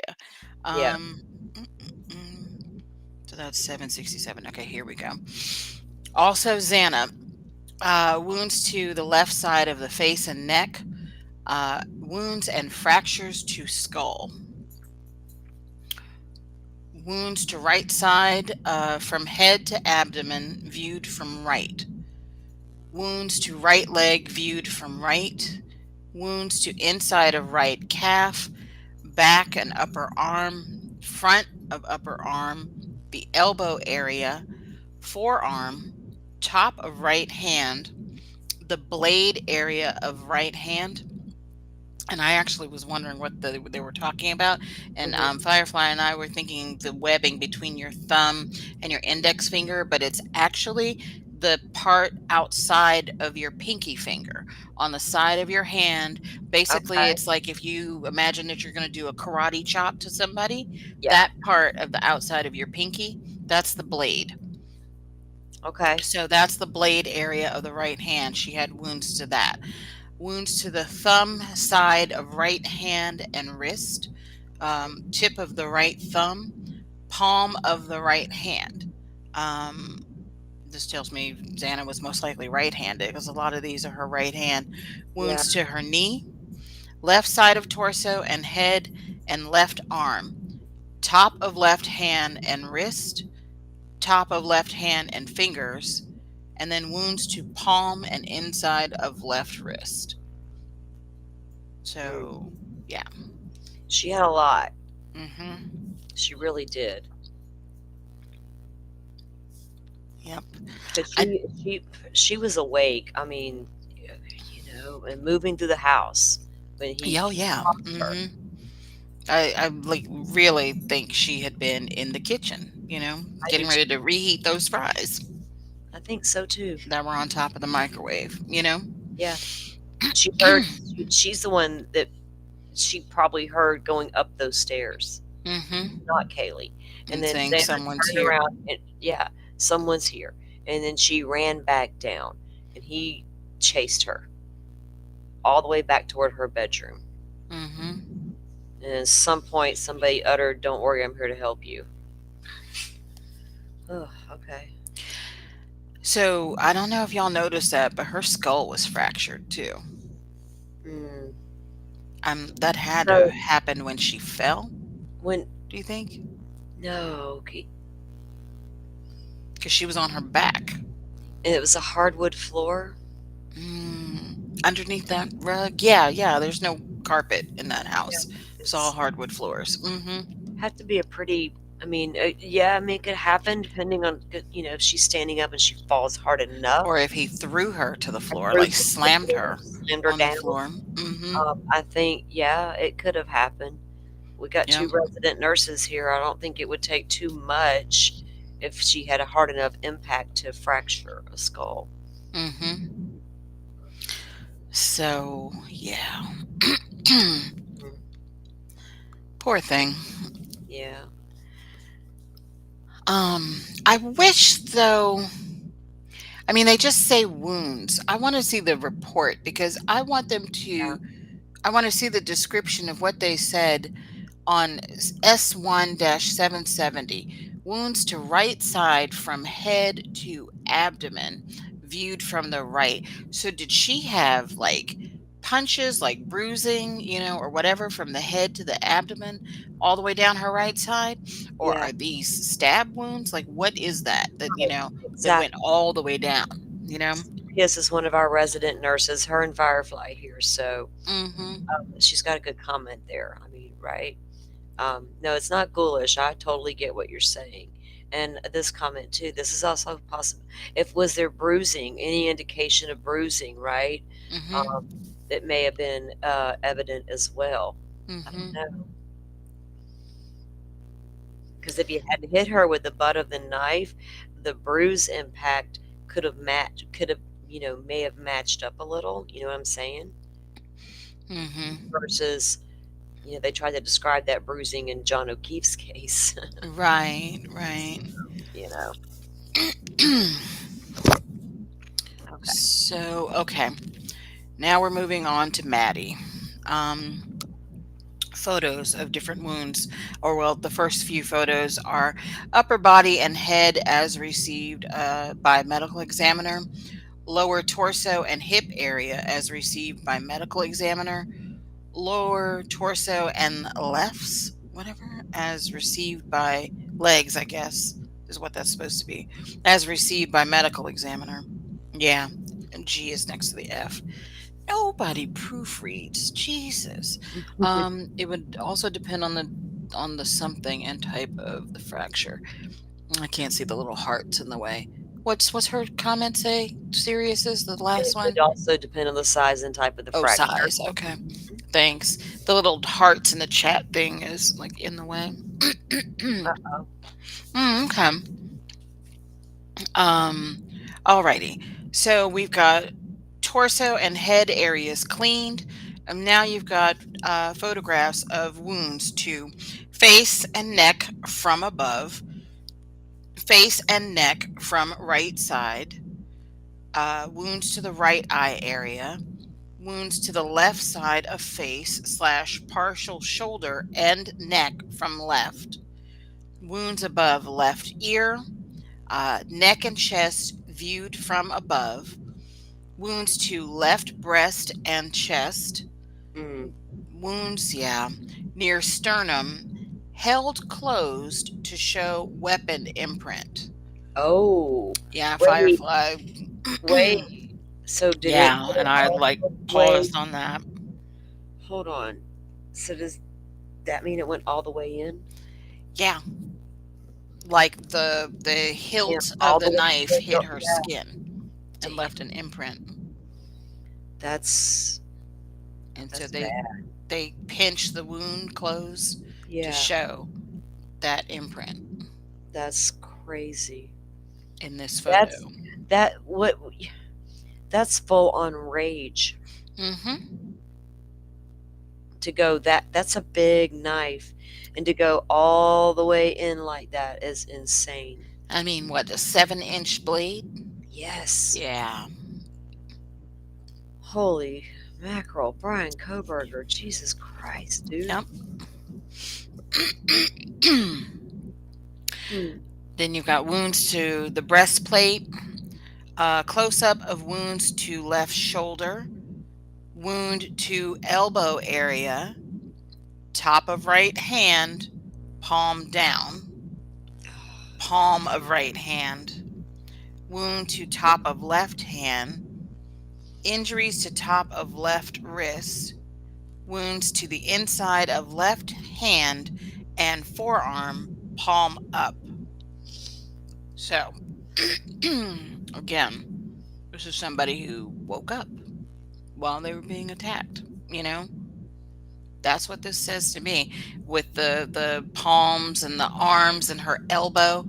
I mean, because if she's lying down, how do you get a wound to your elbow if your arm is flat on the mattress? No, Your arm had to have been raised, you know? the DoorDash came at approximately 4 a.m., you know, and as soon as Molly was all clear, 4:08, 4:09, Koberger was getting into that house. So approximately 9 to 10 minutes within that DoorDash order, he's in that house. Don't tell me that girl ate that food within 10 minutes and passed out. There's no way. She was up moving around and went to that kitchen, and that it's crazy. And I just don't understand the level of I'm scared one minute and not the next. That's so hard to wrap my head around. But bless bless their hearts, man. They didn't know it was. They had no idea this was happening that night. It's just completely out of the blue. That's insane. It's so senseless, you know. Yeah. I mean, you want things to make sense. Obviously, when this first happened, I swear my first thoughts were, "What was this? Party gone bad? Love triangle? Roommate turned on one another? Fight ensued? I don't know. Never imagined it would turn into this. Not in a million years." Yeah. Okay. Now we're going on to Kaylee. Lower torso and hip area as received by medical examiner. Lower torso and legs as received by medical examiner. Upper torso and head, as received by medical examiner. Then you have upper torso and head area cleaned. You have injuries to face viewed from above, injuries to right side of face from the right, injuries to upper face and forehead viewed from above, injuries to left side of face / partial and left shoulder area, wounds to upper left side of scalp / forehead, upper right side of scalp / forehead, wounds to the back of scalp / head close up, wounds / fractures to skull, wounds / fractures to skull from inside cranium, Mm-hmm. injuries to teeth, injuries to inside lower lip area, injuries to inside of mouth close up, injuries to lower So, lid of right eye. injuries to the face. They're not stab wounds. I think they were both. Both. I think, yeah, they said she was stabbed in the face. Her face was cut too, or That was. whatever. Hmm. hmm Okay. And yeah, and she was cut near the eye. But I remember Christy said her eyes were okay though. Like I Yeah. don't think, yeah, they were Yeah. mutilated or whatever. Right. So injuries to lower lid of right eye, injuries to inside of mouth close up. I think I skipped over that. Wounds to neck, left shoulder, and chest viewed from above. Close up of wounds to left shoulder and upper chest. Wound to back of left upper arm. Wound to left elbow. Top of right hand. Palm of right hand. Wounds to top of left hand. Palm of left hand. And so those are all the photos for Kaylee. And remember, not only because he also allegedly has beat her in the face as well. And there was the Mhm. marking around her mouth that Steve was talking about. Remember when Mhm. discrepancy on what caused that? They can't really say what caused it. Like we were speculating, did he hit her with the end of the knife, like the butt of the knife? Things. Maybe that's 822 and 823. Maybe so. Yeah, but I mean, he beat her so bad that her face Uh-huh. caved in, I you know. did. Yeah, it was bad. And if you're seeing this fractures to skull from inside cranium, wow. Yeah. Yeah. Okay. So that ends series 1, which was just photographs. Nobody has anything to say or whatever about this? That's. Let's see what chat's doing over here. Oh, am I in tune? In my own time? Um,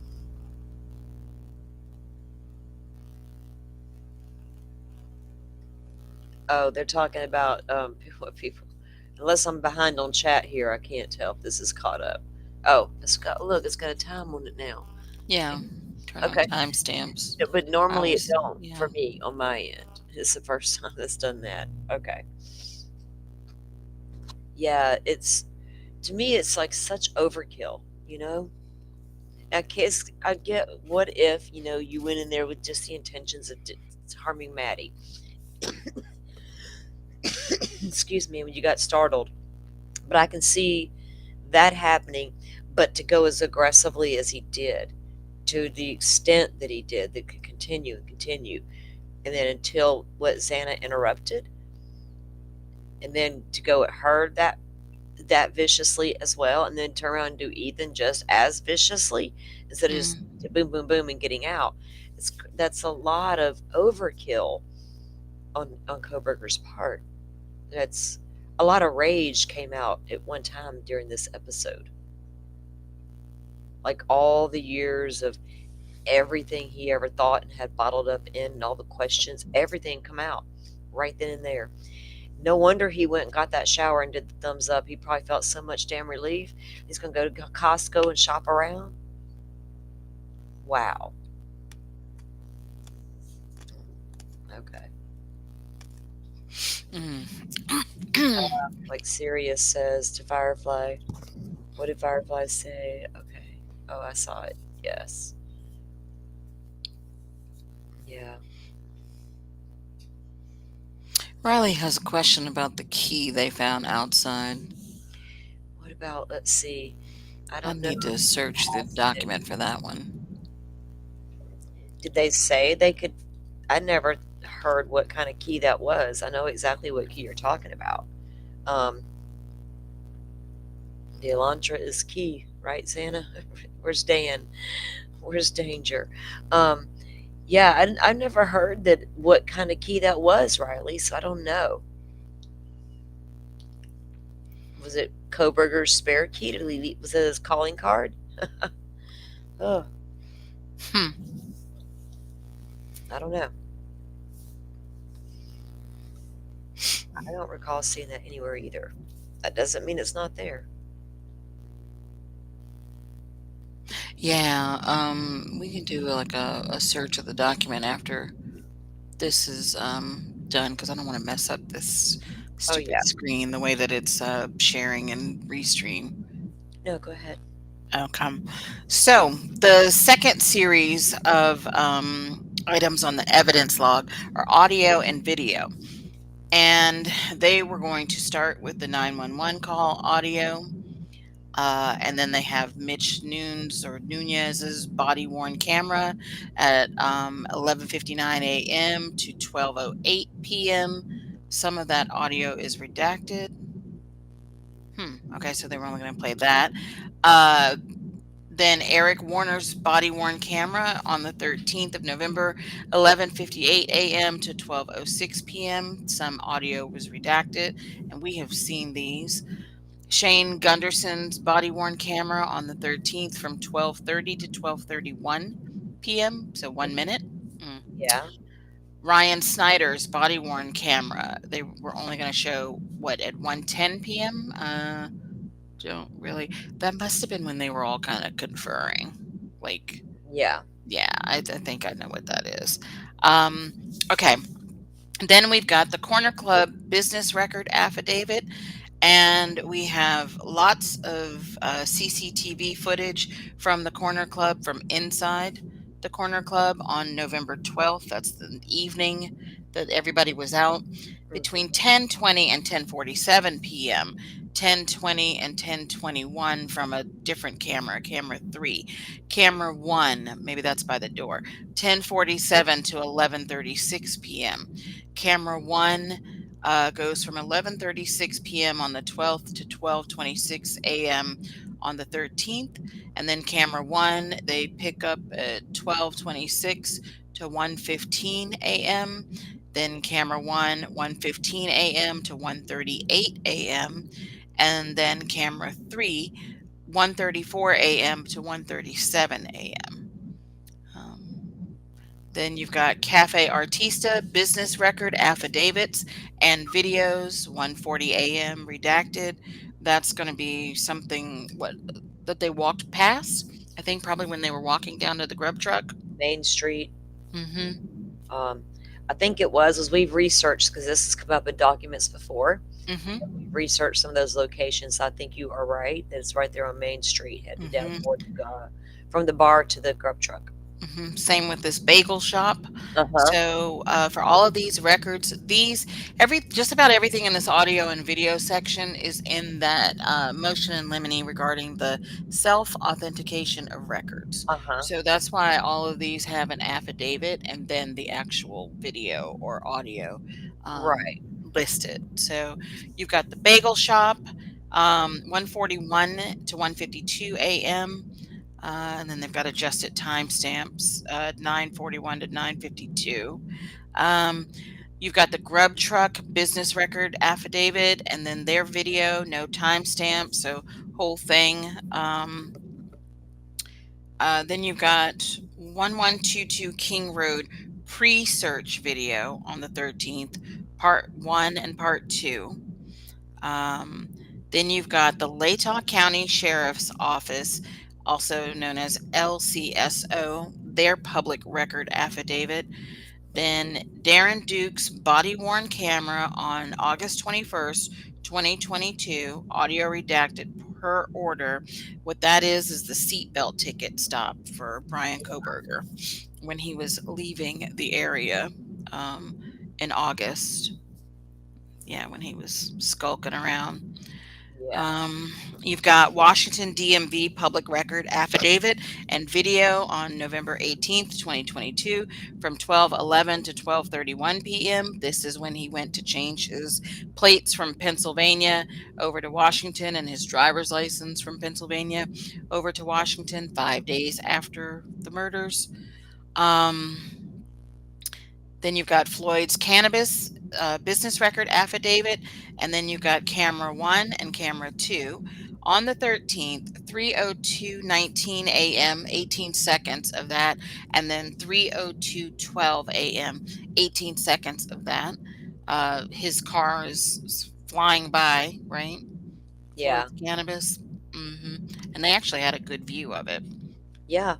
from that one. Lloyd's Cannabis came up very early in this case, remember? One of the very early documents that we got with a little bit of information, or I think it was Anne actually brought that information forward. Yeah, that's how that happened.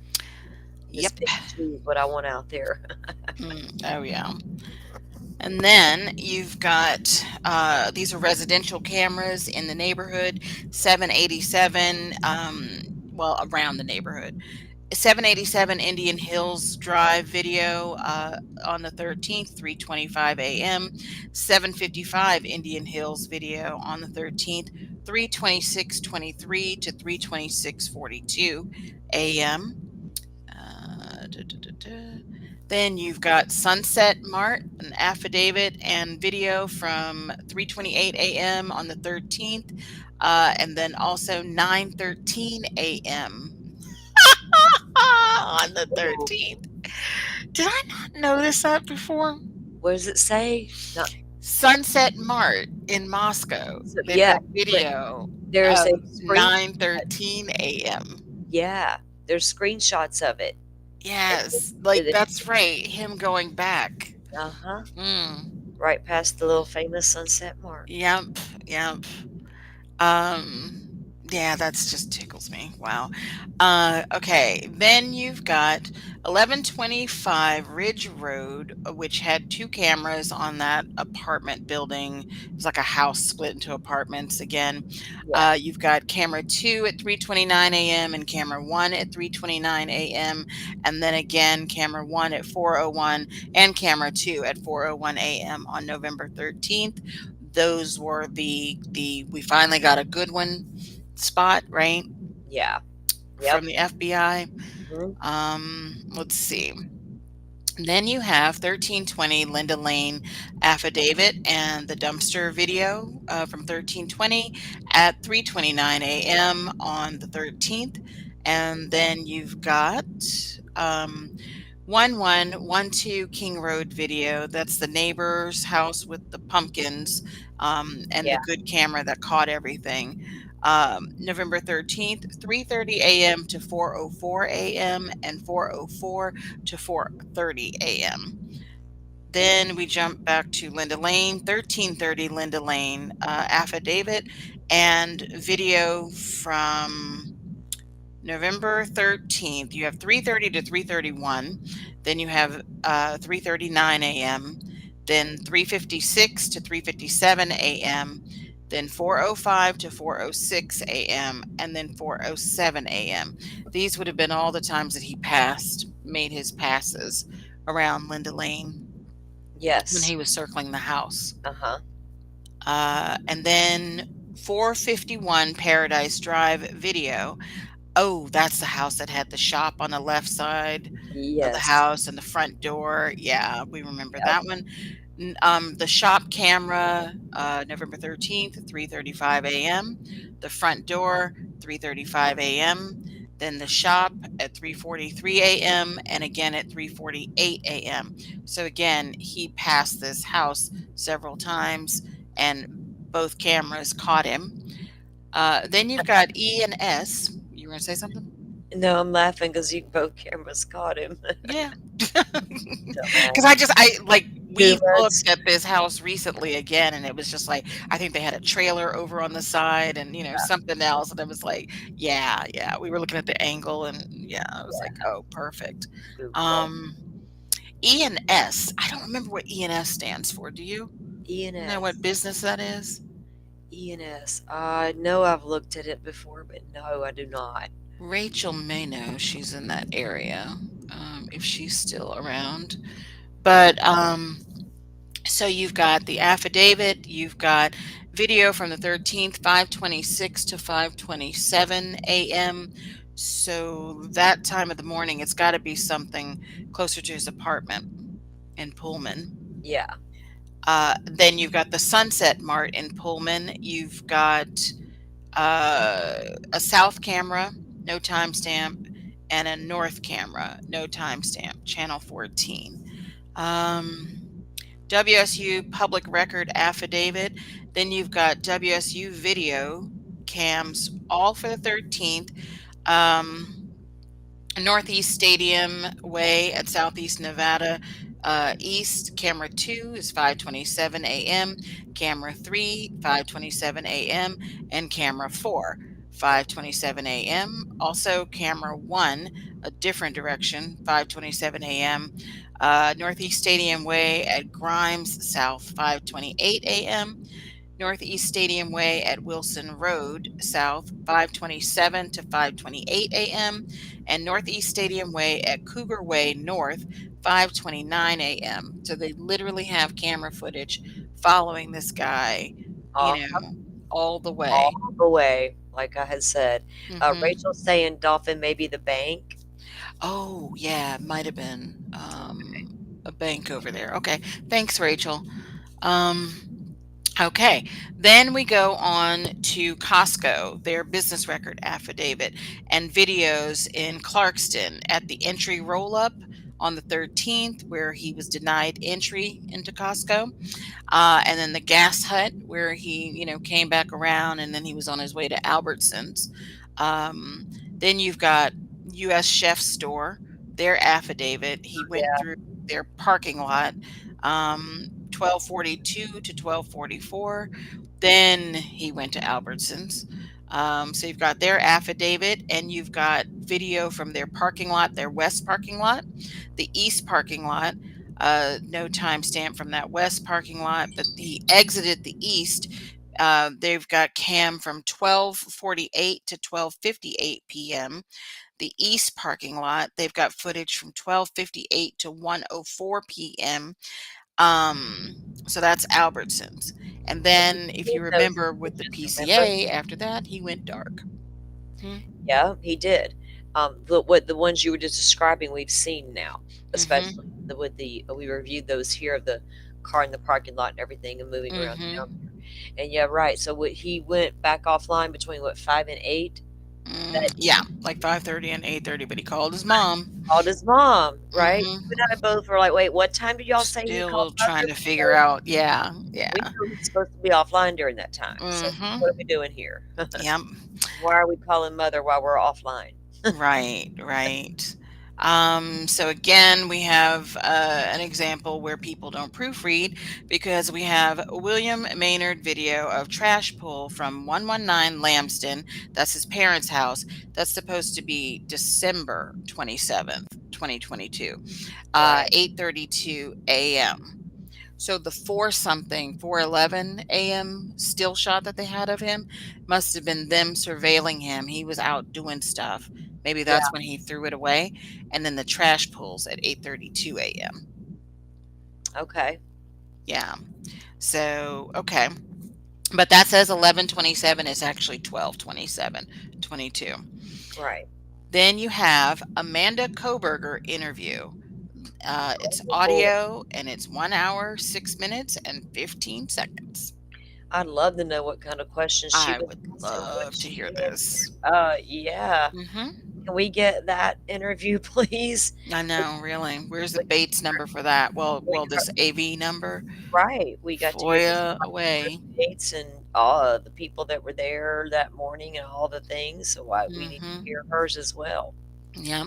And I just want you guys to realize too, if you look at these AV numbers, hers is 854, and look at how it falls in with everything. It's like they had this interview with her like a long time ago. So again, nothing new about her being on that witness list. Right. No last minute surprise. No, it wasn't. Yeah. So then that's it for the audio and video. That's the series 2. And then they have series 3, documents, maps, and presentations. Oh yeah, I totally want to hear it. So then they start out here with a 911 call transcript. They have a map of the state of Idaho, maps of Pullman, Moscow, Lewiston, and Clarkston. Map of Pullman and Moscow with Moscow highlighted, a map of Moscow, a map of the King Road area, the 1122 King Road area, and Taylor, just of the 1122 King Road area, a map of Lewiston and Clarkston, another one of Pullman. Dylan Mortensen phone record summary for November 13th, 2022, 2:10:29 a.m. to 1:04:01 p.m. This was a grand jury exhibit number 18. Oh boy. Phone record summary. I would love to see that. Grand jury's like, she was doing what? Yeah. Can we see those records? What? Mhm. What? Damn it, man. But then I think it's interesting for Bethany's, her phone record summary and text message summary. They don't have a time. They don't have like a time range on hers. Oh boy. So I find that interesting.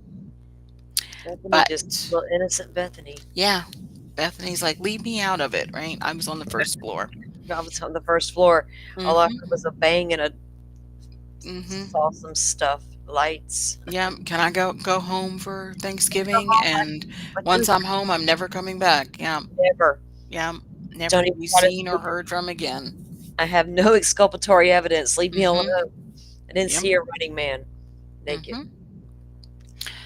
So then they also have Jack DeCour's phone record summary on the 13th of November from 2:26 to 2:53 a.m. Those would be all of those missed calls from Kaylee and Maddie's phones. Right.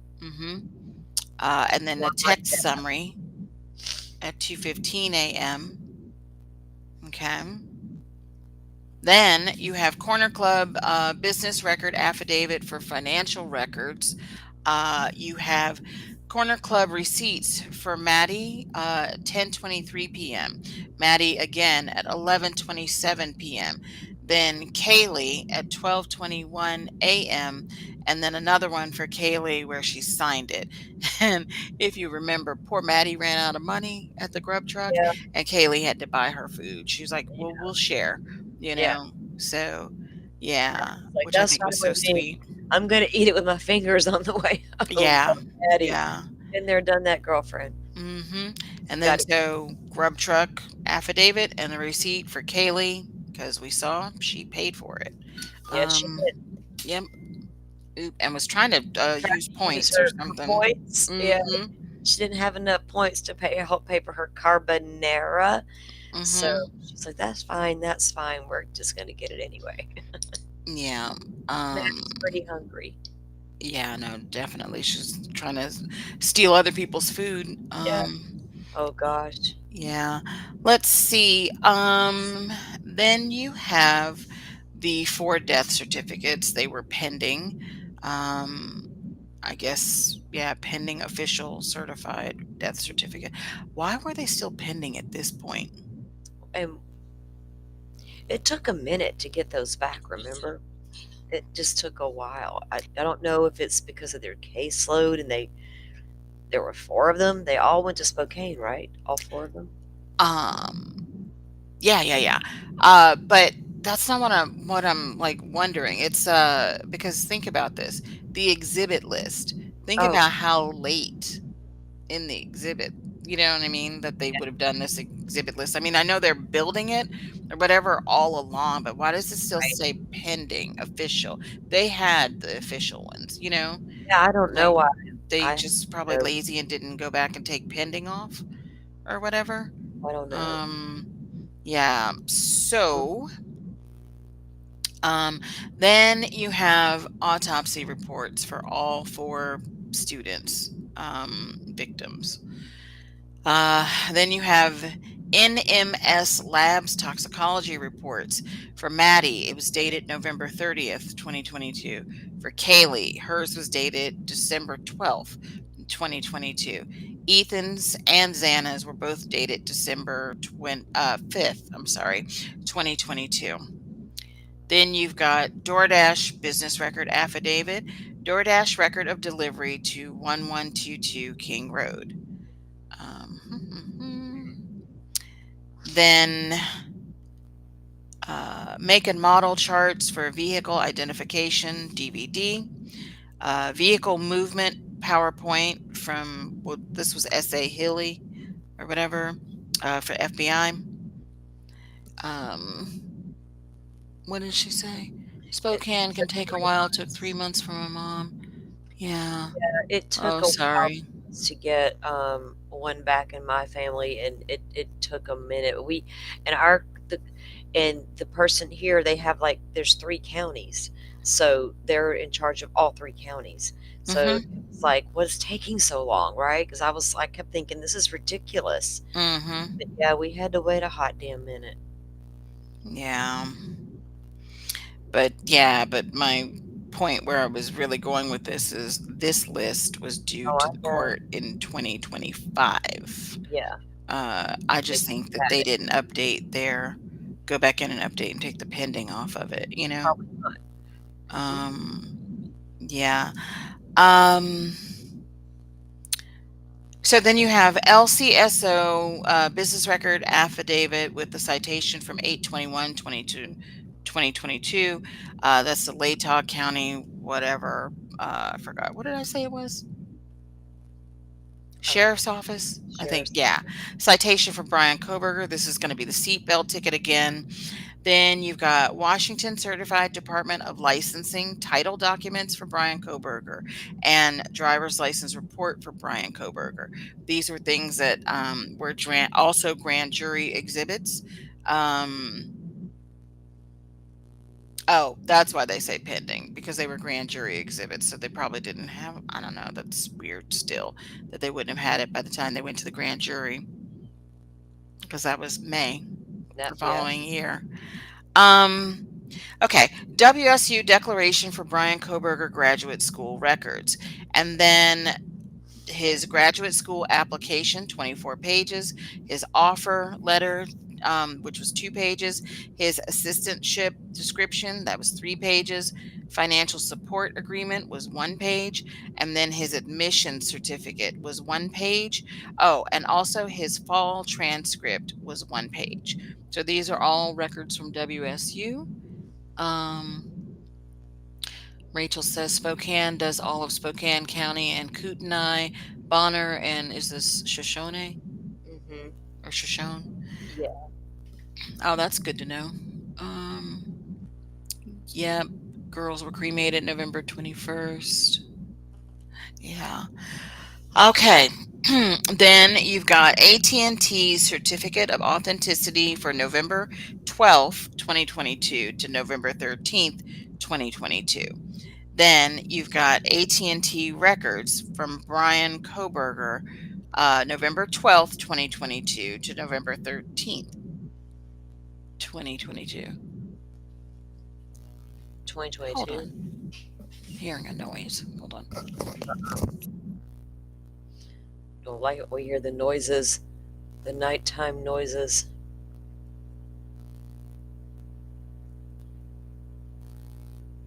Hmm.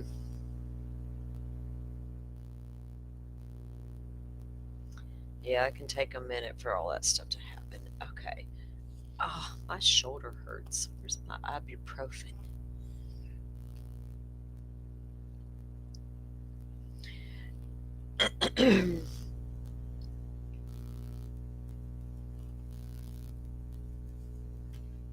I bet a lot of places have the where the autopsies are performed, like with multiple counties, right? There was a big thing around here for a while about getting them a new facility and bringing more people on board because it was taking so long to get the documents.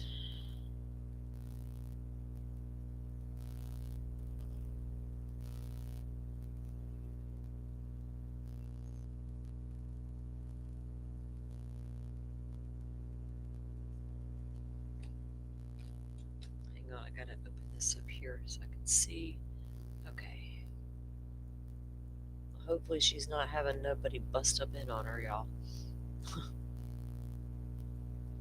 Okay, sorry about that. Good. Yeah, I guess I heard something. I don't know if I've got squirrels up in my gutters Mm. I've been hearing lots of noises, like loud noises, you know, Yes. for like the past couple of days. So I just got up and looked really quick, and then I was like, okay, let me get a little friend and some other backup, and Yeah, I'm do it. good. You go.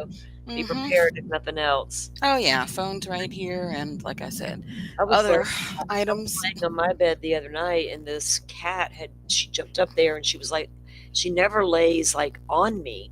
It's hmm usually like right beside me. hmm But in this, most times she won't even do that. Well, she was up there laying right beside me, and hmm I heard like a faint noise, like maybe something fell and hit the roof outside or something, Yeah. like barely a noise. But hmm this cat heard it almost before I did, and her head shot straight up, and this cat would not move her head. I didn't think she was ever gonna take her head off that ceiling that when looking up, like, I Oh, was really? she Mm. was honed in on it was like she was saying, "Make one more noise, I'm gonna jump right up there and get you." Like, Mhm. "What are you gonna do, cat? You're a cat." Butterflies saying raccoons. I mean, occasionally, a Hey, you branch have of, an attic? yes, I do. And Oh, goodness.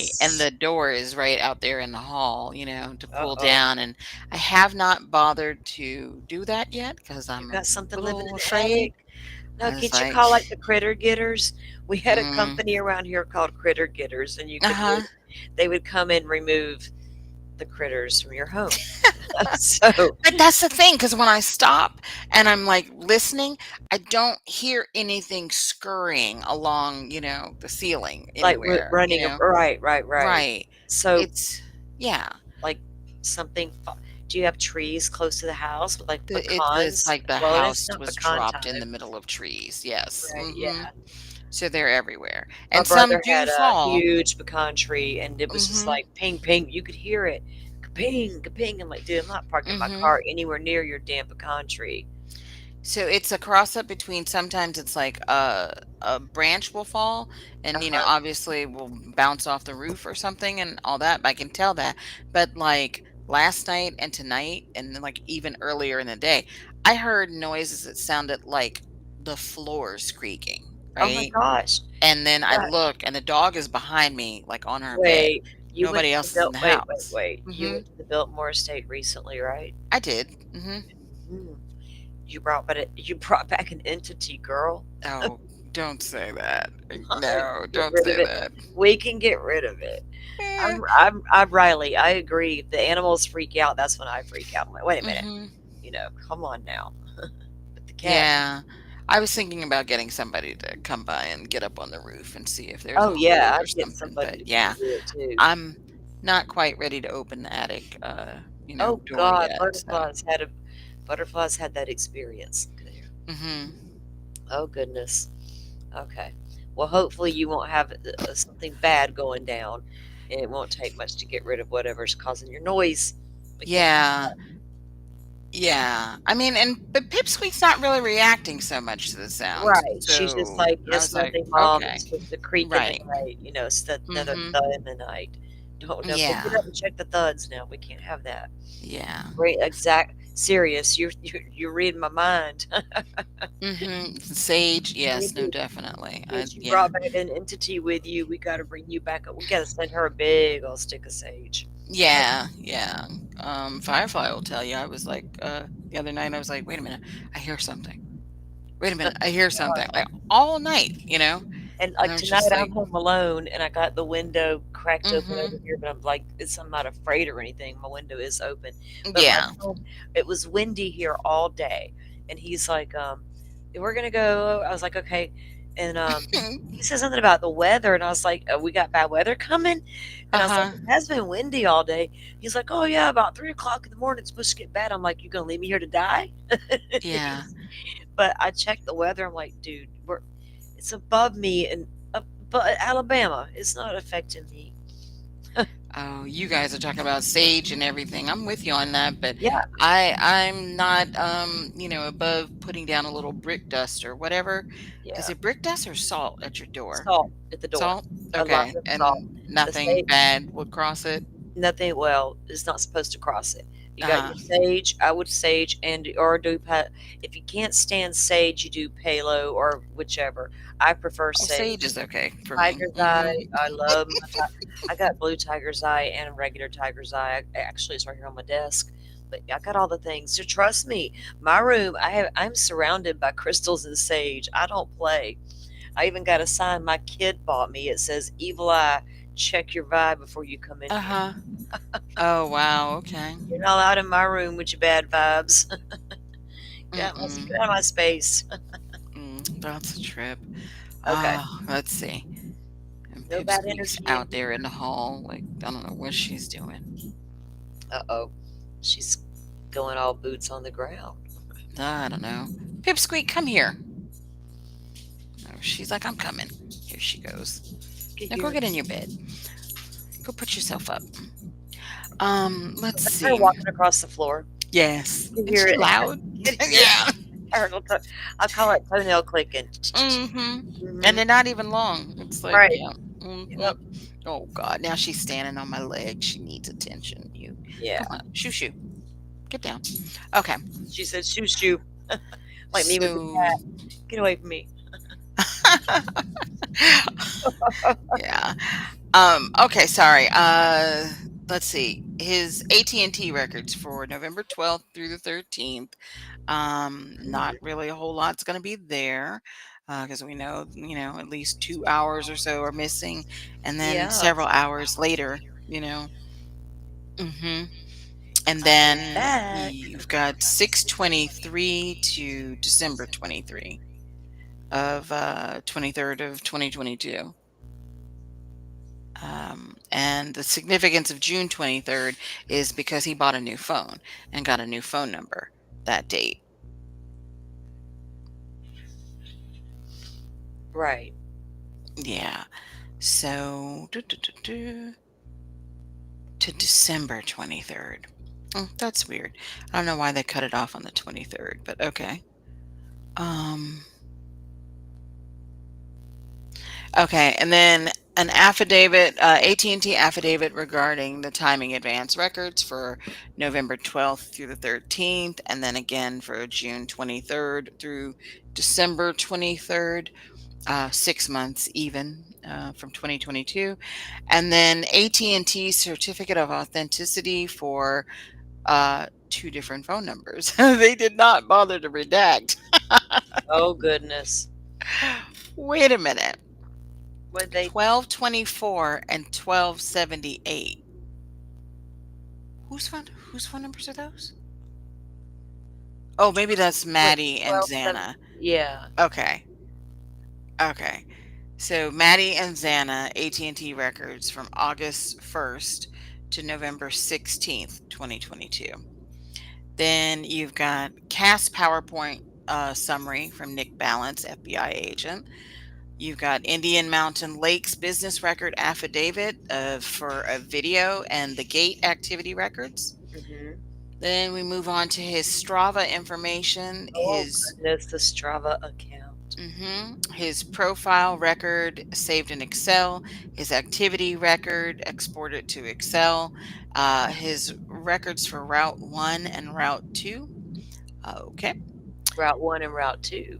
Yeah, so not a whole lot in the Strava, I guess. Um, You just had you've 2 routes he liked to run?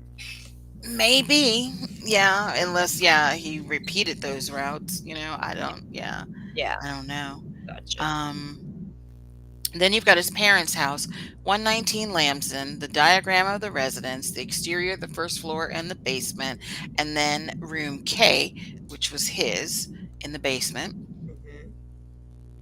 Amazon certificate of business records, purchase record. Sorry, there's a window over my left shoulder. I thought I heard something. Oh gosh. Sorry, I got deer that also walk by the front door and then they'll walk down past this window, down some steps into the front yard. And I'm like, yeah, okay. Okay, I'm not going to think about it. Amazon records, his subscription and order history records for that account from January 5th, 2022 to December 13th, 2022, exported to Excel. Amazon certificate of business record, Amazon records that include subscription, click activity, and sign in history. Oh, you know what else we forgot to mention about the Amazon? Because I know we were talking about his click activity and all of that, and the account, and that it was a household account and all Uh-huh. of that. But this was very important that we haven't mentioned in a long time is that he was also looking up ways to remove browsing history. And, remember Yes. different things that I was like, "Wait a minute, you could get rid of that?"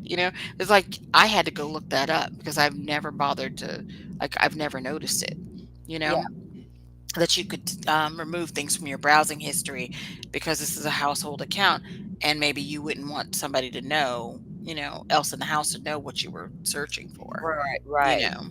Yeah. Yeah. Hmm. So yeah, he was also deleting Amazon history, search history, Right. yeah, and browsing history. This is weird. Very, yeah. Yeah. Why would you Um, need to do that? Right. What hmm would you need to do that for? That's Yep. ridiculous. I was like, shoot, in I don't know how many, what, a decade or so or more of being an Amazon customer, I never needed to know that. Right. Exactly. Not Hmm some information you'd seek out one day, like, oh, you know what? I think I'm going to go figure out this and do it. hmm You wouldn't even think about it Nope. unless you were trying to hide something. Yep. Exactly. Um, Ada County jail business record affidavit, the jail records, which were his dietary request. Yeah, okay. Y'all fix my I JPEG. didn't get that vegan, whatever, right? JPEG ain't working. Hmm Hook me up. I Yeah. need vegan meals. DeSales, Criminal Justice 361 final, his crime scene scenario, 12 pages. We did see that a while Yep. back. Yep.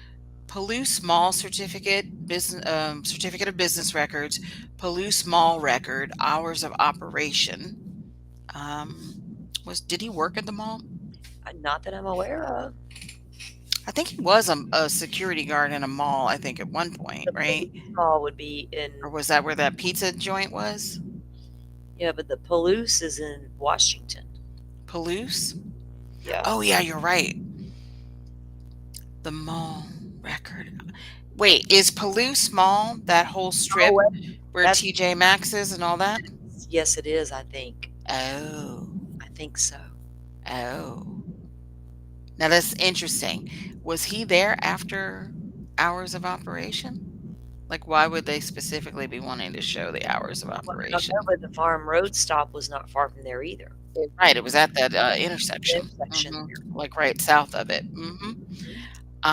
Okay, so then here we go with the stores in that Palouse Mall. You've got Target, hours of operation, 2 pages. Again, oh, all of these hours of operation. Marshalls, Pennsylvania State Employees Credit Union, his records from January 1st, I'm guessing that is 2022, to August 1st, 2022, 52 pages of records.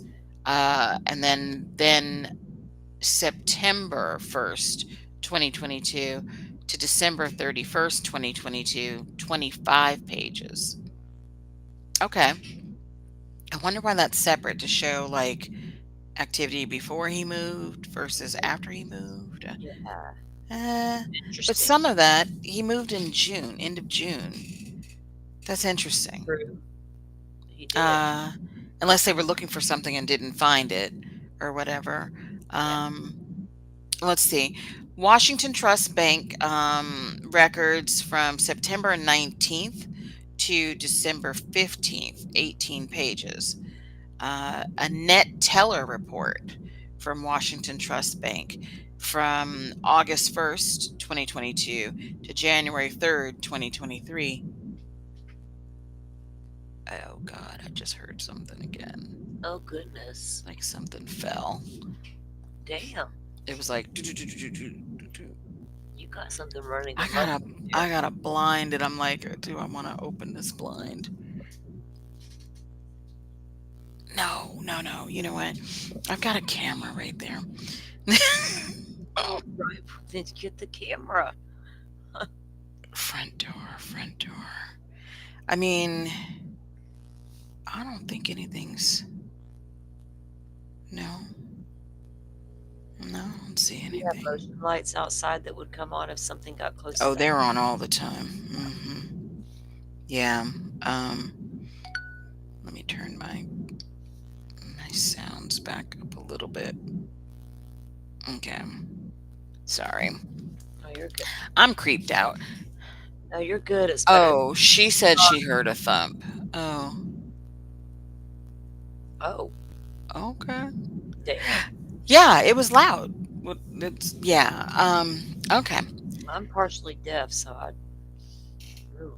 So, let me just keep on. I'm just going to try to ignore it. So, okay, WTB, Washington Trust Bank, net teller report, August 1st through January 3rd, 2023. Oh, serious. She's heard it too. Okay. Goodness. Then you have got Forrest Dax Inc. doing business as Crypto.com, business record affidavit. Crypto records, account information, and conversations that he's had with them.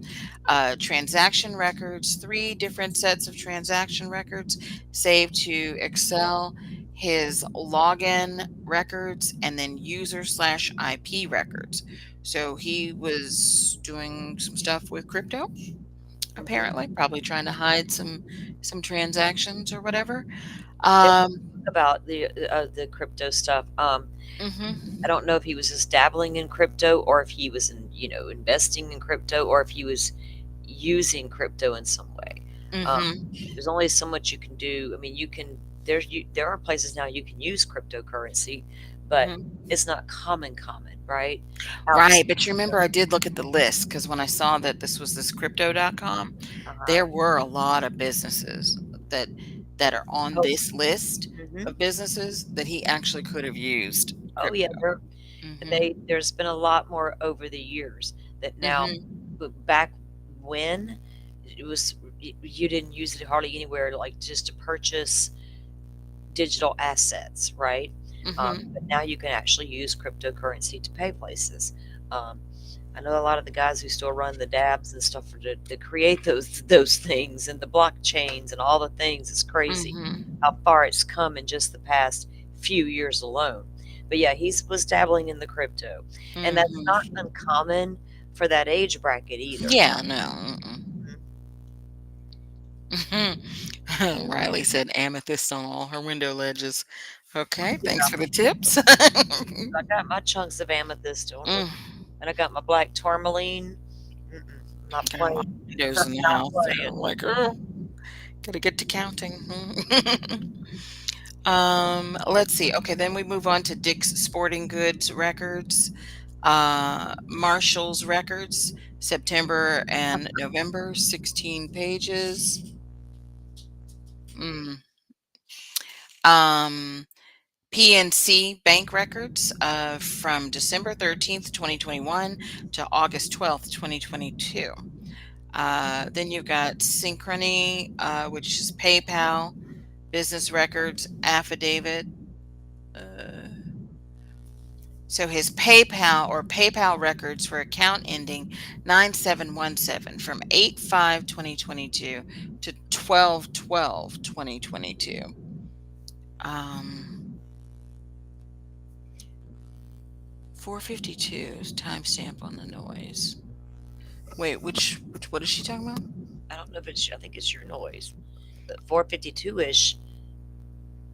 Oh, Confused butterfly elaborate. maybe they are still talking about my creepy noises I here. think so. I think Oh, so. jeez. Um, They got your back. yeah, thank you.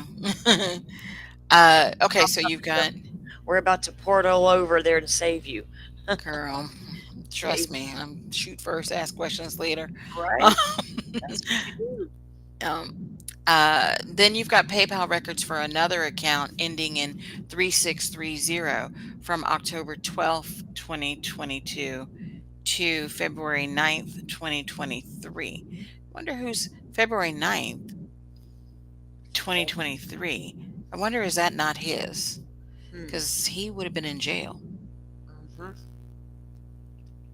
Mm, interesting. So then you've got 52 pages of Target receipts. You've got his Under Armour purchases. We know that's his. See, Riley, we're all confused. Yeah. I figured 5 hours ahead, maybe like in the UK. She's just in Texas. Saying Oh, 4:52. Butterfly is talking about the timestamp Oh, stream, oh, okay. not the actual time. Oh, okay, gotcha. Gotcha, gotcha. All right. So you've got his Under Armour purchases, which we knew he was fond of Under Armour. You've Mm-hmm. got Venmo records, funding source record, one page, Venmo records exported to Excel. You've got Walmart records purchase history at Pullman and East Stroudsburg from January 6th, 2022 to December 8th, 2022. That's exported to Excel. Then you've got Walmart records purchase history from Reno, and I'm going to say that's going to be Nevada, Nevada. and Moscow, right? From May 28th, 2022 to September 24th, 2022 in Excel. And you know what? I had a thought while I was talking to Firefly last night when I saw Reno on here. So this Uh-huh. is starting in May, right? Okay, so he graduated from DeSales in Butterfly. May. You're And good. what? I was laughing at Butterfly. She's Oh, no, she's fine. yeah, Um, uh, so he graduated from DeSales, right, right. in May of 2022. Yeah, And then Dana also disappeared in May, like the end of May or whatever. Like, what was it, like a week exactly, 7 days later or something like that? hmm. Did she disappear on the 28th of May? I don't remember exactly what I her have to go date back and of look at her. disappearance was. Yeah. Oh, Um, somebody gifted out some. But so Somebody here's gifted out something that I don't think I like said out loud while we've been talking about this whole case or whatever. huh? Like anytime somebody goes to college, like, or is thinking about colleges that are out of state and whatnot, especially out of state, you want to go visit the college. You don't just go sight unseen. And remember when his friend Jeremy Saba passed away? Because I Uh-huh. was also sometime in 2022, right? Before Yes. he graduated and all that, before he like left, right? And everything. And that the dad said, oh, they didn't, because the dad was talking to Jeremy's mom and said, oh, they didn't tell him yet or, right away or whatever, because he had been away. And I was like, this says his purchase history in Reno or whatever. What if sometime in May or whatever, like, what if he actually had gone out there? You know, I don't I don't know. know if he maybe would have done another drive, cross country drive to go see it. Supposedly he was afraid of flying or whatever. I don't know. So, like, would he have Right, right. flown? Um, Hmm. I don't know. I don't know. That's a good question. I mean, what's up with this Reno? Because I'm like, I know that they went to Nevada with the family like a long time ago, but was that when he was at an age where he would have purchased something himself and it would have been in his financial records? Hmm. Yeah, so I just think it's interesting. Reno that is on here, but yeah. Yeah, it doesn't. Um, yeah, I don't know why it's on there either. Hmm. Um, Shout out Sirius Black gifted a membership. Oh, nice. Yeah, and Purple Amaryllis got that membership. Nice. Oh, Welcome in. congratulations. Welcome in. Yeah, I don't know that's interesting, right? When things like that Hmm. pop up, and we don't know why. Yeah, like maybe put a pin in that because, yeah, I was like, Yeah, exactly. that's interesting. Mhm. Circle back to later. But okay. Then you go on to some more financial transaction summary from Michael Douglas, FBI agent Michael Douglas. Amazon purchase summary. That's going to be a PDF also by FBI special agent Michael Douglas. You've got a bloodstain pattern analysis PowerPoint by Sutton. And then you've got a transcript of the Amanda Koberger interview. I think that's interesting. I would like to get my hands on that Uh-huh. or the audio. Um, then you've got a forensic DNA report for items 1 through 3, forensic biology report. And so I know 1 is the sheath. I don't know, remember what 2 and 3 are, but forensic biology report number 1, items 1.1, 1.2, 1.3, and 1.4. Weren't these Maddie's fingernails?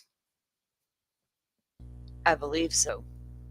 Mm, yeah, because I think I remember 1.1 mentioned with her.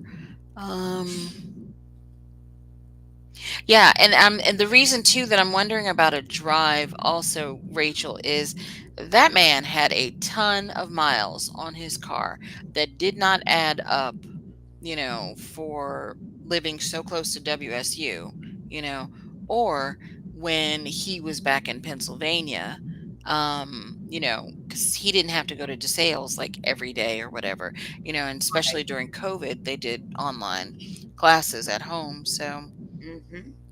remember, Salty did a show and we were talking about his Carfax information, and I had a spreadsheet showing you like the change in his miles and when he put on like huge chunks of miles.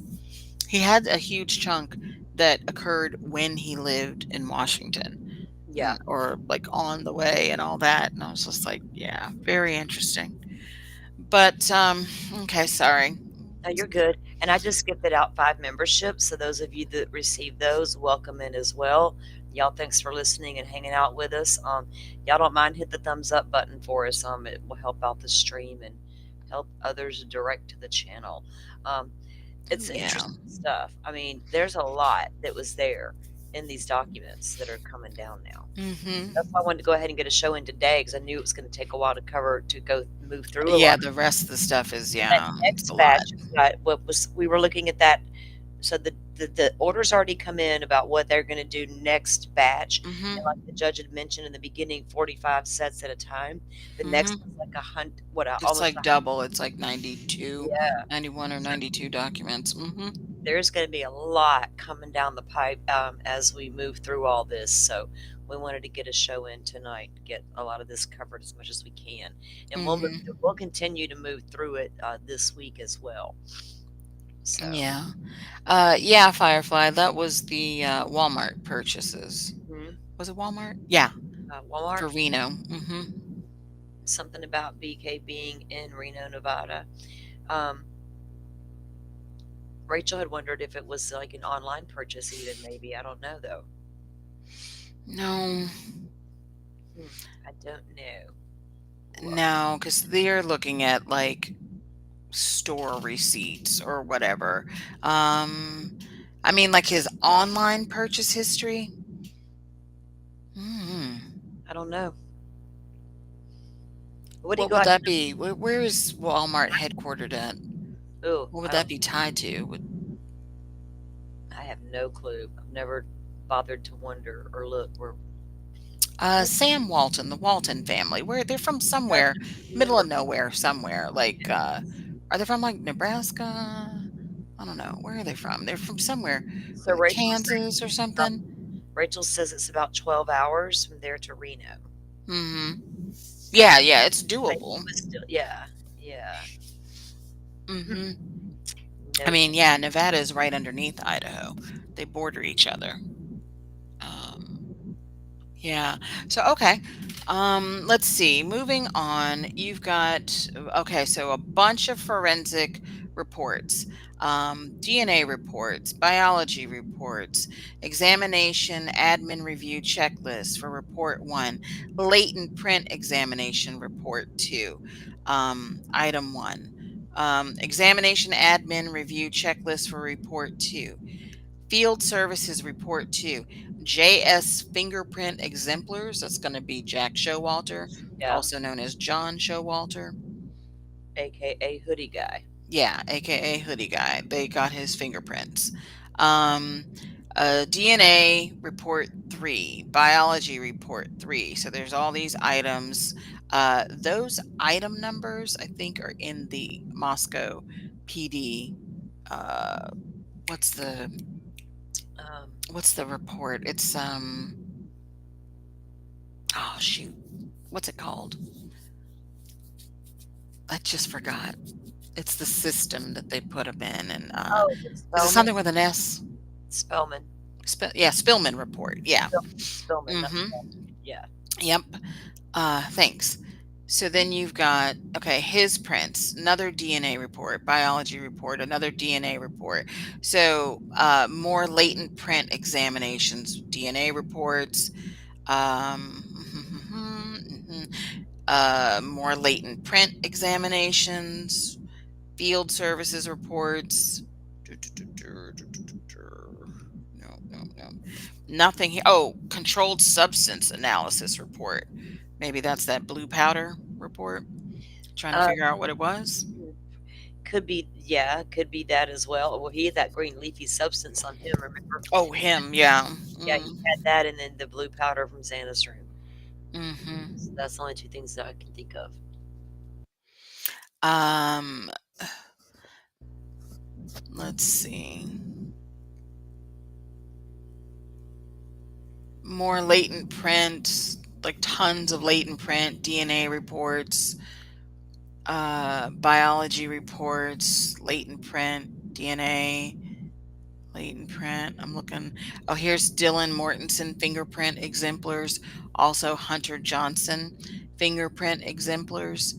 And the reason why I think that they have their fingerprints specifically is I think that they must have found fingerprints something maybe like near Xana or on Xana or whatnot, or maybe even on Ethan or somewhere, maybe uh I would have took oh, their with fingerprint. that light switch Yeah, or whatever.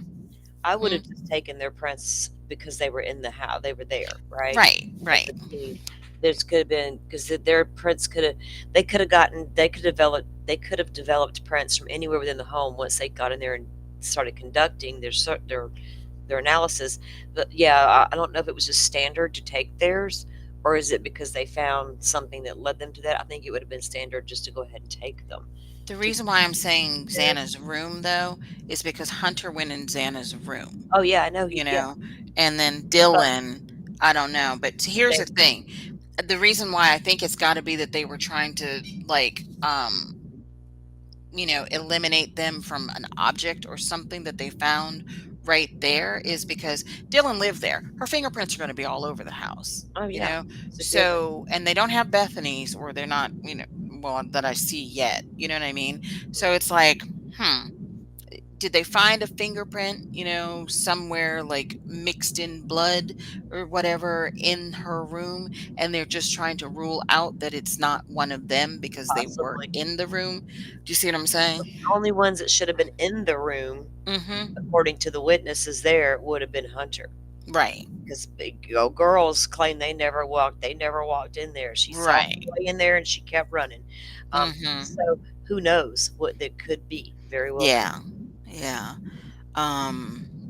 Let's see. So those were the specific people that I saw that were named for Mhm. fingerprints in here. Um, Oh, excuse me. Then you go down to oh, yeah. Um, down here, forensic latent print examinations, 2 of those.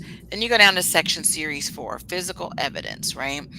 So, and I think this is the last section for this whole report.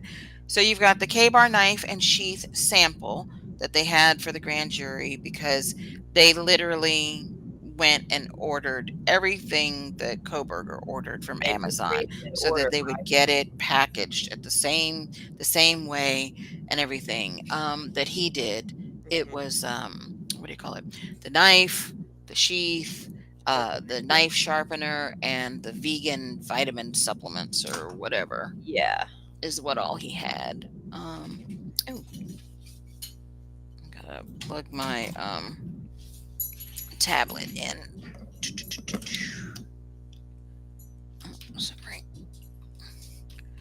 Okay. Down a 12% battery on it. Okay, then you have 1122 King Road diagrams. You have 3D stacked floors. You have ground floor, level 2, level 3. You have the 3D model, aka the dollhouse, demonstrative exhibit only. You have a map of the King Road area. And then these are, okay, MPD items. They've got a CD of pictures from November 13th.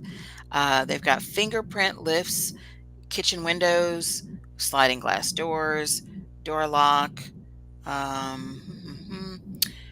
cell phone from Xana Kernodle, laptop. It's a MacBook for Xana, Maddie's MacBook laptop, the K-Bar knife sheath, which was lab item number 1, the steak knife from the beer pong table, blood swabs from all over, let's see, above the stairwell, the half wall, stairwell again above it, second floor study table, second floor outside of bedroom door, second floor floor, living room smear on table, upper floor banister, third floor bedroom door, third floor edge of door. This is probably going to be Maddie's room. Second floor east bedroom, silver laptop belonging to Dylan. A pink laptop belonging to Kaylee out of her bedroom. A Dell laptop in Kaylee's closet. That's probably her work computer. Dell laptop out of Maddie's bedroom. An iPad from Bethany. You've got blue powder in Xana's bedroom. You've got Corner Club receipts from, it says Gonzalez, Villa, and Showalter. I don't know who this. I guess the Villa is another person that they talk to. Do you know who that is? I have no clue. Mm. What? I'd have to. I don't know. Okay. I'd have to read their darn documents again. Yeah. Then you've got Xana's phone, Maddie's phone, Corner Club DVDs of the videos, and then okay, guys, we got some more autopsy stuff. Items. Oops, sorry. From the autopsy. From Ethan, right sock and left sock. DNA blood card.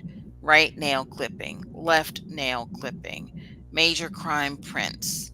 That looks like it from Ethan. Underwear from Xana. This is all coming from Xana. DNA blood card. The sweatshirt. Nail clippings right and left. An SD card for pictures. And a major crime prints card for Xana. Next we have Maddie. Shirt, pants, DNA blood card, nail clippings right and left, SD card pictures, major crime prints. That's it for Maddie. And then we have Kaylee. DNA blood card, nail clippings right and left, SD card pictures, t-shirt, pants, left sock, major crime prints. So she only had one sock on, I guess, or they only found one sock. I think she only had one on. Okay. Interesting. They've got the the buckle swab from Jack Decor, autopsy SD card pictures from Ethan. They took a DNA swab from Bethany and Dylan. They have 1122 King Road DNA swabs, finger/hand/face marks outside kitchen window. They swabbed the bottom handrail between the first and the second floor. They swabbed a stain. They have stain swabs for the top/edge of that half wall in the living room. Yeah. They've got stain swabs from the floor near the inside door of the second floor bedroom. That's going to be Xana's bedroom. Stain swabs, objects from the second floor bedroom. That's going to be Xana's room. Stain swab from the inner edge of the third bedroom. That's going to be Maddie's. Latent lift cards, 6 of those. South kitchen window exterior. DNA swabs from the entry hallway wall and kitchen wall. Then they've got a 1112 King Road video. That's the neighbor's house. Here is your cigarette butt that they surreptitiously got from Uh-oh. somebody named Jose Cruz. Two Jose. cigarette butts. No, Jose. Why are they following you, Jose, to get your cigarette butts? Yep. Jose, why do we need to side eye you? I don't know, because it's the first time I've seen his name. So, yeah. Yeah, we would I go. would imagine for the Vibe. cigarette butts. Yep. Yeah. That's what they did. John, aka Jack Showalter, gave a DNA swab, and so did Cole Barenberg. DNA extracts from Showalter and Barenberg. 500 Queen Road, the blood swabs from the shower curtain, blood swab from the west wall entering the living room. That's going to be Showalter's place. The buckle swab from Jeremy Reagan. Jeremy Reagan was the neighbor who was on many, many interviews in the first days. Yep. And he was awkward. And people thought that he might have been something to do with it. Yeah, the murderer, or whatever. Yeah. So it got so bad, the heat got so bad with him that he finally volunteered DNA. Because yeah, Wait a yeah. minute. Don't look at me. Mm-hmm. Just a weirdo. Mm-hmm. Not as weird as Koberger. Oh, exactly. You've got a DNA from Koi Nguyen. I think that's a friend. You've got buckle swabs from Derek Agbenya, Courage Alorbu, James Deskins, Henry Clark, Kenneth Anderson, Donald McDonald. His parents are funny. Mason Barstow and Reed Uptmore. But then you also in the middle have a DNA swab from Patrick Butner, or Butner. Then you've got the Prince exemplars from Dylan. 1122 King Road thumb drive, video of search, DNA swab for the front of the K-bar sheath, the back of the sheath, Maddie's nail clippings and swabs for the right fingernails, left fingernails, DNA extracts. They don't say who they're for. Maybe that's Maddie and Kaylee. I don't know, or maybe I'll just all from Maddie. You've got Connor Chestnut buckle swab, trash pull contents. This is going to be the Pennsylvania house trash pull again. Contents bag 2B. 2B is where the Q-tips came from. Trash pull, see, use Q-tip from bag 2B. 1630 Northeast Valley Road. That's going to be his apartment in Pullman. Walmart receipt and a Dickies tag, a computer tower out the northeast bedroom, the buckle swab from him at the Latah County Jail, major crime prints from him, jail photos, DNA extracts, 2 of those, 1122 King Road DVD photos for second floor east bedroom. That's Xana. And then here we go with some of these businesses again. Cafe Artista video, Corner Club receipts, Grub Truck receipts from Kaylee, 2015 Hyundai Elantra key. That's going to be from him, that they took it from the house. Is this what you were talking about a while back? Was that Riley that asked about the key? Yeah, somebody asked about the key. That's the key to his car. Yeah, that is exhibit S4-120. It's MPD item 503. It is going to be his personal key to the car that they took when they seized him and his belongings and searched the house. So then you've got medical gloves that were recovered from his shorts that he was wearing, WSU sweatshirt from his pocket. Oh, actually, wait. Medical gloves are recovered from shorts. Under Armour shorts from his person. Yeah, they did say earlier that the glove was in his shorts, right? Mm-hmm. So odd. Interesting. Well, he was busy doing stuff around the house before they caught him. So here. He had on a WSU sweatshirt, Under Armour shorts. In his car, they took out. Oh no, they took his car insurance card from.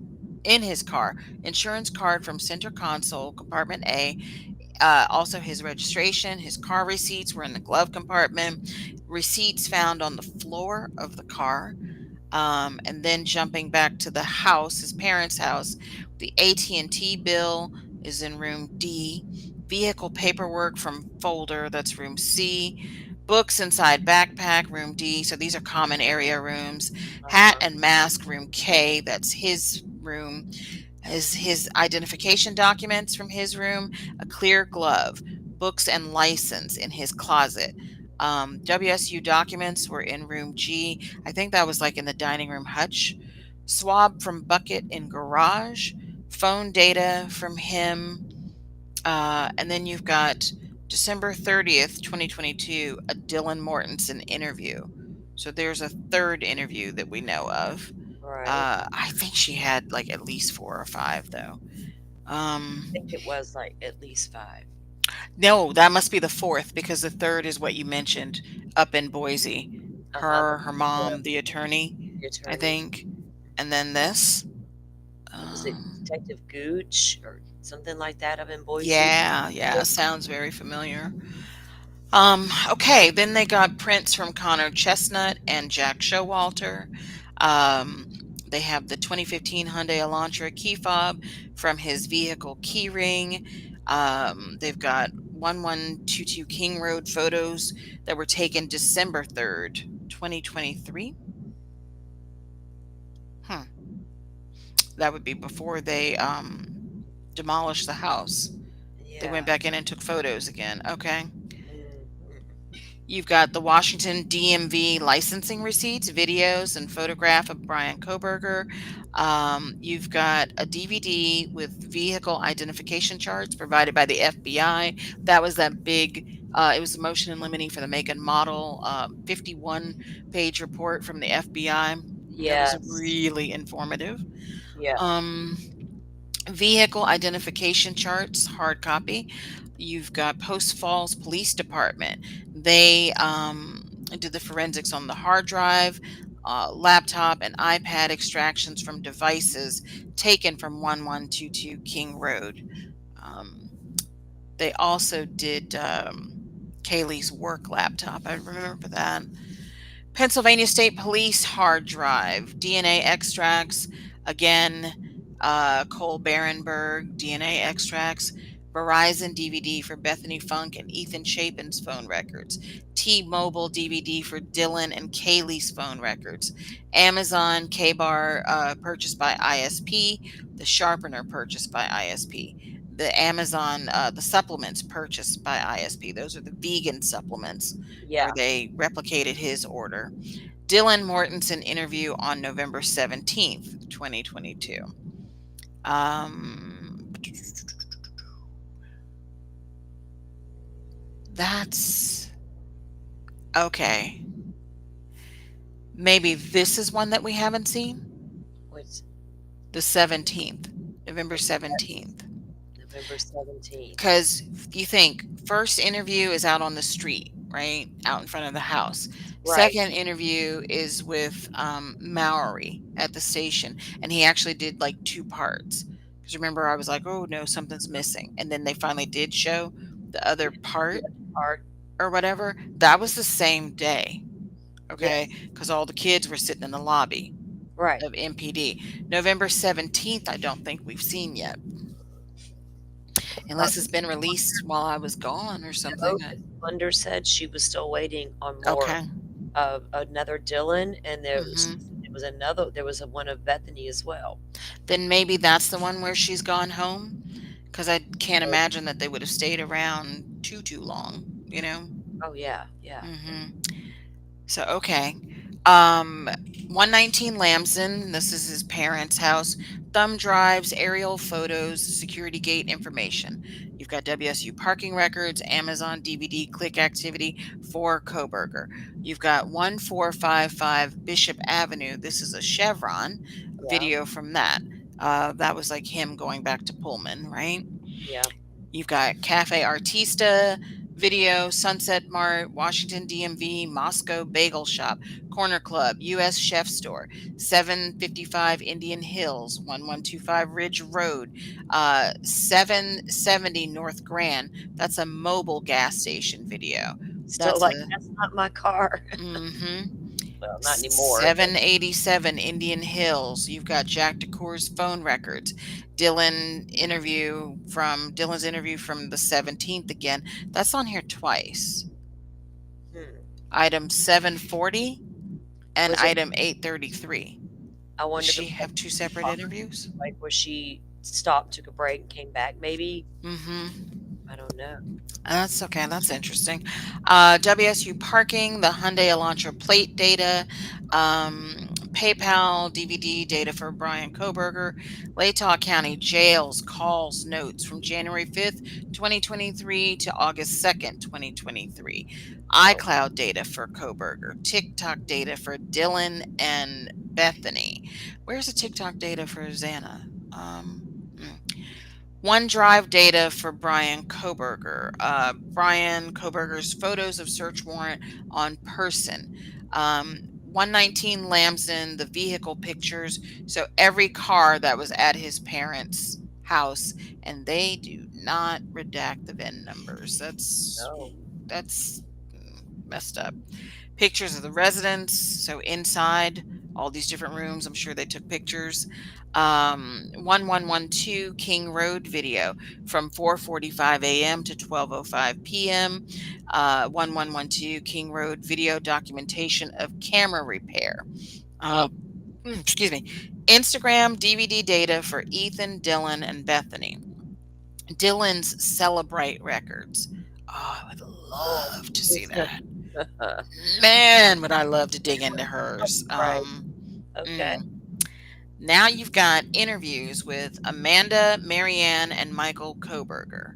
Oh, So that might even be right there when they arrested him, and they were like maybe interviewing them on the spot or something, or I don't know from his home, yeah. when those, yeah, were. Okay, you've got autopsy x-rays for all four victims. A cleaner copy of autopsy x-rays for all four victims. Oh, okay, there, here we go. Latah County Jail calls for April 17th through April 30th, When we get May 1st through June 3rd, and that was 2023 for both of those. Then February 23rd, it says 2023, but I don't think that is. I think that's supposed to be 2024.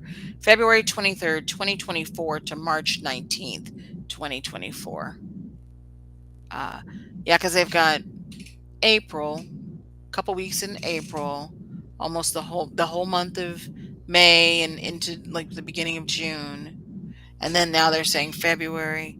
Unless that is February 23rd, 2023 to all of March 19th, 2024.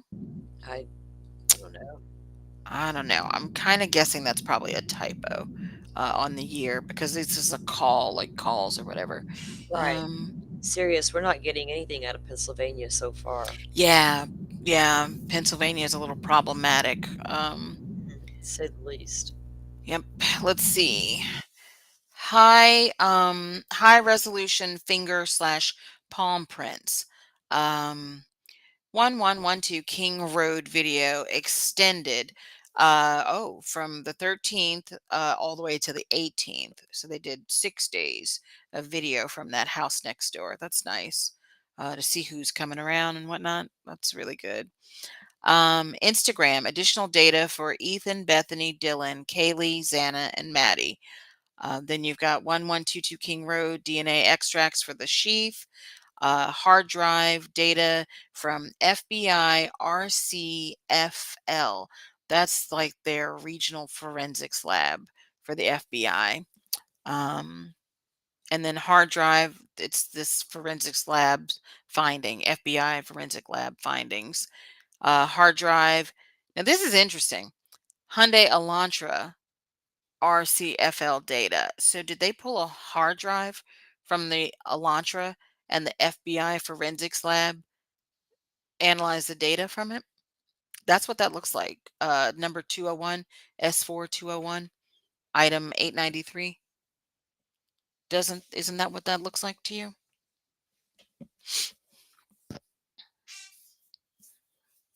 Can y'all hear me? I didn't realize I was on mute. Yes, Oh, yeah. yes, I agree with you. Mhm. I do agree with you. And we always wondered, were they able to pull anything off that car? Uh-huh. I definitely would like to know what's there.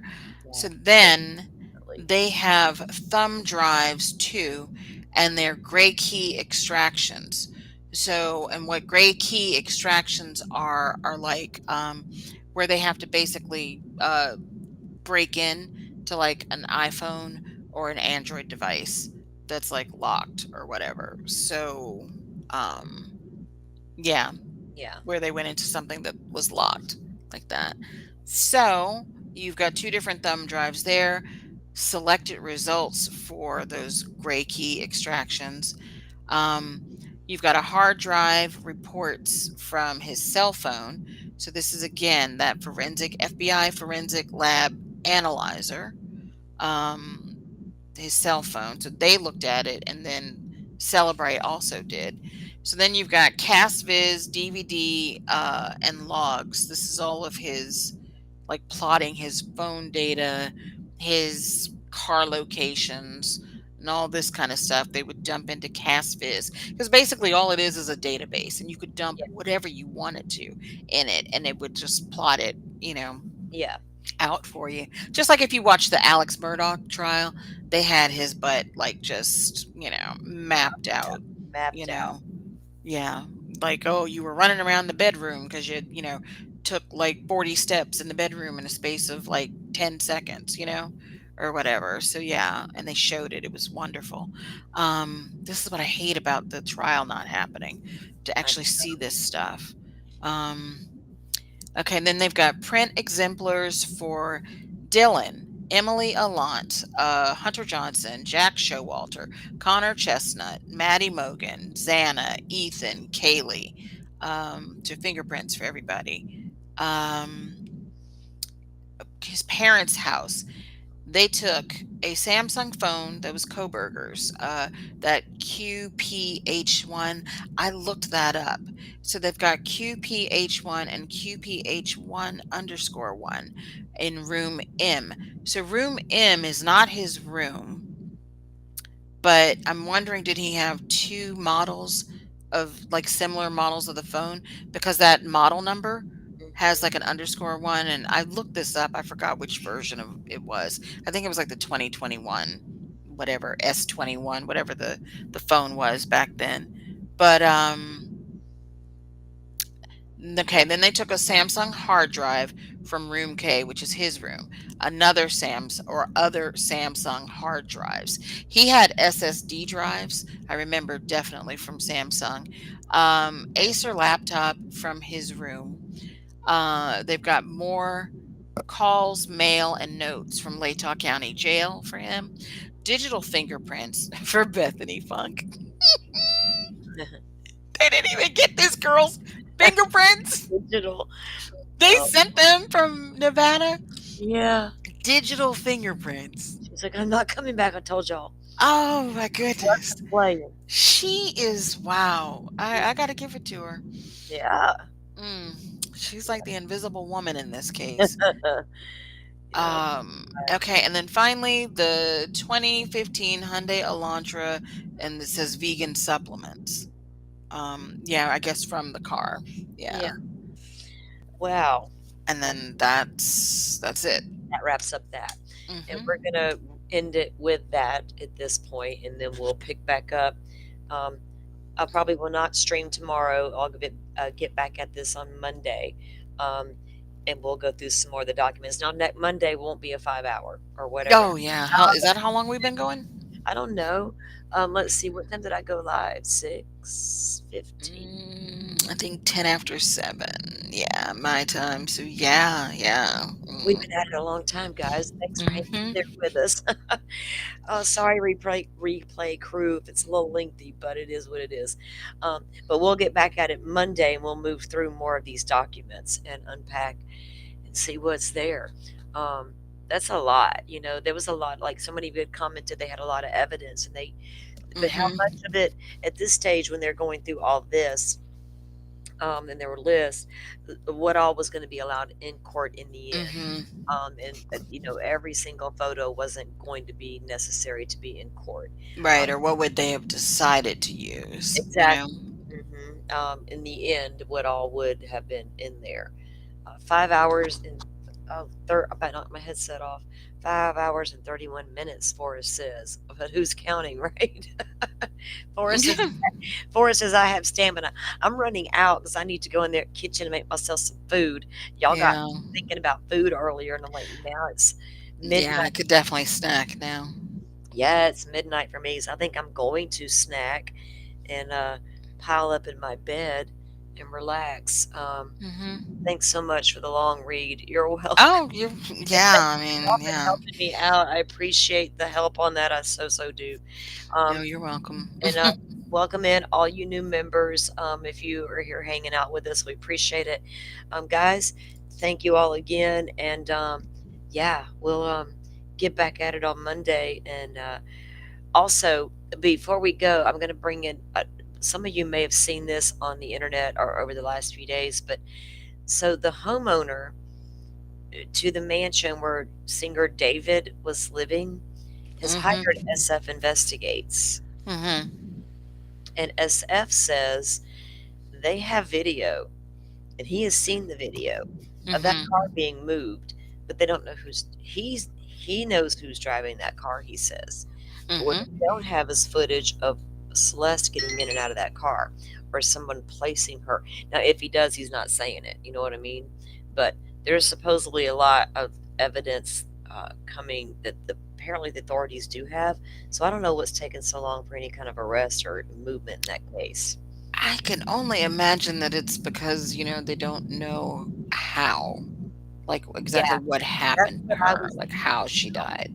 That's what I was thinking as well. Mhm. That's what I was thinking. 'Cause, I But mean, you would think that they've gotta say, is it homicide or was it natural? Or yeah, you know what I mean? right. If you guys want to go search that out, I think it was Law and Crime. Jesse Weber did an interview with Steve Fisher. And then after that, I think News Nation's done a couple of blurbs about it. Yeah, Oh, Ashley, I think, is who I watched. did she interview Steve? Or did she? Yes. Okay. I wasn't sure if he Mhm. was on there I or not. think it was on News Nation, I think it or was was. it her? I first saw him on the Law and Crime, and then I noticed he went to News Nation with it. Oh, she might have had on a plaid shirt. That would be Let me that would double be her check. the plaid shirt would be her YouTube channel, Dolphin. Right, right, Drop Dead Serious. So yeah, you yeah, it was on Drop Dead Serious. okay. Mhm. Yeah, you guys can go take a look at that if you want. Yeah, Rachel, everybody have a great Sunday. And yes, Dolphin, thank you again for coming up and co-hosting. No, you're welcome. We do appreciate it. All right, guys, y'all go have a great if I can speak now, a great rest of your weekend, and I'll see you back here come Monday. Y'all have a good one. Thanks for coming in, guys. Mhm. Bye, guys. Night. Thank you all for watching this here.